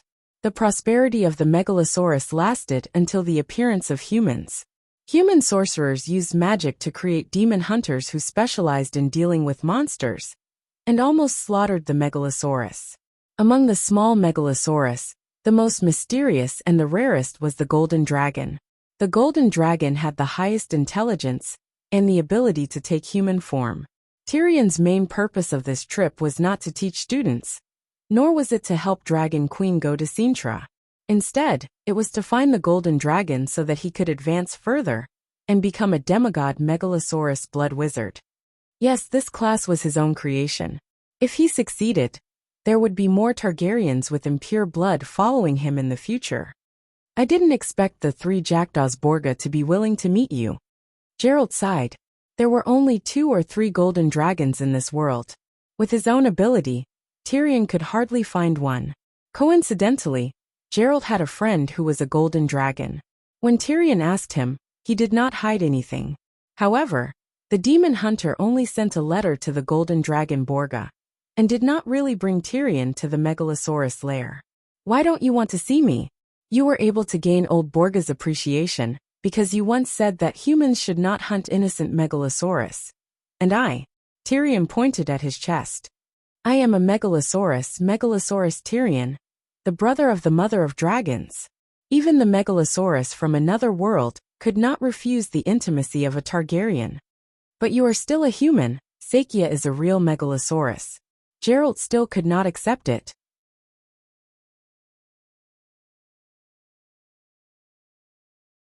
Forget it, before me. That chick already had a few human boyfriends. Tyrion said bitterly. Sakia was Borga's adopted daughter. When Tyrion saw her, his withered heart immediately came back to life. Not only him, but even Brandon also had a good impression of her. In other words, the Targaryens' genes were engraved with the obsession and fanaticism for the Megalosaurus. When they first met, it was only natural that Sakia admired the muscular gigolo Brandon more. The Megalosaurus had a fatal attraction to the Targaryens. At the same time, the Targaryens were also able to attract the Megalosaurus. Then, Tyrion underwent a magnificent transformation, and even broke 7 of Brandon's ribs in the duel before finally hugging the mother dragon. As for age, the Megalosaurus, Sakia's age was closer to Tyrion's. After all, she was an adult Megalosaurus. Why are you looking for me? Oh, that's not right. It's only been 5 or 6 years, and you're already back from the world of 7 gods. Didn't you say you were going to stay for 10 years? Where's the mustache poet who went with you? Tyrion asked. He's still traveling in the city of Ursus. I'm looking for you this time because of Ciri. The demon hunter said solemnly. Who? Tyrion was confused for a moment. Princess Sintra, Pavetta's daughter. Oh, Ciri. The dwarf glanced at him. You're calling her so affectionately. Ciri was Ciri's nickname. Pavetta and Tony are dead. Do you know? The demon hunter said with a serious expression. It's old news. Who in the northern kingdoms doesn't know? Gerald carefully observed his expression. It was very casual, and not at all surprised. There's no reason for Pavetta to die. The storm couldn't hurt her, he said in a low voice. Her ancestor Laura was stronger. Even Queen Calanthe's mother shouldn't have died so young. But they did, Tyrion said calmly. Why the curse of fate? Gerald asked in a low voice. Will there be retribution for not abiding by the law of unexpected? Tyrion asked. Yes, fate will punish you, Geralt said with difficulty. Then, why do you think that breaking a sacred oath won't lead to a curse? It's even a sacred oath with the God King. Tyrion sneered. Is this Dragon Queen's doing? Geralt muttered. Tyrion shook his head. A sacred oath is also a rule of your world. It's as common as starving if you don't eat, but it's a rule that can't be violated. The world will of this world is very strange. On one hand, it uses fate to prevent the outflow of high-level bloodlines. On the other hand, it strictly follows the rules and bestows a sad curse on those who break the oath. Geralt thought for a moment and said, I don't want Ciri to repeat the same mistake. I also believe in Dragon Queen's credibility. We have to do something, but I don't know what to do. Have you met Dragon Queen at Slaver's Bay? Tyrion asked curiously. Geralt nodded. She's very kind and intelligent. She taught me and Yennev a lot of the deep secrets of the universe.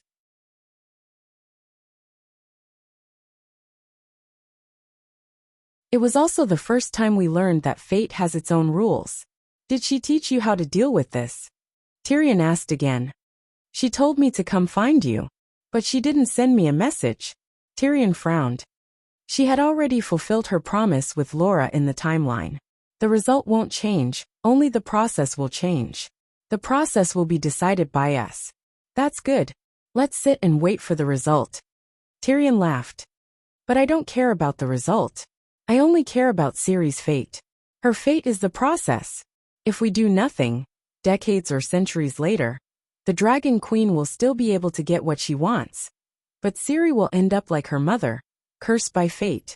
But I don't care about Ciri's fate. I care more about the cute little female dragon. Tyrion spread out his hands. Creak. The door to the guest room opened, and a female warrior walked in. She was about 23 or 24 years old, and was 185 meters tall.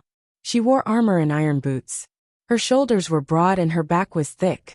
She had a square face, big eyes, thick lips, sharp eyes, and a determined expression. Her chest was bulging, stretching the leather armor into an exaggerated arc near your back. Tyrion immediately greeted her with a smile. With a height of 135 meters and a tender face, she looked like a child who had jumped into her mother's arms. Ah, Geralt, why are you here?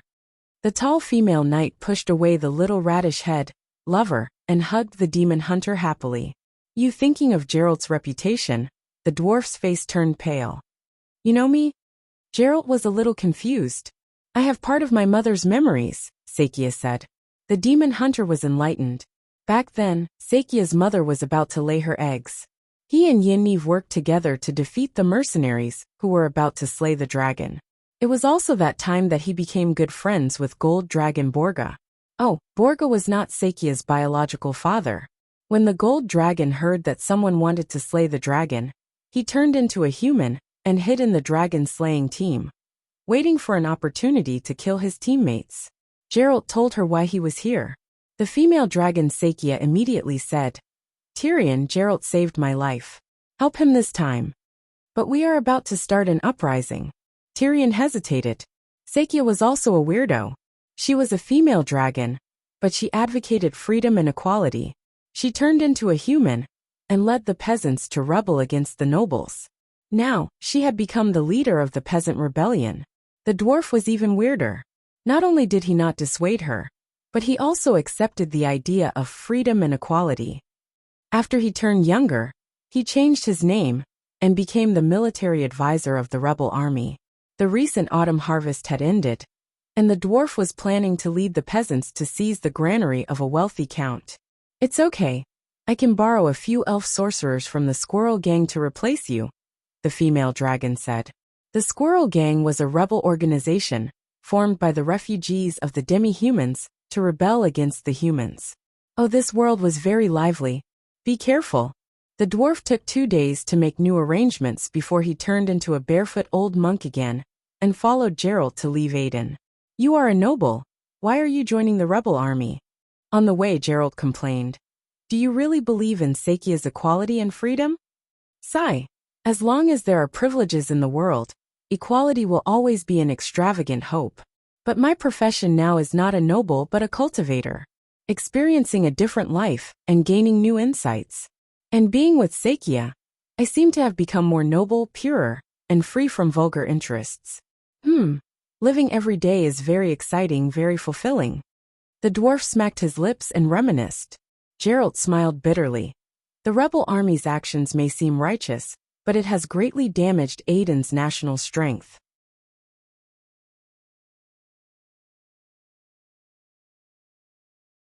I recently heard rumors that because the kingdom's power was restrained by the peasant rebels, the neighboring Kedwin is planning to invade Aiden.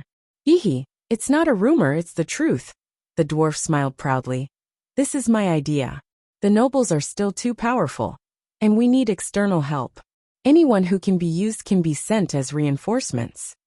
Geralt was shocked. Are you crazy? If Aiden is invaded, the peasants will suffer as well. Tyrion waved his hand and said nonchalantly, the invaders will be chased away one day.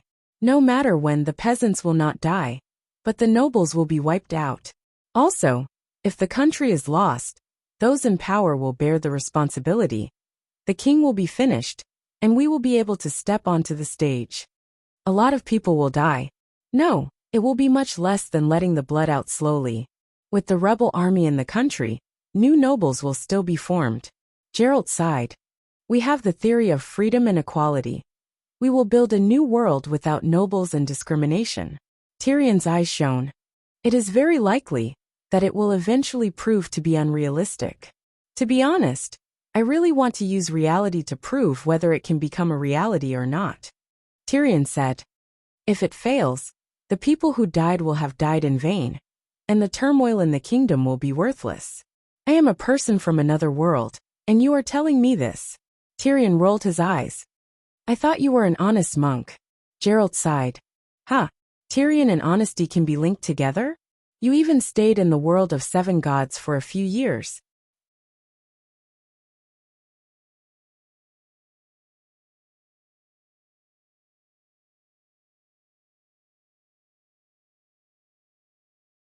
Chapter 1133. As soon as Geralt entered the Sintra palace, he was besieged by Sintra assassins. The assassination did not hurt the demon hunters, but it clearly showed Queen Calanthe's attitude. You should go. If Princess Pavetta was still alive, the queen may have the leisure to argue with you about the ownership of Princess Ciri, but now, the old druid sighed. The little princess has become her only spiritual sustenance. You want to take her away, it's killing the queen. Before Tyrion made the request for an interview, the royal sorcerer came to him first. I've been in the world of 7 for the past few years. I swear, it's a more civilized, peaceful, and vibrant world than ours. I don't want to take Ciri away, but take her to the world of 7, and fulfill my law of surprise, and the sacred oath of the Celestial Emperor. When the shackles of fate are removed, she can also receive the best education by the Celestial Emperor. Whether it's magic, bloodline development, or governance. This is the best choice for me, for Ciri, for Queen Calanthe, and even for Ciri's descendants.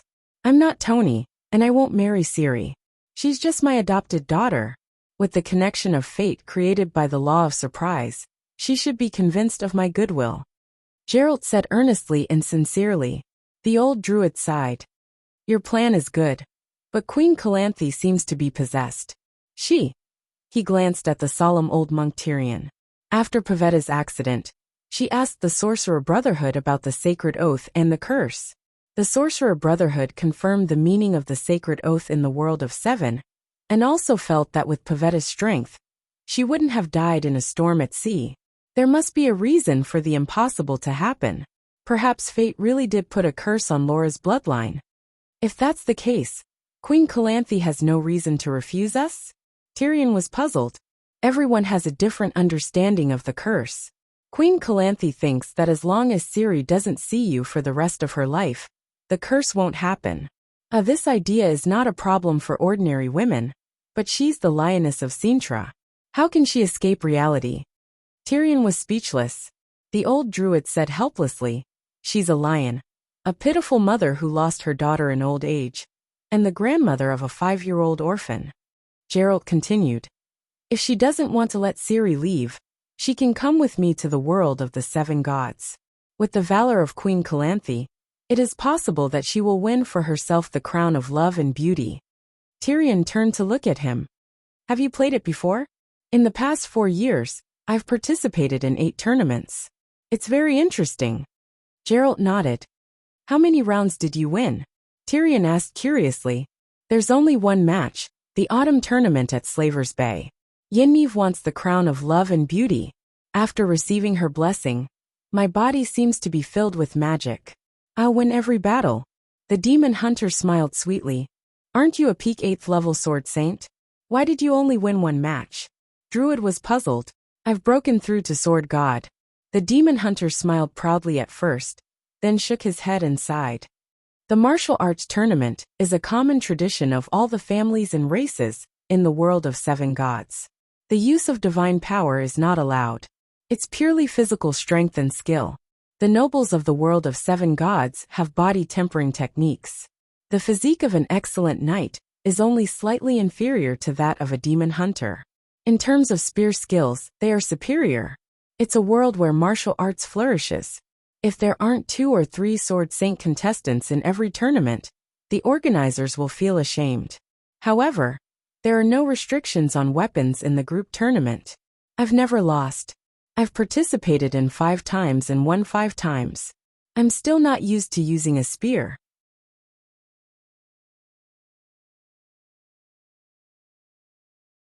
The group tournament is more valuable, but it's a pity that it's not popular among the people. Tyrion commented. The old druid returned to the city and conveyed Geralt's new proposal to the queen. If I can charge into the real battlefield, why would I travel thousands of miles to the other world to play children's games? I'm just giving an example. There are many interesting things in the other world. The demon hunter said helplessly. In recent years, the situation in the north has been unstable. Without the deterrence of Princess Pavetta, the lioness is also a little exhausted. She can't let go of her country and people. However, the queen feels your sincerity. If you can find out the truth of Princess Pavetta's death, she will allow you to live outside the city and watch Princess Ciri grow up from afar. When she reaches adulthood, she can be engaged to a Targaryen prince. Well, this time there won't be a marriage banquet, just a marriage alliance. There's only one requirement. The prince's status, character and strength can't be too much worse than Brandon's. The druid said. At this time, Geralt already understood Brandon's reputation in the 7 kingdoms. Hearing this, he hurriedly said, It's not that it can't be too much worse. We have to choose the best. The old druid nodded slightly and felt gratified. Although he hadn't seen Princess Ciri, the demon hunter already had a fatherly heart. There are many Targaryen princes. All of them are the true sons of the king. Queen Calanthe can choose at will, but I can't stay here for long. Tyrion frowned. The old druid's eyes flickered. Queen Calanthe is just being polite. She actually wants you to get lost as far as possible. The dwarf was stupefied. Was Princess Pavetta pregnant when she was killed? Geralt suddenly asked. The old druid looked thoughtful. That's an idea. In order to extract usable chaos magic from the universe, a female warlock would pay the price of losing her ovaries. In order to obtain extraordinary power, demon hunters would also be sterilized in the trial of grass. Well, not eunuchs, but simply unable to have children. But losing fertility wasn't a necessary condition to become a warlock. In essence, warlocks were exchanging fertility for the ability to use chaos magic. If the bloodline was strong enough to innately trigger chaos magic, naturally there was no need for sterilization. Or, Dany was willing to forge a King of Gods cauldron for the demon hunter world. In the future, female warlocks would no longer have ovaries atrophy when using magic. Pavetta's bloodline was strong enough that her ovaries didn't atrophy. But if she became pregnant again, it was entirely possible that her magic would lose control and her strength would decline. A healthy Pavetta is indeed not afraid of storms, but if she's pregnant, the old druid slowly said, I have to ask Prince Kratz. Geralt thought for a moment and said, We'll go find him ourselves.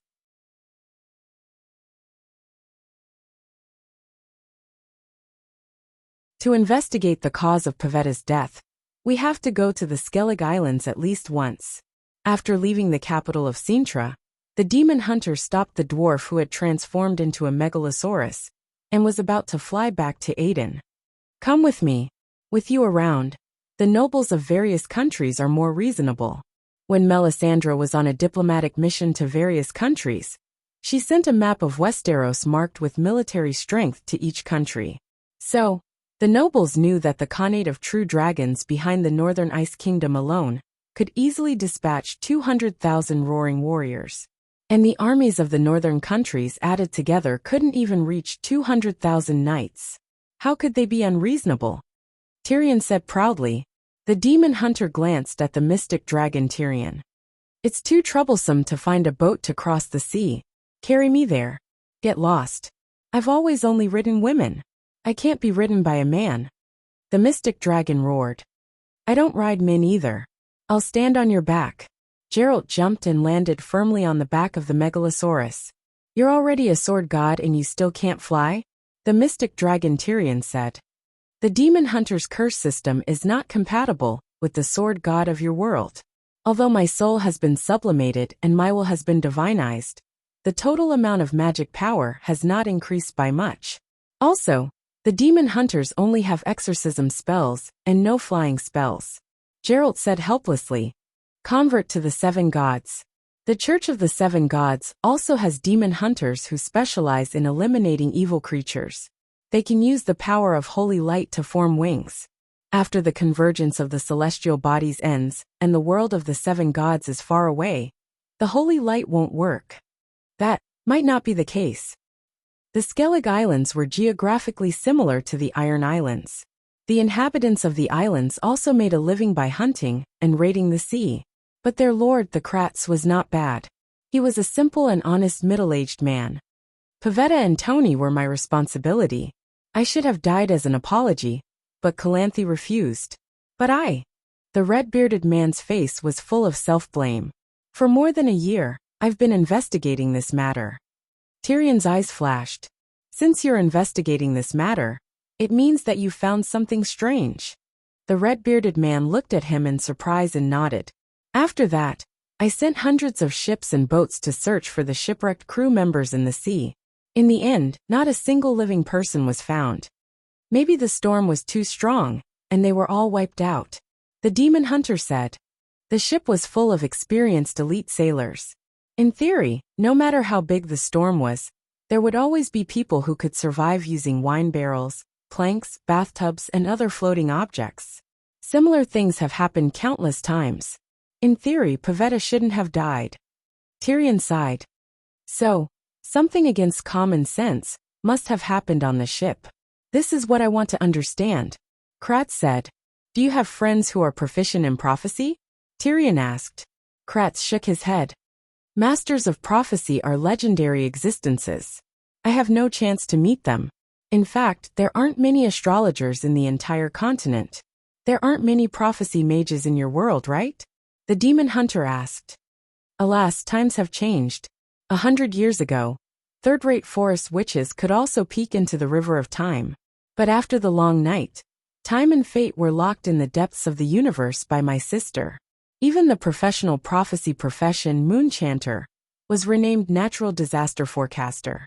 They can no longer peek into the fate of people. But, Tyrion looked at Geralt with a strange expression. Some old monsters who are proficient in prophecy have lived until now. Maybe she can help you.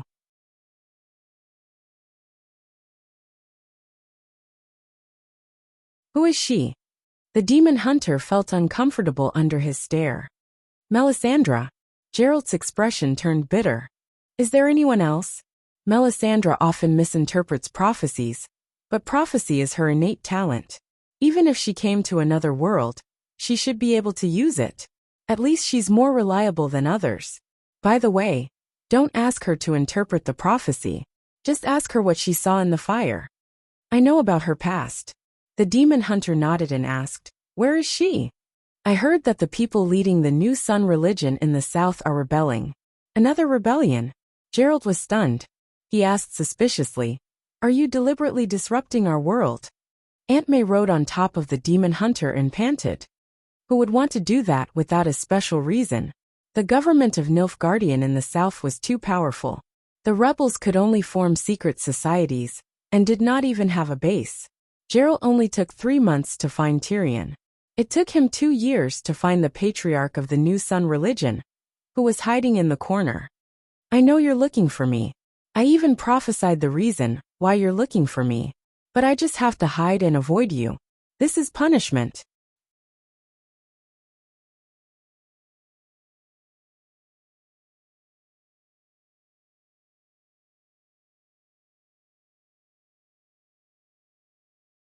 Chapter 1134. I'm sorry. Geralt didn't resist and let her do what she wanted. After she vented, he immediately asked, "Can you predict the real cause of Pavetta's death?" Aunt May lay beside the demon hunter with a satisfied expression, her wet red hair intertwined with her white hair.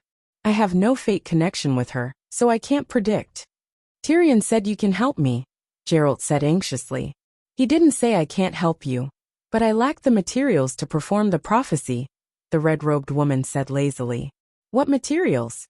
The blood of someone related to Pavetta's fate. Perhaps I don't need blood, but at least let me see them face to face.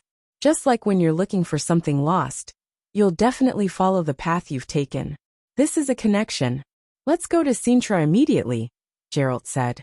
I'm busy with singing right now and can't leave. You can bring the unexpected child to me. If Calanthe allowed Ciri to come with me, things wouldn't be so complicated. Geralt smiled bitterly. Then there's no other way. Why are you rebelling? Geralt was puzzled. The priests of the Sun sect humiliated me, so I want revenge, Melisandre said coldly. What did they do? When I heard that the Sun sect was a Nilfgaard religion, I yearned for this country. After completing the mission given by the Dragon Queen, I immediately rushed over. But when I met the high priest of the Sun sect, they knew my identity, but because I'm a woman they mocked me. Geralt's mouth twitched. You went to the wrong temple. The Sun sect is a male-dominated sect, and all the clergy are men, just like the Sorceress Academy, which is full of women. Moreover, the Sun sect's teachings are cruel and barbaric, advocating destruction and conquest. Letting you into the church, and receiving you is already giving face to your messenger. Melisandre immediately said. So I founded the New Sun sect. Is it worth wasting so much time and energy just to get angry? The demon hunter said helplessly. The church can also help me gather the power of faith and practice some of my ideas. It's worth it. Anyway, I don't have to worry about my lifespan. Time and energy are worthless. Geralt suddenly understood. You don't dare to mess around in the world of the 7 gods. So you use our world to test your Tao. Your world is very lively. Melisandre smiled. Will you leave after the astral convergence ends? Geralt asked. Isn't that nonsense? Stay in this wasteland and wait for death.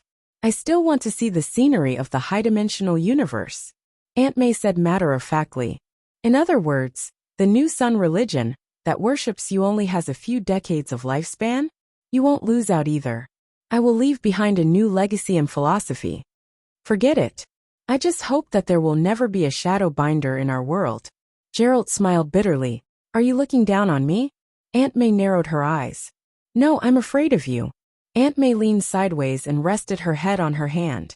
She carefully observed the demon hunter's expression and said, How many years have you been in the world of 7 gods? Do you know my past? It has nothing to do with your past. You draw my blood every day to test your blood witchcraft. I'm very afraid. Geralt's eyes flickered. If you're afraid, then leave. Aunt May brushed her long hair away from her cheeks, got out of bed, and began to put on her clothes. I need your help. Either you bring the people here, or you wait a few years for me to establish a foundation here. How many followers do you have now? Geralt asked. 100 mine slaves. Geralt frowned. Nilfgaardian is used to relegate captured soldiers to slaves. In other words, the slaves are all foreigners. You're rebelling in Nilfgaardian, but without the support of your own people, how can you succeed? What do you know?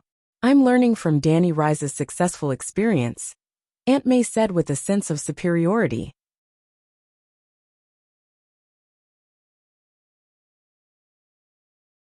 using slaves as confidants, using the identity of the patriarch of the New Sun religion to develop a church that worships me as a god. You definitely don't understand this method. Do you think I'm illiterate? Geralt rolled his eyes. In any city in the world of 7 gods, in any bookstore, you can find countless versions of the Dragon Queen's biography.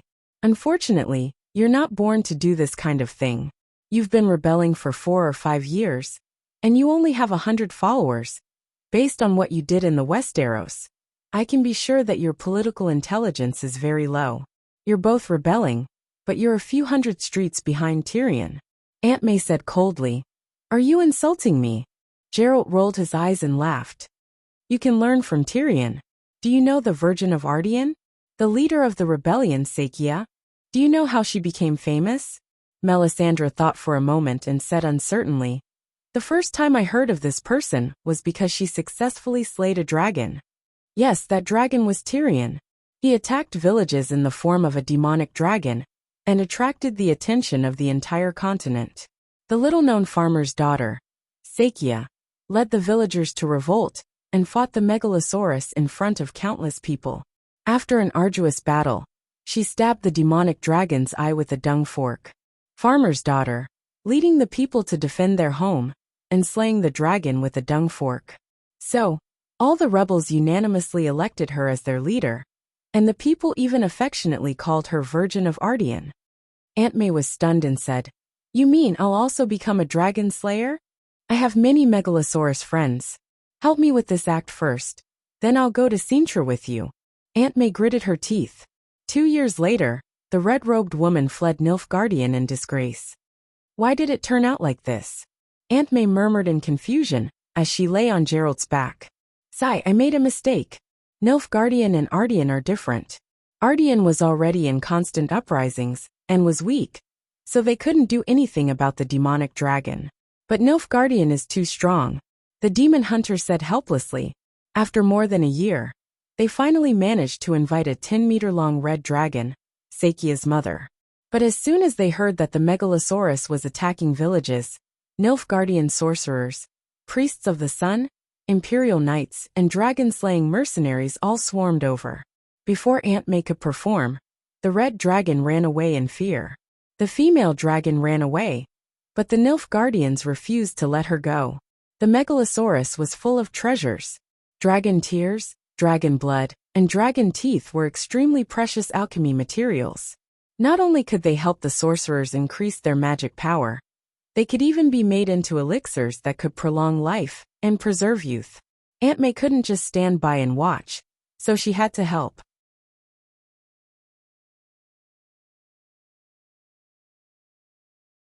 Then, she was taught a lesson by the otherworldly sorcerers. The humans in this world are too greedy, Melisandre said. Humans in every world are greedy. Otherwise, why would the Dragon Queen make her own dragon island? My foundation is ruined, my identity is exposed, and I've lost my emissary halo. Sigh, what a loss. Aunt May said helplessly. It's okay. The northern countries have always had a tense relationship with Nilfgaardian. You can continue to form the new sun in the north, or you can join the Sorcerer Council. You've felt it yourself. Few people are your match in a one-on-one fight, but sorcerers are used to working in groups. Even demigods can't do much. Aunt May was a little tempted. The power of a group was indeed stronger than that of an individual, especially when the power of this world was not low. If my identity is exposed and everyone knows about my ambitions, will they still accept me? She was worried. The spellcasters in our world are not pure, and they often cause trouble. If you rebel in Nilfgaardian, they'll think you're unsociable, Geralt said. I'm from another world. Won't I be suspected of having ulterior motives? If there's a sorcerer from another world who rebels in our world, they'll definitely be attacked. Aunt May was skeptical. Geralt said, There's a celestial convergence here every few hundred years. It's too common for people from another world to do so. You've seen Frances. She's a pure-blooded elf and the leader of the Squirrel Gang, but she still holds the position of the president of the Sorceress Association. Well, the Squirrel Gang was a guerrilla group formed by elves, dwarves, halflings and other non-human races to oppose the human regime. It was not a strict organization. As long as they were from another race who raised the flag of rebellion, they were called the Squirrel Gang. Sigh, your world is really lively. After sighing, Aunt May frowned and said, It's not the first time I've caused trouble in Nilfgaardian. A few years ago, the army and the sorcerer group didn't react so quickly. Is it because there's a new king? You mean white fire dancing on the enemy's grave? Imhir? Aunt May nodded. He's the son of the previous king, who usurped the throne and went into exile. Well, his situation is a bit like Danny Rise's. No, Imhir is more like Dragon Queen's father, Mad King Eris. I heard that he fried his enemies, who were still alive in a pot of oil. The tombstones of those who died were also dug up and paved with stone slabs in the palace's ballroom. 7 levels of hell, dancing on the enemy's tombstones.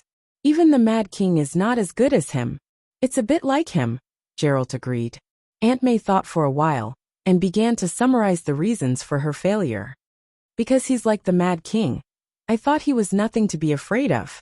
I was careless and ignored the fact that he snatched the throne from the usurper. The Mad King was a rich second generation, but Imhir is a restorer like Danny Rise. Of course, he's infinitely far away from Danny Rise. He should be the combination of the Mad King and Tywin. While crazy and ruthless, he also has the wisdom to rule. Not bad, not bad. It makes sense. The demon hunter nodded. The northern countries are in danger, Melisandre suddenly exclaimed. Oh, why do you say that? It's a prediction I made on a whim. The demon hunter was stupefied. A cruel man can't live a peaceful life. He can either abuse his own people or vent his desires abroad. Smart people know which to choose. Unfortunately, Imhir is both cruel and smart. That's just your guess. The northern countries are far more powerful than you think. They won't be invaded so easily. If Imhir is smart, he must know this, Geralt said. Then let's wait and see. When they arrived at Sintra, the news of Melisandre's actions in Nilfgaard had already spread throughout the northern countries.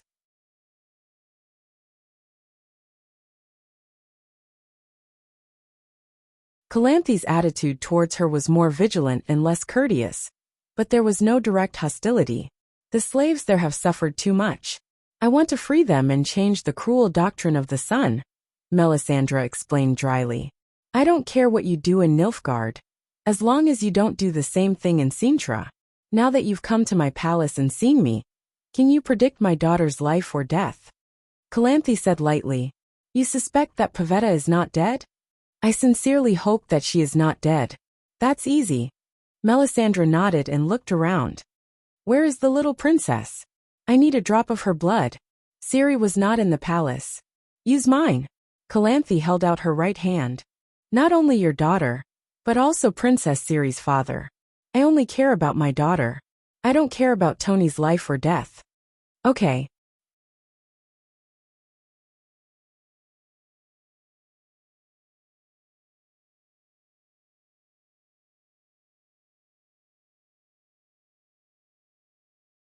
Chapter 1135. When Calanthe dripped her blood into the bonfire in the center of the palace, the flames suddenly rose more than 5 feet. Then, the people standing by the bonfire saw a blurry scene in the fire. They couldn't see the faces of the people, but the scenery around the people was familiar. The Sintra Palace, the streets, the slums, and even the Skellig archipelago, the sea, the storm. Several shadows were entangled, and the scene was gloomy, as if it was a world of death and decay. She's dead, her soul. Before the red-robed woman finished her words, the bonfire suddenly shone with a golden light, and an eye that could fill the whole world seemed to condense in the flame. Everyone near the bonfire felt their hearts, souls, and bodies become incomparably heavy. They couldn't help but kneel on the ground, sweating and in a trance. The golden light disappeared as soon as it was released, and all the images in the fire disappeared. What was that? The old druid stood up shakily, but then fell to the ground with a plop. He was shocked to find that his physical strength, magic power, and spiritual power were all gone, as if they had evaporated in the golden light. That's where Pavetta's soul went after she died. Melisandre's clothes were soaked with sweat, and her voice was hoarse. I knew she was strong, but there was only one I left in the past, alas. Who? Gerald was also weak and almost couldn't stand. The red-robed woman shook her head silently. Where did my daughter's soul go? Calanthe struggled to get up from the floor. Maybe she went to heaven. Maybe she returned to the world of death. Maybe she had another destination. I don't know, but I'm sure she's really dead. You all saw that before the golden light appeared. The world where the shadow in the fire was dark and oppressive. That was the land of death. Calanthe closed her eyes to hide the pain in her eyes, but the slits in her eyes couldn't stop the tears from falling. She turned sideways to prevent others from seeing her weakness, and quickly wiped away the salty water that had slipped to her lips. She asked in a low voice, "What's the golden light?" "It's the light of redemption. A great God took her away from the cold and gloomy kingdom of the dead," Melisandre said. "Which God?" Calanthe asked. Aunt May rolled her eyes and said, "It could be Mightly. Didn't Pavetta believe in Mightly when she was alive? With her highness character, it's very reasonable for her to be saved by the god of her faith." Mightly was the 7 gods of this world. There were only 3 females, one old, one middle-aged, and one young. Calanthe could not find a flaw in the red-robed woman's words. Her daughter had never done anything evil. After her bloodline awakened, she had been working hard to save people and protect the country. It would be unreasonable if Meritlay did not save her. Knowing that her daughter had found a good home, the Sintra lioness felt much better. "Based on the previous images, it seems that I can't find the cause of my daughter's death," she said with a frown. "Prophecies have always been random and vague. If it were 100 years ago, I might have confidently explained the meaning of the prophecy to you. But," after a pause, Melisandre smiled bitterly and said, "I can only guide the person involved to observe for himself. I dare not give a direct answer." Calanthe looked at the court mage, hoping that he could give an answer to the prophecy. The druid frowned and said, "I saw a few figures entangled together. Maybe the princess and Tony hugged each other, facing the storm of death helplessly and calmly?" Calanthe's eyes lit up. She took Aunt May's hand and said eagerly, "Tony doesn't seem to believe in Mightly. His soul should still be in the land of death. Can you summon his soul?" "I'm making a prophecy, not summoning the undead. We can always get some information, right?" Calanthe insisted. Aunt May nodded.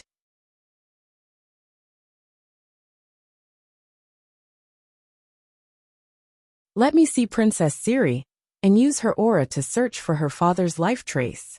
"You." Calanthe pointed at the demon hunter. "Get out."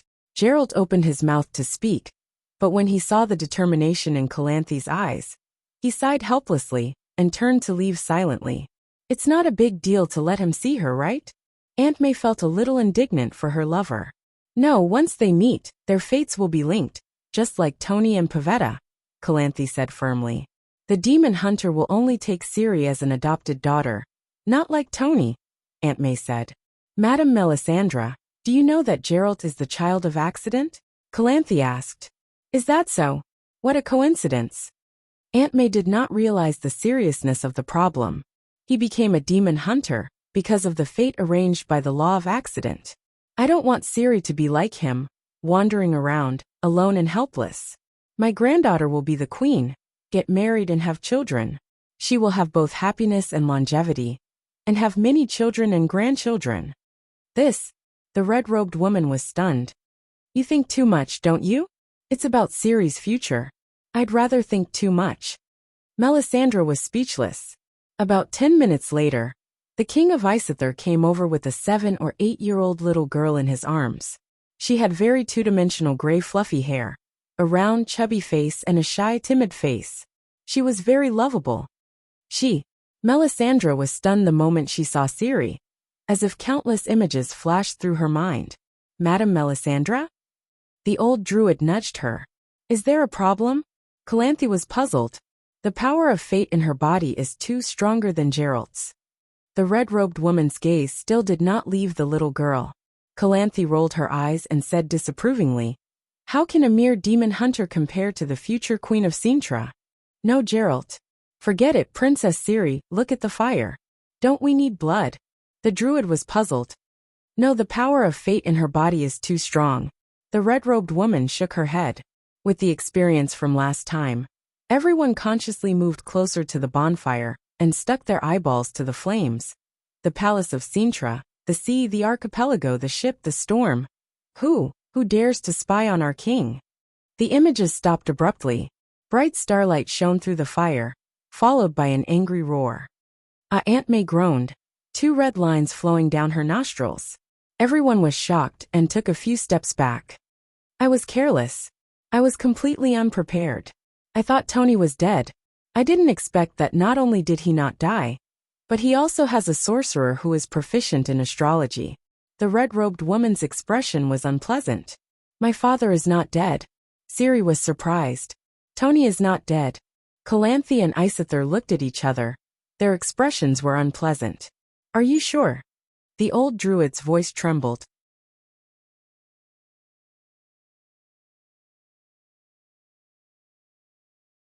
The red-robed woman glanced at him and said lightly, unless Princess Ciri is the child of Pavetta and another man. Otherwise, as you can see, the images are colorful and not a land of death. The sorcerer on the other side also said that our king is not the late king. Our king? Calanthe thought carefully. Tony is the king. Tony said that he is the prince of Metchet, Isithar said. Metchet was a remote principality smaller than a booger.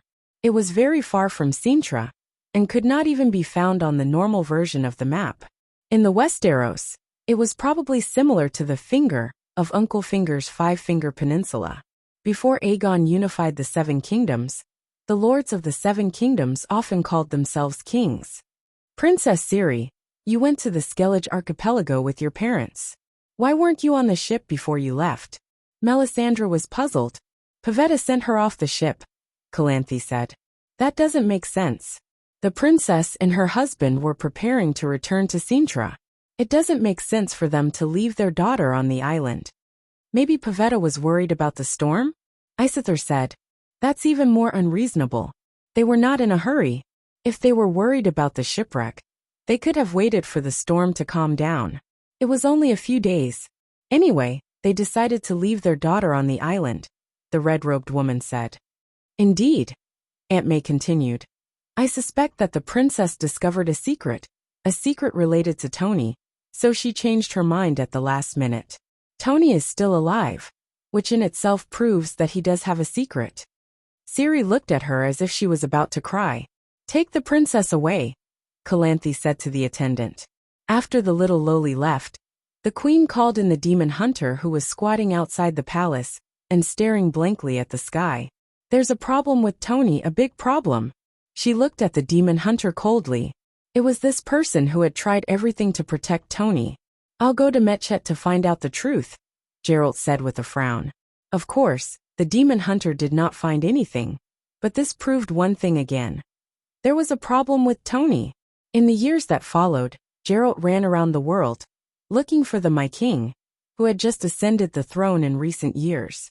There were too many booger kingdoms in the demon hunter world. In the Westeros, they were all at the level of knights and earls. The largest country was only the size of a king's territory or a stormland. Melisandre went to Thanet Island, the holy land of mages in the northern countries, and became a teacher at the Sorceress Academy. While teaching and educating people, she learned the spells of the other world and established the Red God sect, which was also the New Sun sect with a new name. Well, the New Sun sect that she had been fiddling with was the Red God sect that abolished slavery. After Lalo went to prison, the Red God sect fell apart. There was no more Red God. The Dragon Queen only needed the Demon King of Hell, Lalo. The Red God could exist but not Lalo. Aunt May had deep feelings for the Red God sect that she had believed in for hundreds of years. Since Lalo had committed a crime, she felt that she could try to take over the position of CEO. 3 years later, Melisandre returned to Sintra again, a ruin of death buried in blood and fire.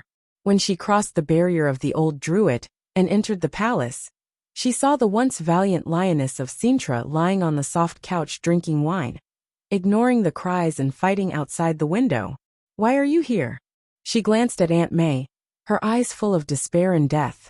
Just half a month ago, more than 100,000 Nilfgaardian soldiers unexpectedly crossed the Arm Mountains, equivalent to Wei Yan's Meridian Valley miracle. Sintra was caught off guard and hurriedly sent out troops, but the enemy had already prepared an ambush.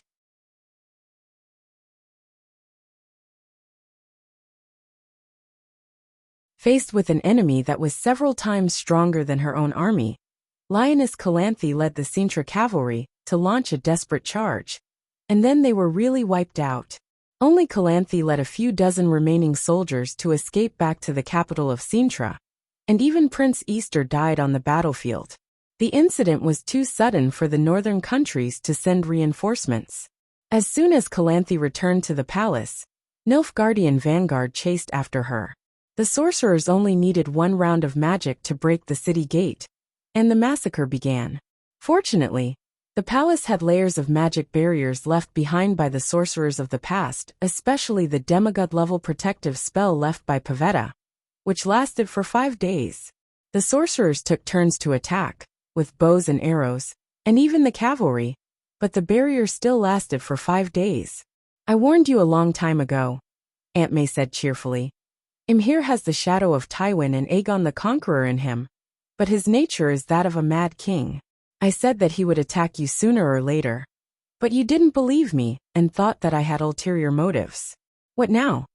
Well, when Aunt May first joined the Sorcerers Association, she followed Zhang Yi and Su Qin's example and formed an alliance with the northern countries to attack Nilfgaardian in advance.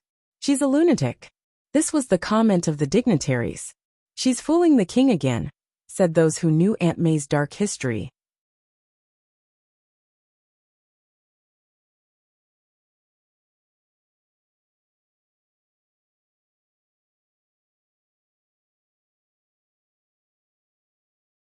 Chapter 1136. If we don't feel the pain, we can't unite. Forget it. It's too late to say anything now. Calanthe's face was ashen. How is it too late? Aunt May was surprised. Those beasts are slaughtering my people, but I don't even have the strength to hold a sword. I'm surrounded by orphans and widows who have lost their husbands and sons. Calanthe looked at the fire outside the window in despair, as if she could see the barbaric southern soldiers trampling on the people of the capital. "Aren't you forgetting something? Where's Princess Tirue?" Aunt May looked around.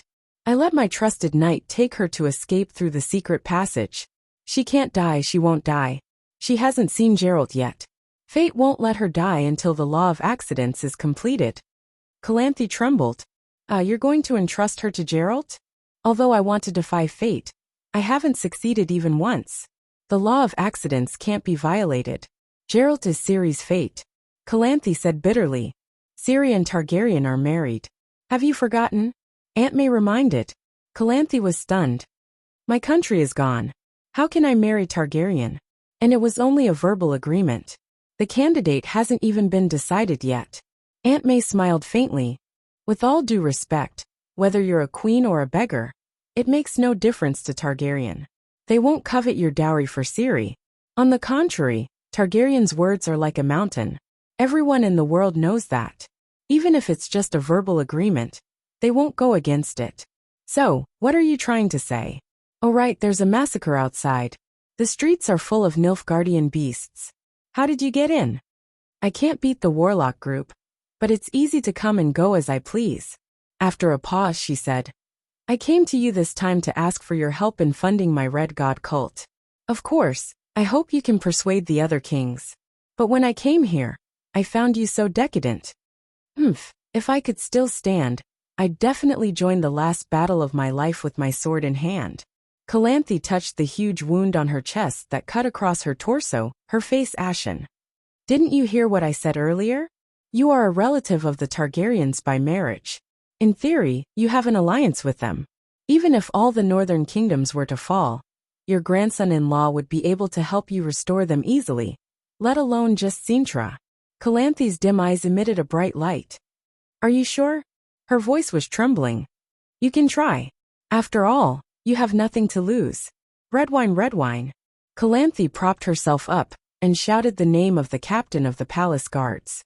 A moment later, a sturdy middle-aged armored knight pushed open the door and entered. He knelt on one knee and said, "Your Majesty, I have already distributed the poison as you instructed." Calanthe's voice was hoarse and she collapsed. What poison? Aunt May asked. The enemy is about to break through our defenses. The nobles of Sintra would rather die with dignity than be humiliated by the Nilfgaardian beasts. Redwin's face was full of determination. Did you drink the poison? Aunt May's mouth twitched. Of course, we're not afraid of death. None of the nobles of Sintra surrendered. Almost all of them committed suicide for their country, including the women and children. Even the babies were fed poison by their parents. It was heroic and tragic. Although it was tragic, it also made it easier for Calanthe to escape. Well, she was determined not to live, but the remaining attendants heard that there was hope for the restoration of the kingdom and forced her to leave with Melisandre. It's not difficult. As long as you can go to the world of the 7 gods and show your sincerity, the Targaryens will at least form a volunteer army of 5,000 for you. After a few twists and turns, he contacted the dwarf and said so.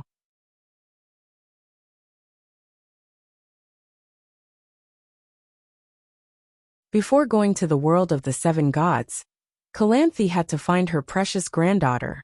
Otherwise, who would marry her?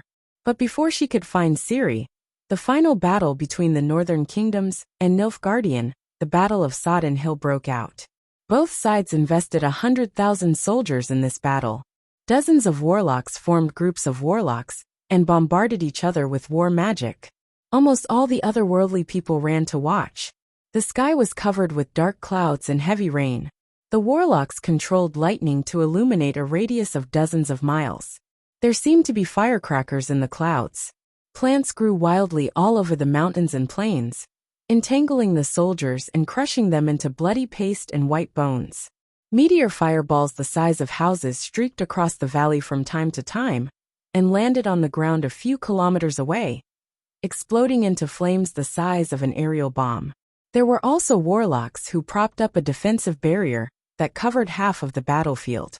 The enemy's magic splashed the magic light and shadow like meteors falling to the ground. It's spectacular. I didn't expect war to be so magnificent and so cruel. The new generation after the long night was shocked. Not bad, not bad. It's getting interesting. The old man who had survived the long night nodded lightly. The Nilfgaardians who were madly attacking the north were blocked. The Northern Coalition army won a Pyrrhic victory. The warlocks whose strength was not inferior to the demigods of the world of ice and fire alone died 14 from the northern kingdoms. More than 30,000 soldiers died. The death ratio was more than 30%. Including the injured, the casualty ratio was more than 60%. It's too tragic. Mortals shouldn't be involved. Tyrion, who was used to seeing big scenes, could not bear to see it.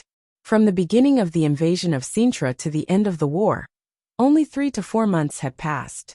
When the armistice was signed, Calanthe was embarrassed and angry. She was embarrassed because the war had ended before she could ask for reinforcements. Angry because Sintra was betrayed by the allied army. Her country was recognized by the northern kingdoms as a new province of Nilfgaardian. After the anger, she was even more determined to go to the other world to ask for reinforcements. Well, before the Battle of Sodden Hill, Calanthe began to hesitate whether she should ask Targaryen for help to restore her country. After the fall of Sintra, the red-robed woman's strategy of joining forces against the enemy was quickly recognized by the northern kingdoms. Moreover, the red-robed woman was already a member of the Warlock Council, equivalent to a doctor in the Old Town School. If she could convince the other doctors, she could convince the lords through the scholars of each territory. Every country had a court warlock, equivalent to a national advisor.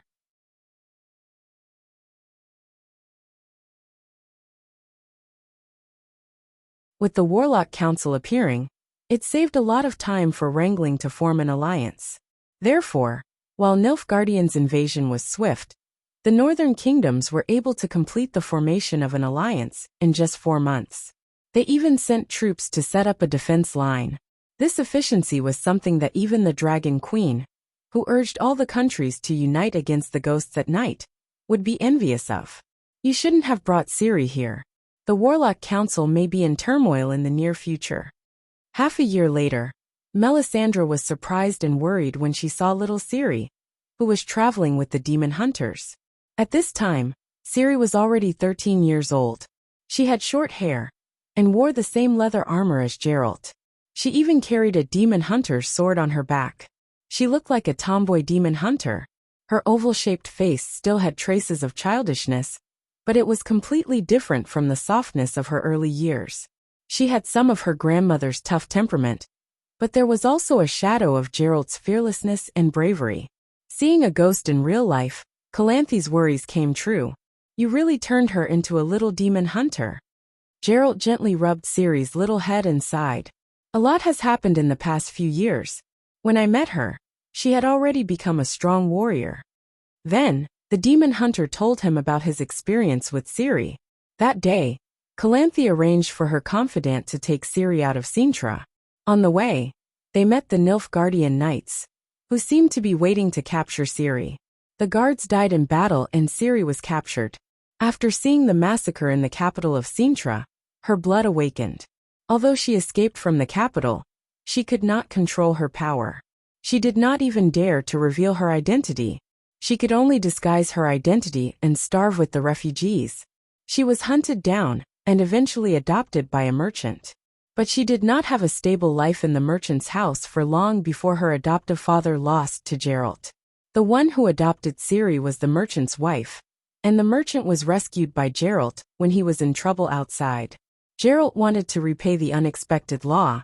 Since fate was so insistent, Geralt could only take Ciri as his goddaughter on the spot. He took her to the demon hunter's base camp and trained her in the demon hunter's way. He also taught her the swordsmanship of the world of the seven gods, until Ciri gradually could not suppress her magic power. I brought her to Thanet Island to join the Sorceress Academy, and let the sorcerers help her develop her talent, Geralt said. Why don't you just take her to Slaver's Bay? Geralt said, she's still underage. Didn't we agree to arrange for Prince Targaryen to come here for a blind date when Ciri comes of age? Also, Queen Calanthe is still alive. Without her permission, I can't take Ciri to the world of the seven gods without her permission. That being said, the demon hunter began to have selfish motives after becoming an adoptive father. He knew that the Dragon Queen had her eyes on Ciri's ancient blood. He was worried that the Dragon Queen would take away the ancient blood and keep the fire sprite Little Mist as soon as they met. If Ciri could fully develop the ancient blood and master the power of the Song of Fire, losing the fire sprite and a part of the ancient blood would minimize the damage to her. As a father who truly loved his daughter, it was not surprising that he would be so calculative. Melisandre looked at him deeply. I'm afraid your kindness will not end well. What's wrong? The demon hunter was puzzled. Why do you think Nilfgaard lost the war in the north? Not really. The north won a Pyrrhic victory and lost Cintra as a barrier, Geralt said. As long as the Warlock Council exists, Nilfgaard will never conquer the north. What do you think? Geralt's expression changed.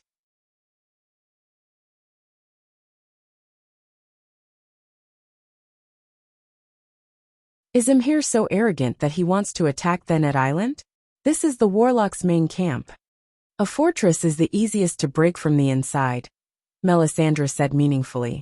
A warlock defected to Nilfgaard? Geralt's hair stood on end. Now the warlocks are divided into three factions.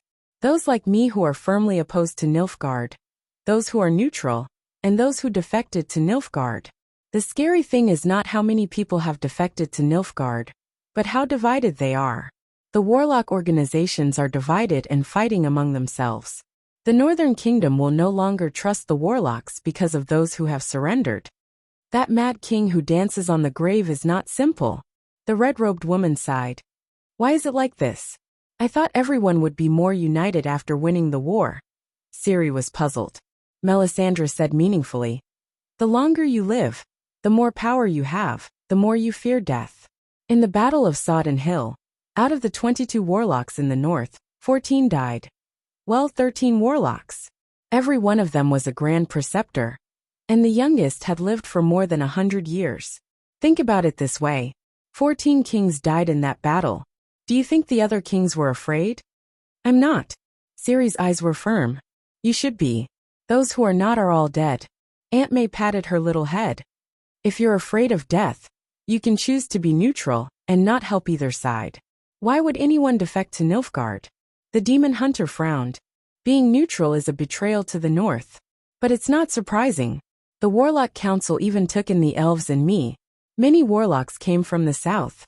As for those who have surrendered, it's mainly because of the ancient prophecy, the prophecy of the elven sage Eilen. Imhir thinks that he can be the savior in the prophecy.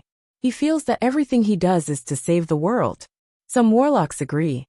Melisandre's expression was complicated. She thought of the prophecy of Asha and herself.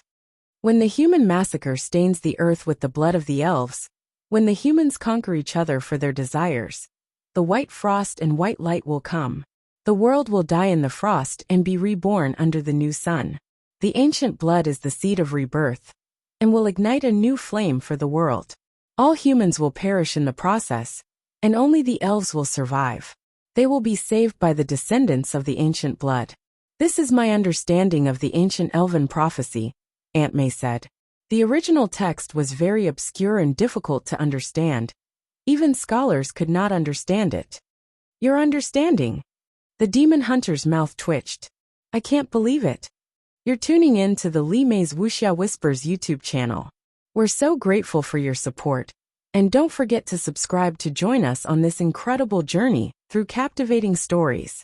Your generosity through donations truly makes a world of difference, as it's the primary source of revenue that allows me to expand and enhance this channel for you. Thank you from the bottom of my heart for being a part of this adventure.